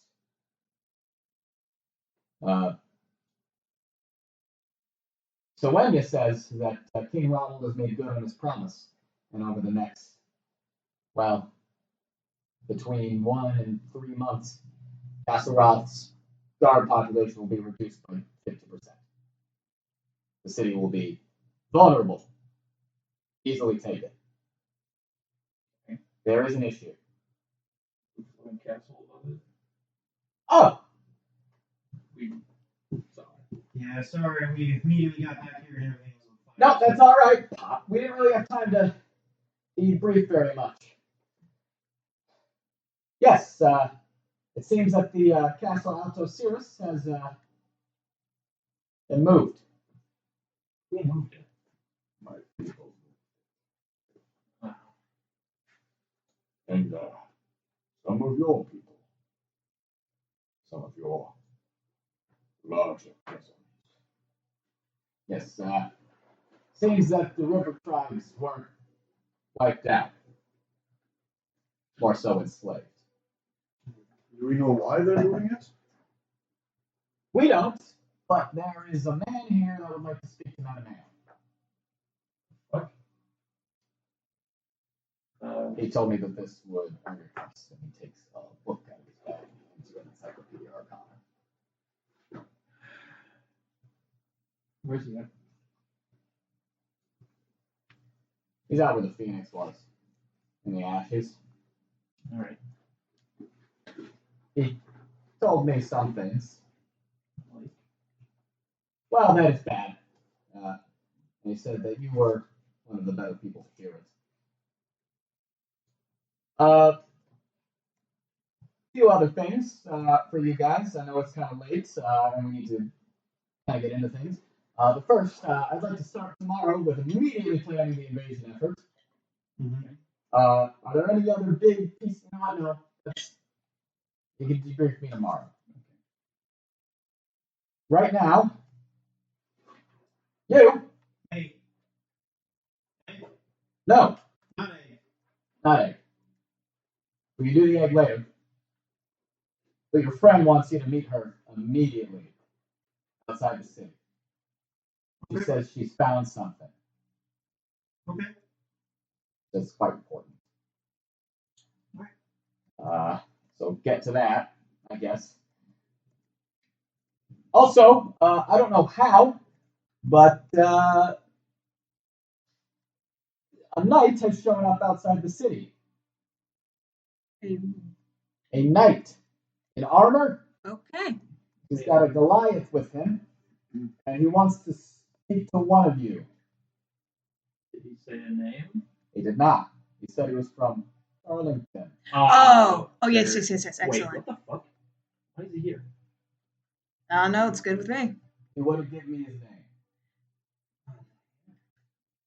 I assume Sir Tucker. But this is good news if it's Tucker. And other than that, that's pretty much all I have for you guys tonight. I think we all just sort of need a nice rest. I agree. Vero said that he wanted to see me immediately, or? Yeah, as quick as you can. All right. You threw me with the knight. Yeah. Yeah, I can do that. Wasn't sure. Sure. Talk to Abigail on. Did you want to talk to? Anyone want to come with me to go see Vero, or is everyone doing? Oh, Yank, could you go with him?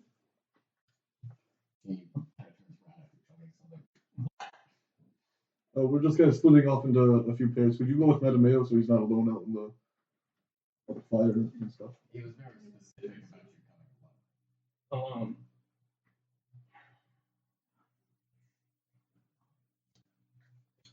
Well, yeah, still be And she there. kind of comes over and finishes drinking, and she puts Well, yeah, could still be there, and just he doesn't know. She's You good with that? What's happening? I have to go out to where we fought the Phoenix and go talk to Vero and Laro. Kind of thinking maybe you should have some backup. Yeah. Thank you. All right. So I'm assuming you have Yep. Okay. Okay. All right. So when you're going to find Abigail, you're heading out to the Ash. Yep. And you two are going to head out to The night. the gate. So you guys all sort of split up and make your way out there. Winona, you find Abigail in the sky above Barleytown. Okay. She is flying on the back of the pitch. And she is waiting for you, kind of laying on a saddle, and she sits up as you get closer. Hey, Abby, something you needed? Yeah. Since we've been here, I've been scouting out to some of the ocean around this place. Okay. And I think I found something that you just need to see. Well, let's go. Do you have the staff? One fucking day I don't bring it. Yeah. Okay. It's gonna take all night. Let's do it. I'm all rested up, so let's go. So then you guys both fly off north. Towards the ocean. North. Before we go, I just say in the racer, Abby and I are going north. Might take all night. Noted.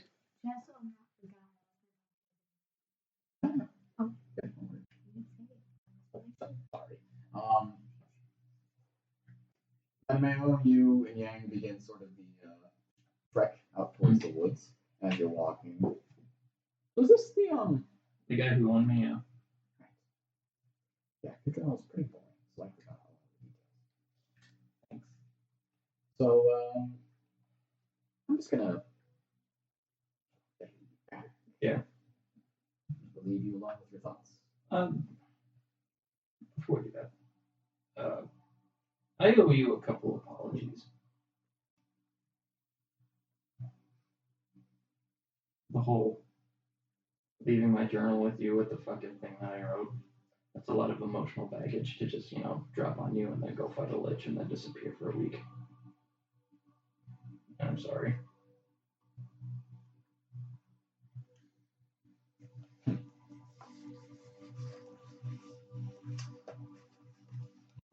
Okay. She walks out in the woods.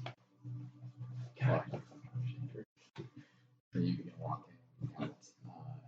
It takes you, a while. Yeah.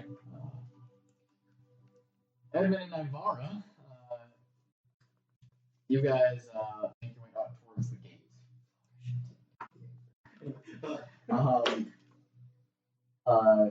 You guys realize, you guys actually walk past the well, where it seems,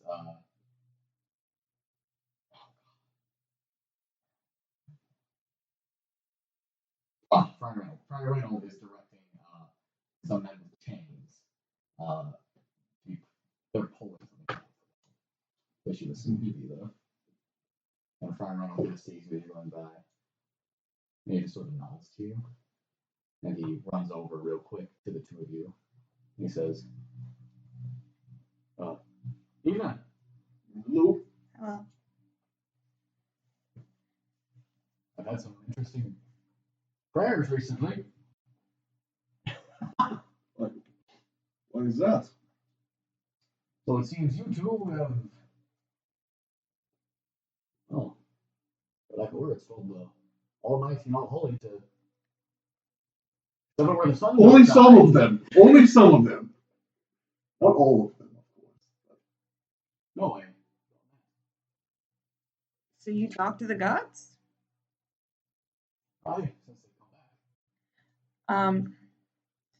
Basically they wanted to make us champions again, but they wanted us to go and deal with their problems and leave the dragon and you guys here alone. They wanted me to swear back to pure and I wouldn't do it. We didn't want to leave you guys high and dry. You guys hear a voice from behind you. I don't think that's The turnaround. Who is it? Of course. You turn around and there is a elfish man with glasses and wearing a hood and cloak and very nice clothes. Alrighty. Here we He go. just sort of looks at you. Okay. Okay, I'll go meet this knight that I have yet to meet. Oh God. Edmund? I'm gone. I'm Sir Tucker, right? Yes. Okay. I'm gonna describe him to him briefly. Over what? I'm gone. I'm yelling at you. Tall, brown. Tall, dark, and handsome.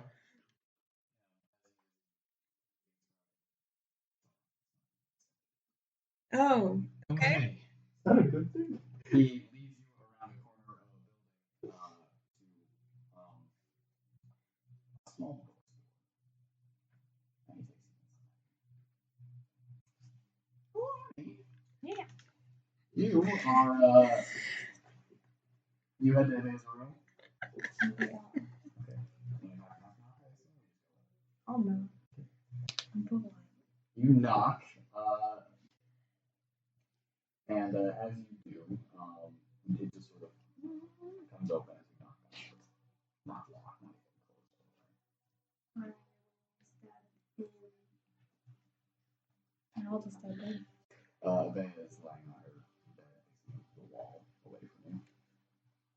Kimari is still asleep in bed looking at her. Okay. She doesn't respond. I will go on to the other side so I can like see her face. Oh, she sort of does up against the wall. Yeah. Step onto her and step over her. And the other side of the I'll building. just pull the bed out.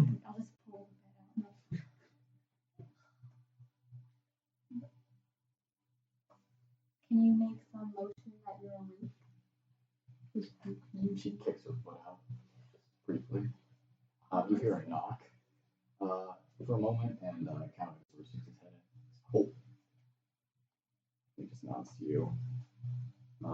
And he says, Ben wanted me to update you briefly on the war after I connect up with you. I'll step down to the corner.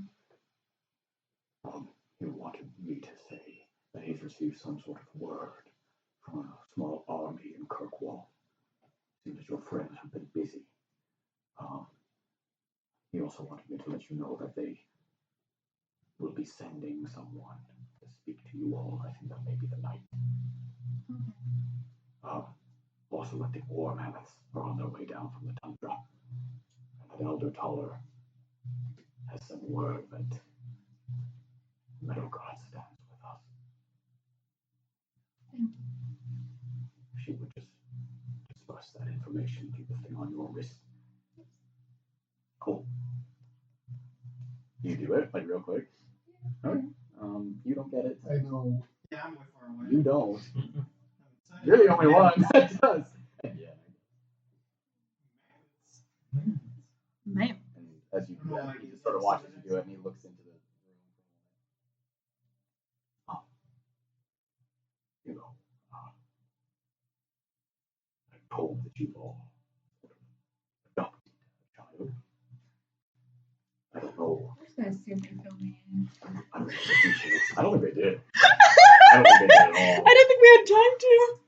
You're okay by some beat this shit. I think we were But don't panic. It's not. They're figuring out the reality. On whether or not you may have been a teenager. So, I guess I'm trying to say is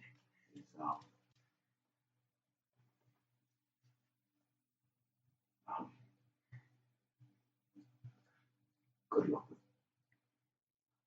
all of that. And I have children of my own. But I like to think God leads us something like that. And I do know is that at some point you have to let the goblin make its own decision. And he just sort of gives you a big pat on the shoulder. And he turns back and says, I'm lawful. He wants to know if you're married. I am not. I will tell him. Yes. Oh, I'm sure this is quite formal. And he makes it really down the hallway. Normal? It's the guy that has a crush on Nalane. Yeah. Only never. I don't know who did it. When we are done with our task, I would like to know about this child. Oh yeah, she got burnt to shit, but she's better now. It's chill. Say that next to God. Do that? Say that next to God. Yeah. So you are in a bookshop when you say that. Also, I'm busy. There seems to be there's an attendant behind the desk that is very, very attentive and very, very pleasantly smiling. You guys doesn't say anything. Trying to make his way down two shelves and kind of pulling some out and opening them. And as you finish saying it, I'm like, oh, child, he has recovered quite quickly. You should watch out for this man that Edmund is going to see. Watch out for how is he?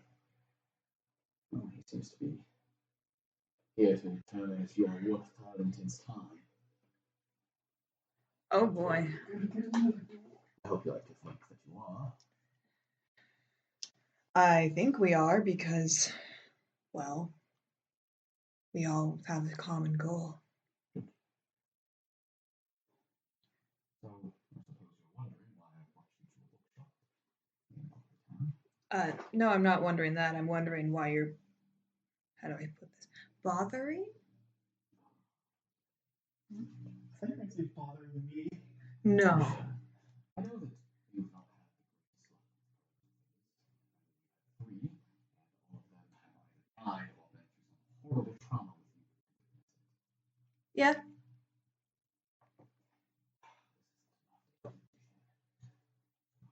He turns to the bookkeep and snaps his fingers, and the bookkeep immediately just phases through the counter. And Yeah, I comes do.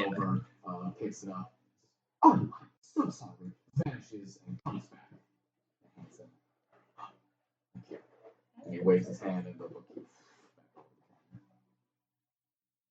He puts it back on the shelf. I also do have really parental figures. I was birthed from the great light at the beginning of the universe. So I guess I also knew a mother and father. I have a stupid question then. How can you have siblings? Well, some of us came out at different times, and some of us are associated with certain races. Those of us that fell into those races sort of just came together and found that there was some sort of connection between us. Okay. That makes sense.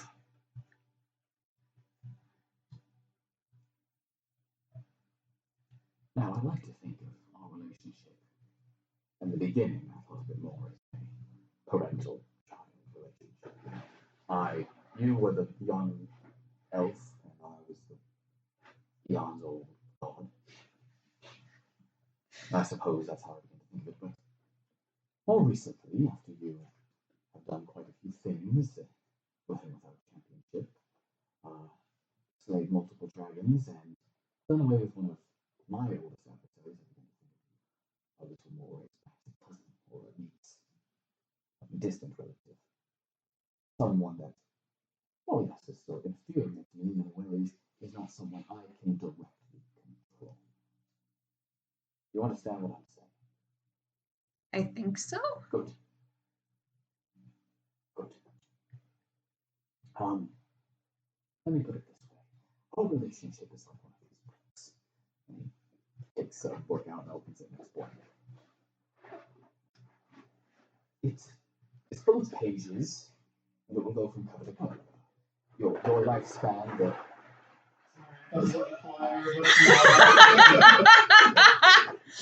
your lifespan, the lifespan of the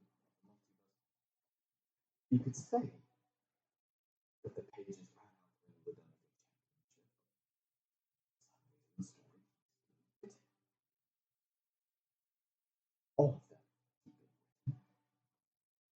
despite my efforts to close the book.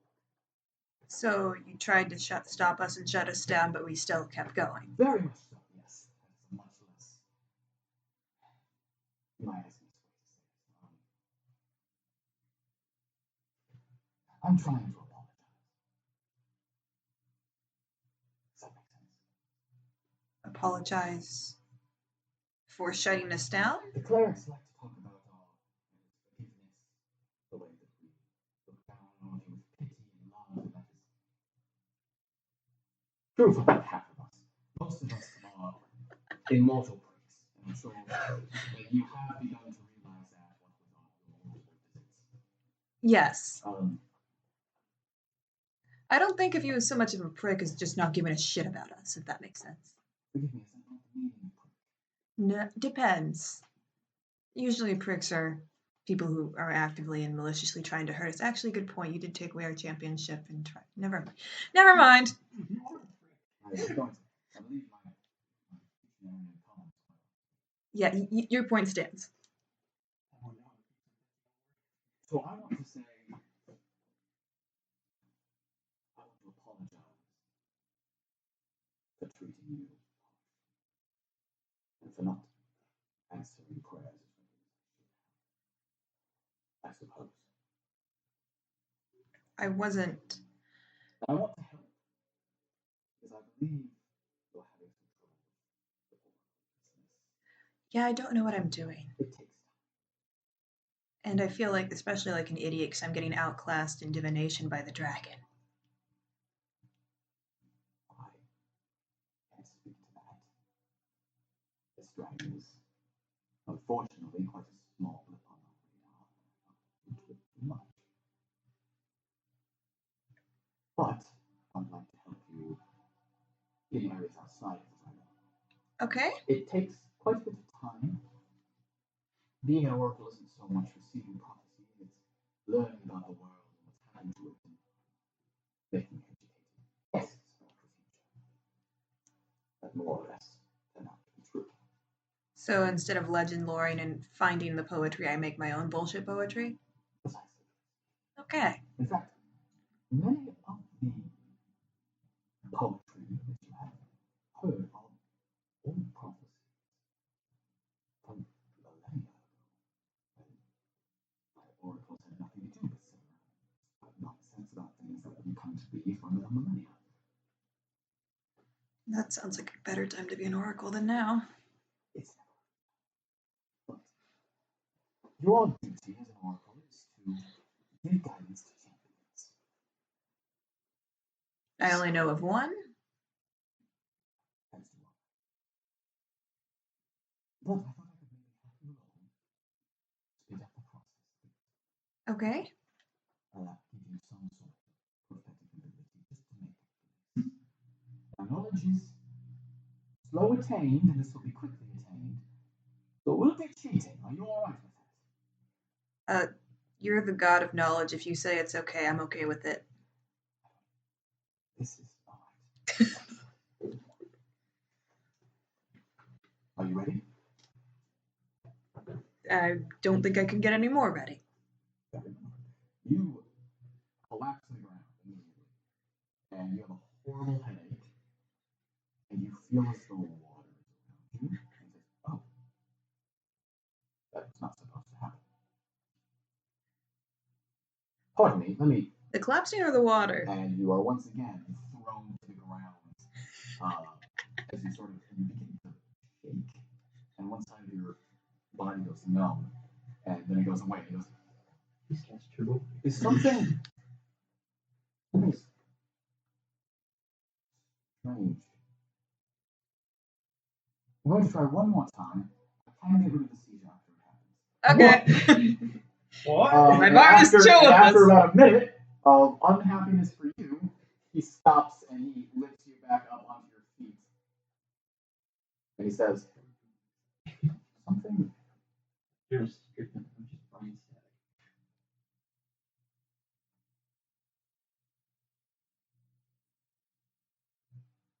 I must go. I will give you more information as I come upon it. Well, good luck.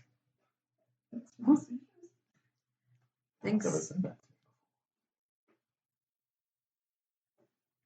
I suppose you're also the first mortal to be apologized to. Don't let that go to your head. I can accuse you very Oh, I know you can't. I'm sorry for. No, it's fine. Yeah. Good point. We will grow together. And he turns and vanishes into the air, and the lights in the store go out to the clerk, disappears. Naivara looks for cool language books. Oh my god! You have a minute-long seizure! Exactly! I should look at the medical books about it. You You get to the gate. brain damage. Parent is waiting for you. Yeah. He's there and he says, That's awesome. yeah, there's a folks are here to meet the guy.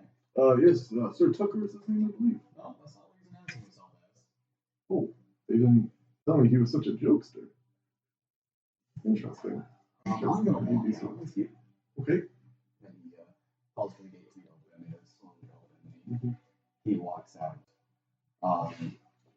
You can also see Morval, the Goliath, who is standing up on the battlements and watching as you guys head out. And then you also watch as what looks to be him, or Horde, heading up to the top of the battlement as well, leaning down and watching. I walk out there to go meet the knight. You and Perrin walk out into an open wheat field in the night, the full moon illuminating the humid summer evening. There is a knight dressed in full plate armor. He has a helmet on. You cannot see his face. And gauge his height from what Naivara told me. Somewhat. He's tall. Fairly tall. Yeah, that's what I suspect. Standing behind him is a horse. 2 horses, in fact. And standing next to him is a Goliath, nearing about 7.5 feet tall. Very thin. Very thin for a Goliath. But that seems to be hidden in very long black robes that sort of go down to the ground. He has a hood up over his faces, and the shadow is hiding it. All you can tell by the fact that Goliath is tall, and you can see a gray tattooed chin poking out. Perrin walks with you down this short dirt path towards the intersection, down at the end. And Perrin just sort of, yeah, is the full name? Yes, I do. Actually, it's been changed. Actually, it's Edmund Whitecrest now. It's Edmund Whitecrest. You hear from inside the helmet. Whitecrest. I'm looking for a Ratsmasher. That was more of a title that my father gave me growing up, and I've since outgrown that title. I see. And he takes his helmet off, and he is old. He has white, short hair from close to his head that is balding in the back. He has sort of like salt and pepper shadow across his face and hair. He has a very short nose, slightly upturned, very small eyes, and bushy eyebrows. So I'm familiar with titles myself. So, who are you? My name is Sir Matt. Okay. King Arthur has assigned me to come north by way of his court mage, Dayhand here, and asked me to evaluate you and your group for their leadership abilities. Oh. So is it just a few questions I have to answer? Or? That's all. Just have a few questions for you.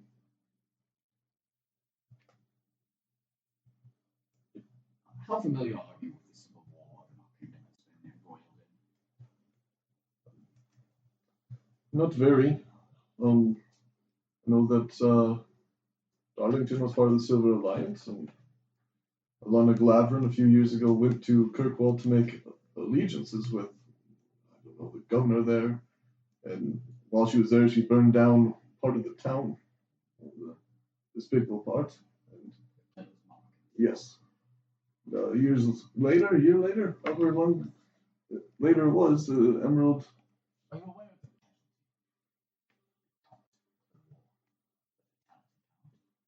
You know what's high? Are you aware of significant battles? The generals on either side? No. I did hear that Kirkwall was pushing though. Before I just spoke, did you know the King of Tarleton? Oh, no. I see. Shall we quick then? One more thing. While I was fighting, I came to the squire. A young man without his surname, who sought to join my house after the war was over. You may have known him. He went by home. I did. I Yes. knew him. I would hope so. He's grown quite calmly with you. Is my squire here? No. Did he die in the battles of Eagle? No. I lost my son in the Civil War before I found him. I had no one to carry on my name. The young man said that he would ride with me, and that all he wanted to do was learn to be honorable and chivalrous, unlike you. And I told him that if he fought well and bravely, that I would make him a member of my house. You can confirm that he is dead. Yes. Blackhand, Sunhand, whatever your name is, would you please inform the king that I have posthumously added him to my family? Nor do I have to serve him nods. Very good. Now that that is in order, Ratsmasher, can you tell me how he did die?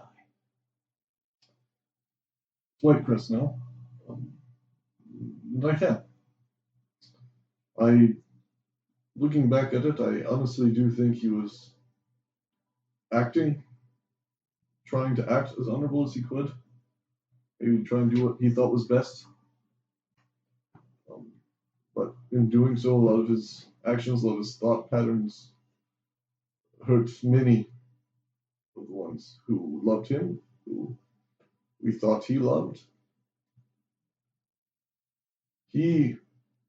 Are you aware of his relation with the Feywild at all? Got himself twisted up in higher force that started controlling his behavior, promising a power. And to get that power, he had to do different deeds. And I believe he was going to try and use this power to, squash a greater power and let the small people rise up. The problem is he started attacking the small people. We had to kill him. I take full responsibility. You will understand.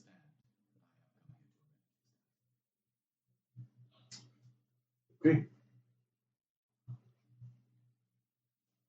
Right here. Are you weary at all?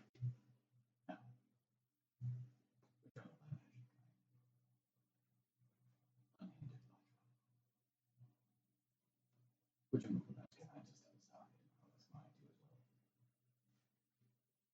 Sure. Fair. It's okay. Can head in. Yeah. Okay. And just in case. And I'll just grab my tail, chop off an eighth of it. Give this to Winona.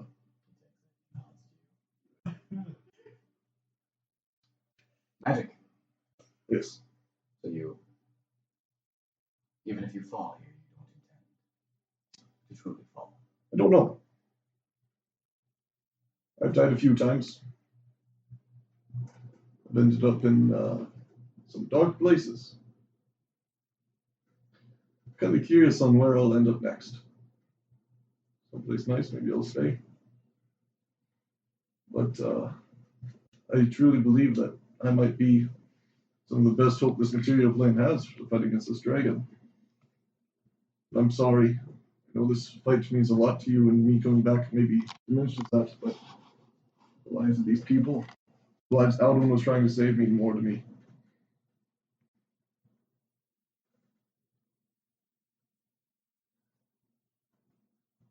Well, there is no honor in it.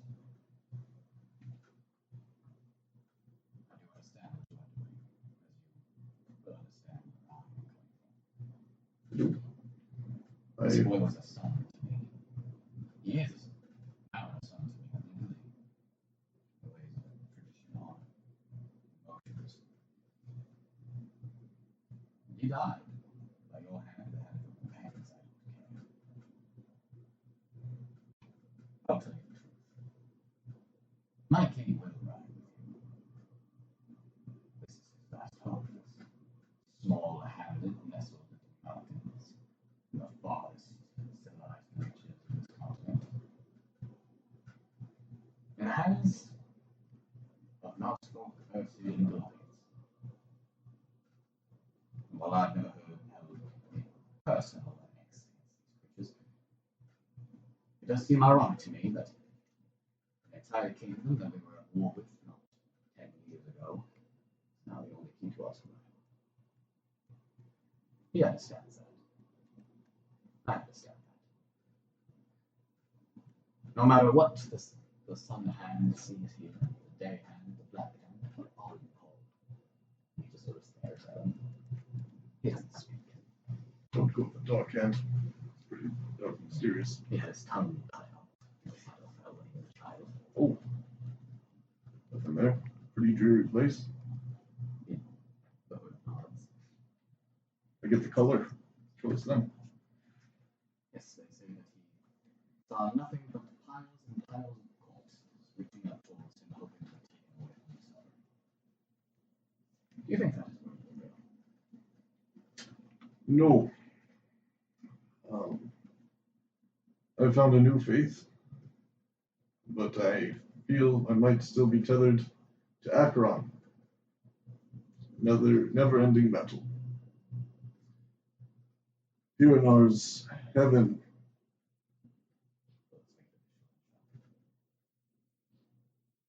In the sight of Piranar, God of War, I challenge you to try open combat. Perhaps we can both come back. I do not want to send anyone there. I do not. I would not wish that amongst anyone. Are you refusing my challenge? You know what you're getting into? Son, I have fought in trenches. I have dodged flaming rocks thrown by trebuchet and catapults. I have watched men die in my arms more times than I can count, and I can simply say that I have no idea what it's like. I've told you what happened. It's scarcely 4 decades. I have lived almost 6 in that environment. And if that is my eternal fate, it will bring me no surprise. Now please, do you accept the challenge of trial by combat? If not, we may still war. I do. But please remember, you can still yield. I've not come here to yield. So yes, what's the helmet on it? Perrin, and the something else that back. Okay. Lightning courses through. And Mayo, Alright. you walk through the ash and the burnt out forest find a man sitting on a burnt stump, dressed as you last saw him, still some old. But right next to him, holding a book that he's reading, is a small mechanical woodwork. And as you walk towards him, the crunch of the ash and the creaking away, he stands up and dusts his blood off. He says, Mattimeo! Meryl? Did not expect to see you on the material plane. I know. I'm sorry, but I've come to get you. I've come to speak to you about something very urgent. Okay.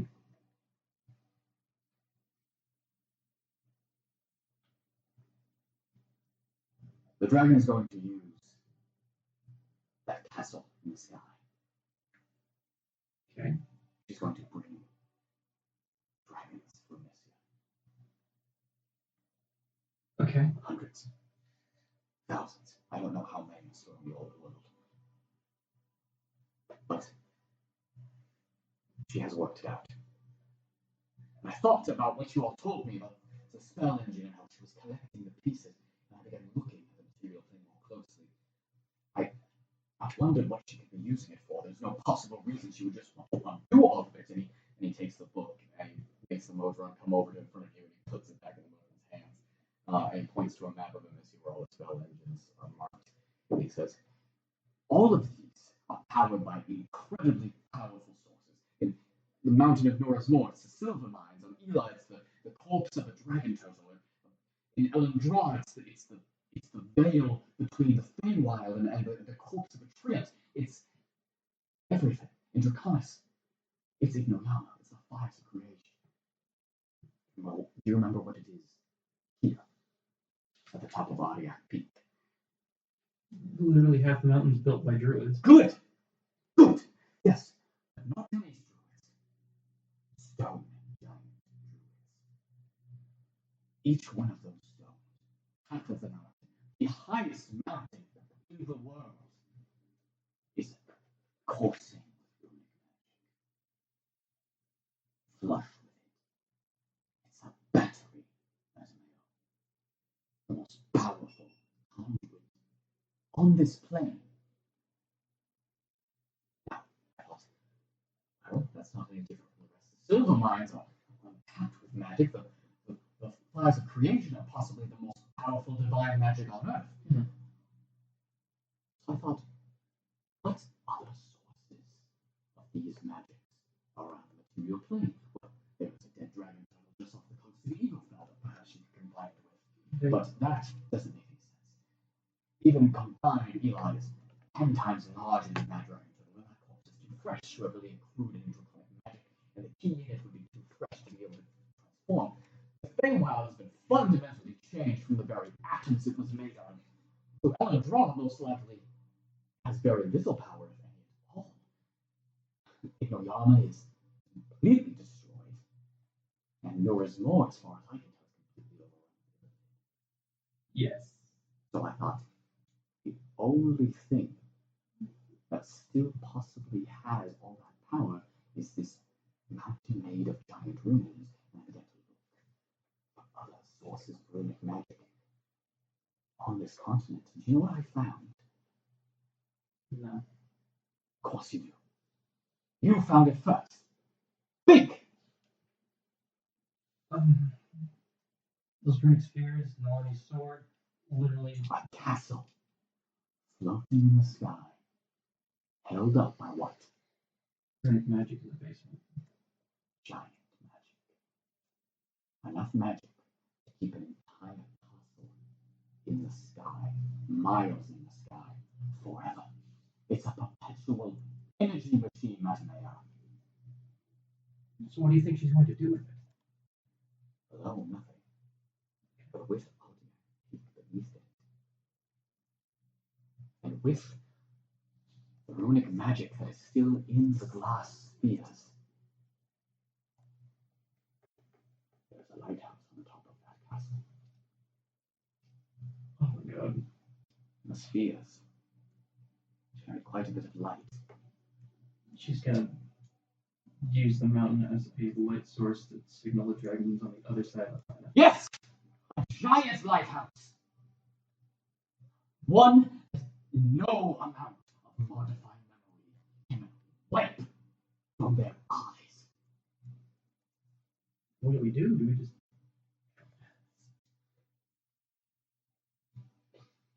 You're going to have to get those spheres from her, or you're going to have to stop it before she can do anything. Listen, and he begins flipping through pages and he begins showing you diagrams of runic magic. Enough runic magic from a single source, enough to do something as simple as activating one of their circles.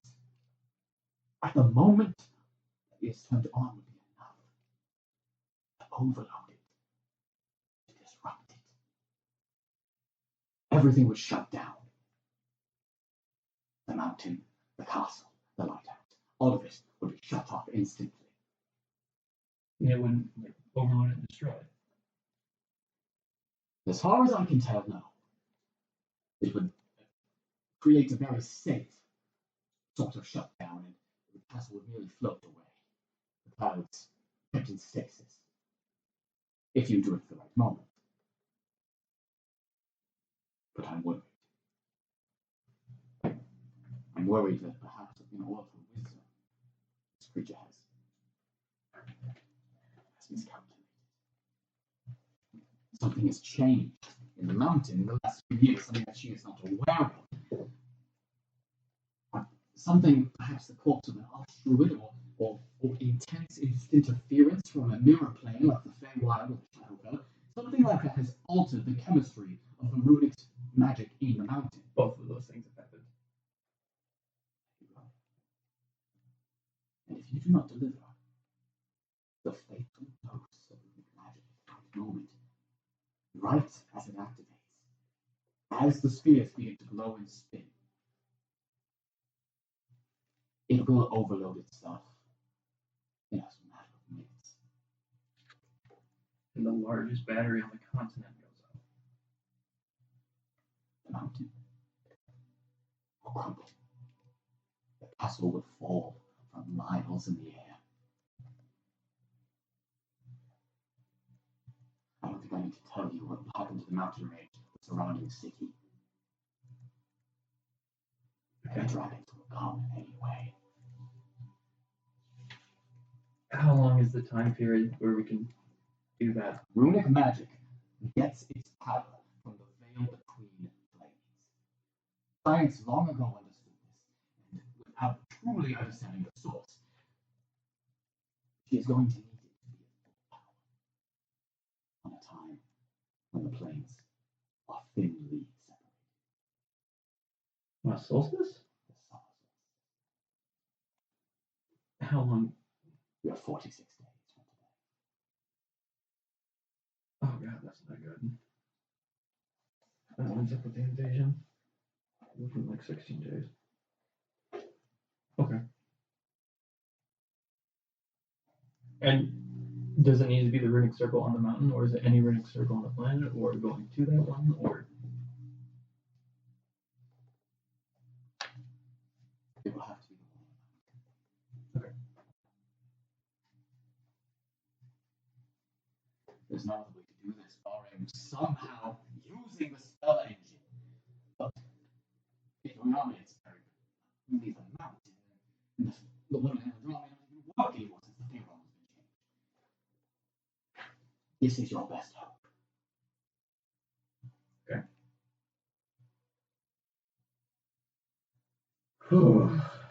I'm sure it's very stressful for you, and I'm sure that my appearance is quite. No, this is. We needed to. I wanted to make things right. I've been thinking about what you said. Well, this isn't going to. The material plane is nothing to me anymore. The motor rush has begun, and I must take. Listen, I want you to have something. The book. Keep it. Can it work? Yes. They're attuned until death. Immortality is very similar. Ah, Okay. The book. The book no longer registers me as mortal. Mortals cannot die. The book can never be recycled. And that paradox has reset it. Of course, with a bit of juice from some of the primary gears in Acheron. Mechanics. Yeah. He would not fuck that up. Yeah. Yeah. Primary gears and mechanics. It will work. As long as I'm alive. You agree? All right. I was going to come and ask you about any information that we could have about the gold dragons, but this helps immensely. That's our plan. Our plan is this, what I've outlined. She's going to call them all here. She's going to rule over them as her sport mechanism. But why here? Why not just go back to the old lands and do it there? There is something about being the first person to step foot on a vulnerable land. To conquer. Okay. As the elves did, as men did, as dwarves did. It seems we are all on that scale.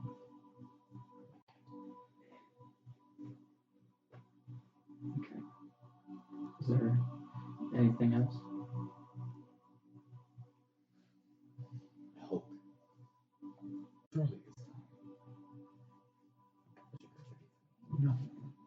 I do have one question. When I was in the library, why did you lie and say that you were a slave like I was? I talked to Winona before and she said she had no recollection of you being a slave. She looked.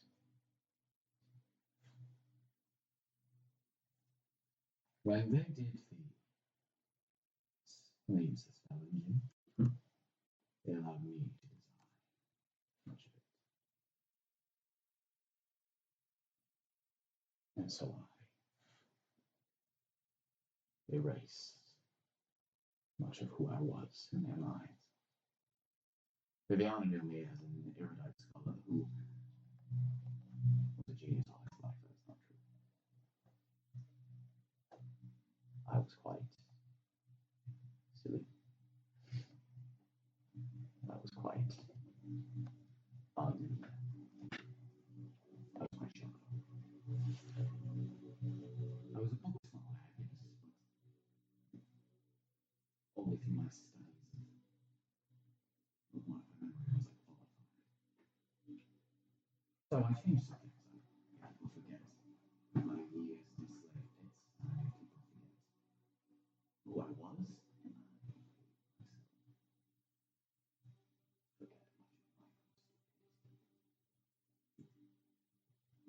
It's a powerful thing. That's the knowledge of the entire life. I don't imagine.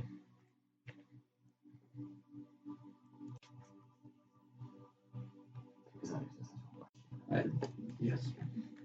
Thank you. Thank you for doing this. You saved potentially so many people. No.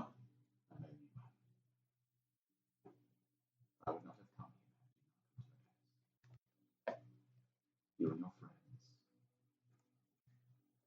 made me care about this place again. I am nothing more than a cog in the machine.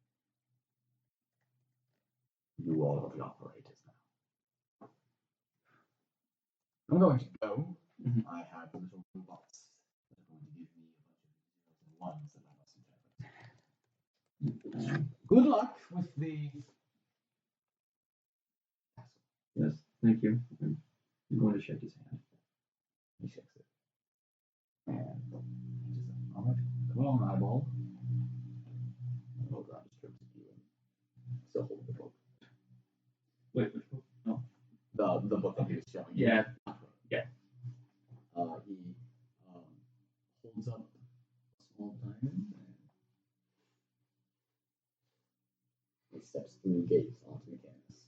The Lord goes with him. Man, immediately, like, he was like standing straight the Yeah. entire time. He just kind of slumps down. Just, Oh, Winona? James doesn't come out and beat the shit out. I don't know why. No. Winona? Yeah. You are still flying. You're still flying. Yeah, that's okay. Back to Edmund. Actually, no, sorry.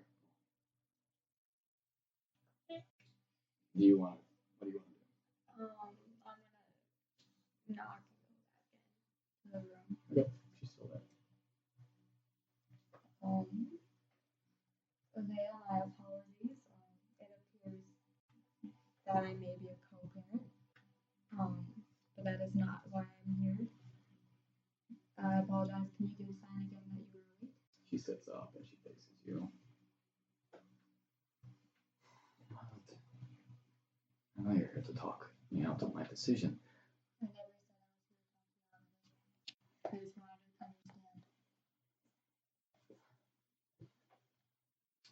I think it's pretty easy to understand. I hope it is. I know you didn't exactly get the choice to become a parent. I have the choice to become your my life, and I did it because I did. You hear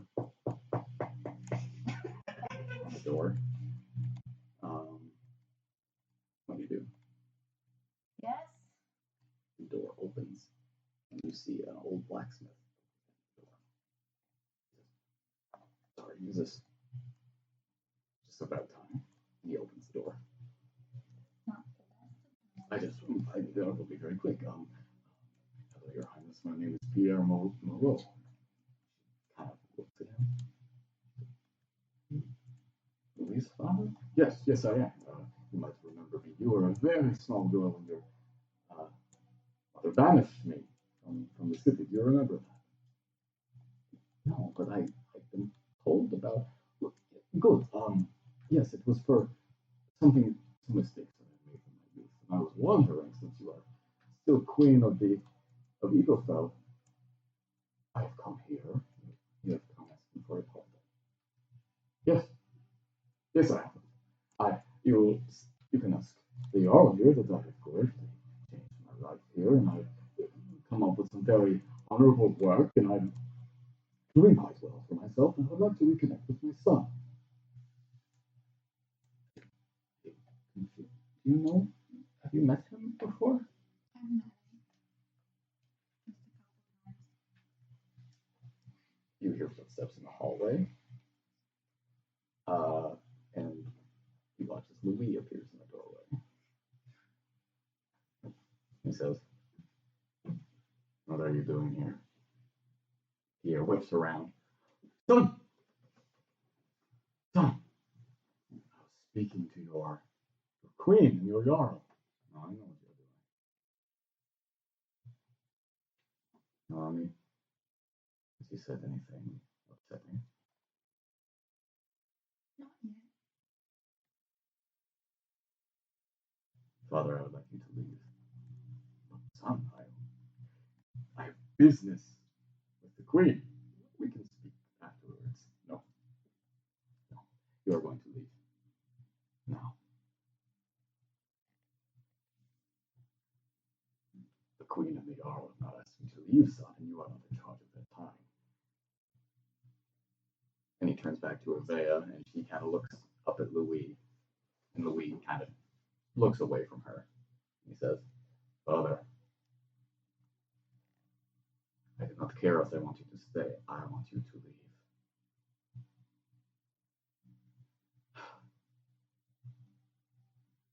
Would you excuse a man to speak to his son? And he turns around and he says, "Respectfully, Louis, I look forward to our time together in the city. This is important. And unless you are going to make me leave, son, I am not going to. I will not make you leave. Just as I did not make you leave the first time. And he kind of looks back at you and he says, you are embarrassing me in front of the queen. Outside. Now. And he storms past Louis and bumps into him.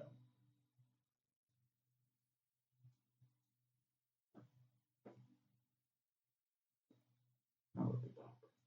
And he turns in, makes his way outside. And you do. I'll turn to Leiden. Do you know much about this? You should go with him. I am worried someone might die. We will talk before tomorrow. You allow me to sleep. I will postpone my decision. I'll allow that. Thank you. I'm still queen for tonight. You can't. That's why I allow it. It's fair. Please go. Oh, And this she is told really- Nalane, Yes. don't let him kill him. Oh, She goes back to bed.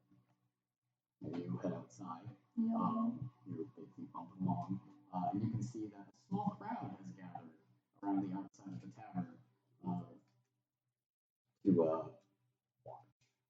And Yuri is there. Yin is there, and he's watching as well, and he looks at you very concerned. Ben has made his way out and is kind of watching. Eors is also around, as is Kawa. The three of them sort of watch from afar as everyone sort of slowly passes. Louis' father draws a sword from his waist and points it at Louis. I am not going to fight you, father. Louis, I am a man without very much honor. This is my chance to regain it. This is my chance to make your mother proud. You cannot make her proud in the grave, father. Just as I cannot. And they begin to sort of slowly circle each other. Louis says, you ran away from us because you were scared. You are a drunk and a coward, and there's nothing here for you anymore. How dare you speak to your father like that, Louis?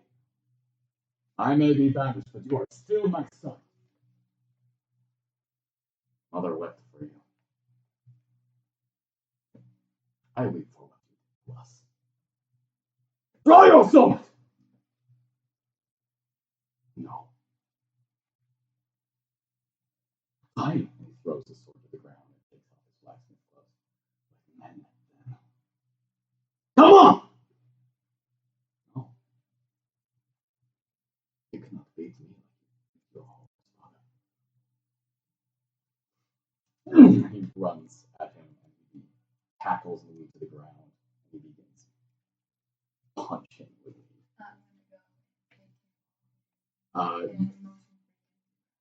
You make your way forward and pull Pierre off of Louis. You see he's fighting, struggling. Louis took several blows to. He has a black eye forming. He has a cut on his face and his lip is beginning to swell. He stands up. No! Let him go. Please. I'm not going to sit here and let him speak. I'm not going to let everyone here watch it happen. It's alright. He can't throw a punch. Please. I'm sorry, but I can't. Pierre begins sort of laughing. Hiding behind Goliaths. That is who you have become. Behind the cave people that hide in the mountains. That is who you are, son. Let's go.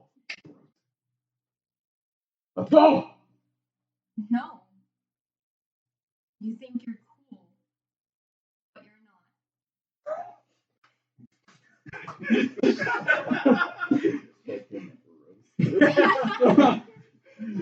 There's like a little flash of like a bullying is wrong. 80s commercial, the more you know. You're lame. I'm not a chicken, you're a turkey. You make a grapple check. Plus my strength. Yes. Plus your athletics, I believe. Plus my athletics? Yeah. Oh, that's a lot. 140. 36. Okay. So you hold on to him as he continues to struggle against you. Louis continues to stare at him. He actually digs his foot in the dirt and kicks sand up into your face. He gets a bunch of dirt and sand up into your eyes. I want you to make a grapple check again at disadvantage. Who takes dirt? Louis or Pierre did. okay. I don't know if it's 30. Okay. You still hold on to him. You can feel him slip out of his shirt and like sort of squeeze out from under you, but his arm is still caught in your arm. Fuck it, I'll pin him to the ground. Okay, you just pin him as he is like struggling. Louis kind of walks over to where he is as he is pinned, and he's still like kind of shouting out in rage. And Louis gets up to him, he stops and he stares up at him. I'm asking as a friend, as a fellow hero of the city. You targeted me one last time. Only once. That's all I need. Louis goes back over to the other side of the circle. You move, and Pierre stands up.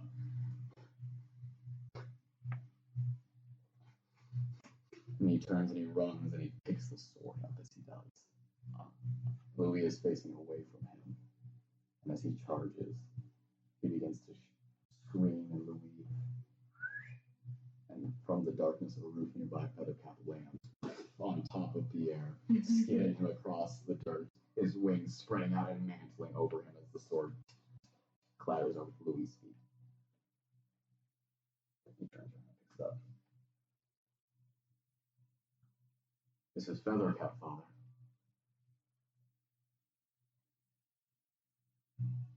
He was a birthday gift from Mother. He tosses the sword to the side. And he comes up to his father and says, "You are going to get on his saddle. And he is going to take you far away from here. And if I ever see you again, and Nalane is not here to hold me back, I will send you to Mother." He turns and walks away, and Feathercap gets off of him. Pierre sort of stands up and he looks around at everyone. "You all saw that! He's a cheater! My honor was kept in that fight! You want to keep it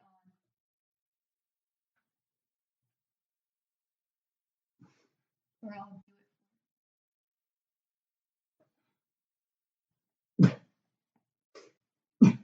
He climbs up on Feathercap. And Louis sort of turns and Feathercap flies away into the night. You guys can hear Louis' father begin to sob. Edmund. I'm just going around there. An open wound on my hand. Oh. Well, Should have done that, Drew. well, I didn't want to. Oh, yeah, I mean, it's not open. Oh, it's not bleeding. It's just it seeps.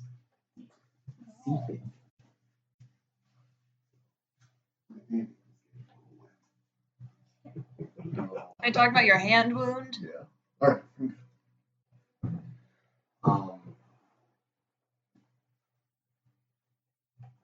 Now I don't know if this takes any satisfaction, But he's not going to actually stand up. but Sir Macklin does not stand up to you. Right? Yeah. And we rejoin you as he has already been wounded somewhat. You dented his armor.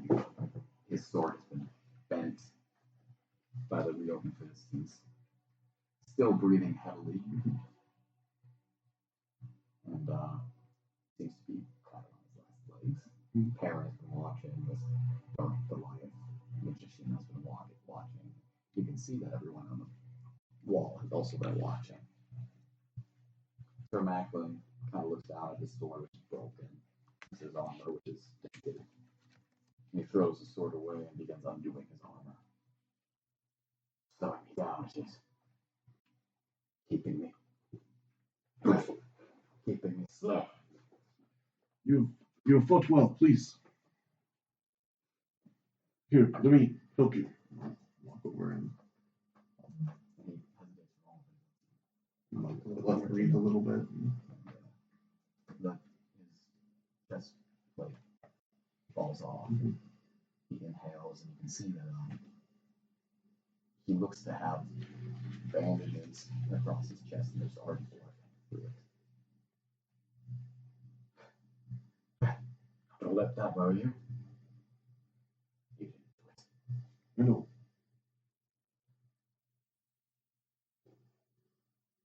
I am sorry. Kind of the father that I wish I had. Wish I could be. This doesn't have to end in one of us dying.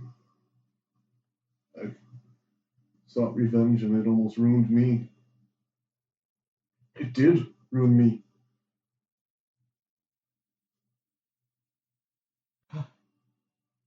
Please just come in and take a look at some of those wounds.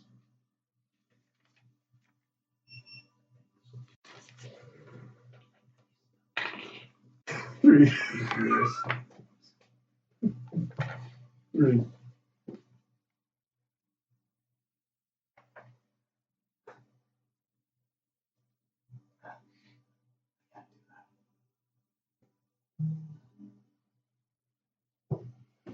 You need to understand that I can't. You have fought very well.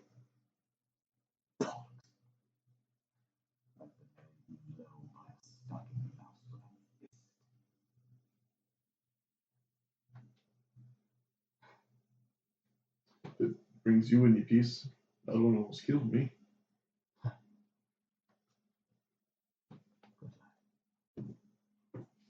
It was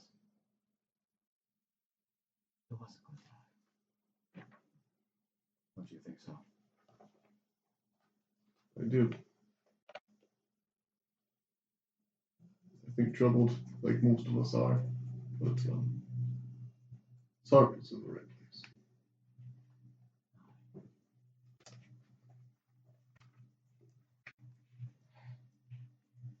Well,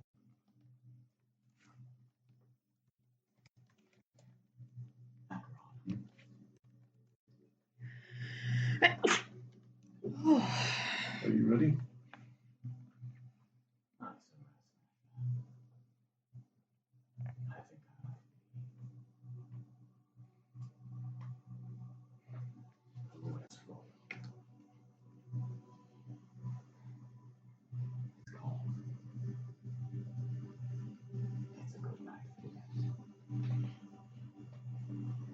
I pull out my silver flask and I throw it to him. Don't know if you partake, but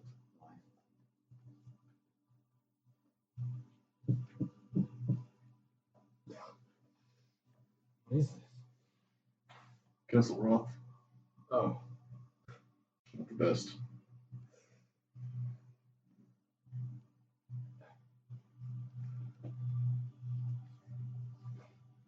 Oh, you don't know, drinking.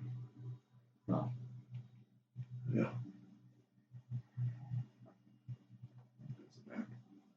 It takes a lot of finals so we empty it.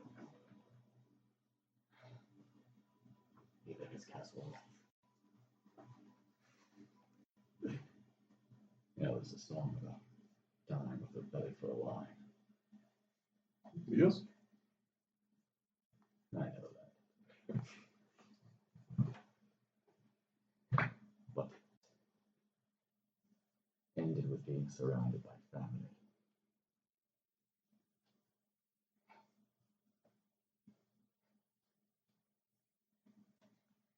You'll forgive me if I naively hope that that's where I'm going.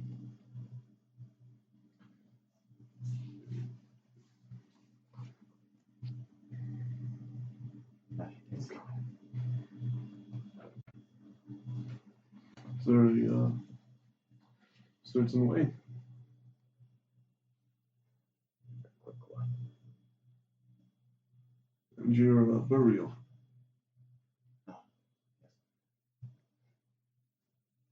My father's in the league with the gods. So I believe him with this one. So. There anyway. But a great still.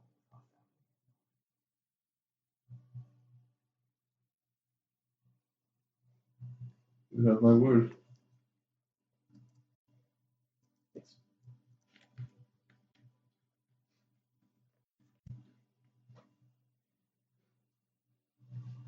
That's what I have.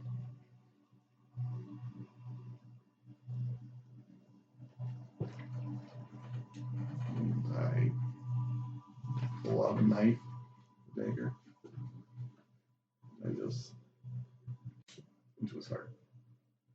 He clicks it for a moment, looks at you. Then he falls over. I pull it out. Baron, can you help me with this? Yeah. The Goliath makes his way forward and kneels down and closes. Sir-Mac closes his eyes and he nods to you and he takes his hood off and you can see that he is very young.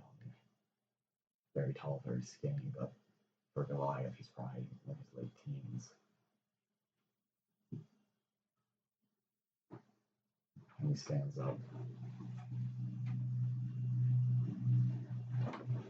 And he turns and he says, I will tell the king what you've done. An honorable death for an honorable knight.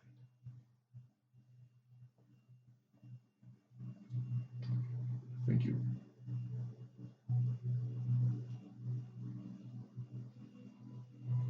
And he waves his hand, and the memory of him speaking is washed from your mind. Well, actually, make a wisdom save. I was like, what happened to his fucking tongue? I'm like, close to Mattimeo. 8. So the memory of him speaking is washed from your mind. Oh, okay. Weird. Okay, awesome. And then he steps under a tree where the moon is not shining. Okay, let me Yes. take a stretcher. Yeah. No, I got you. You impair. Go. Winona, you're our last little bit right at the end here. I think we're flying in front of the moon, symbolic and all that. You look a little bit like the AT shop, but that's okay.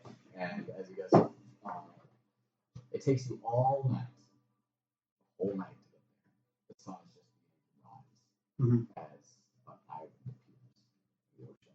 Abigail points down to it. Yeah. That's it. There's an archdruid in there. Oh.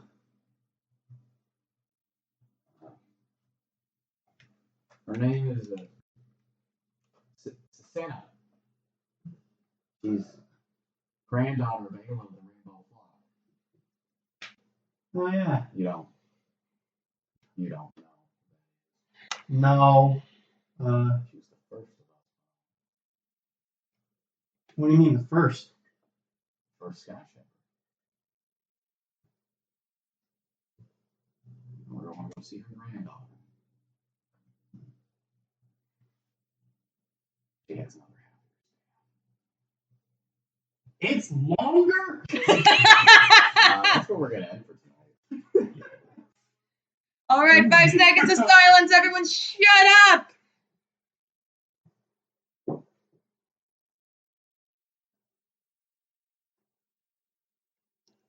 Cool, everyone talk. That was the last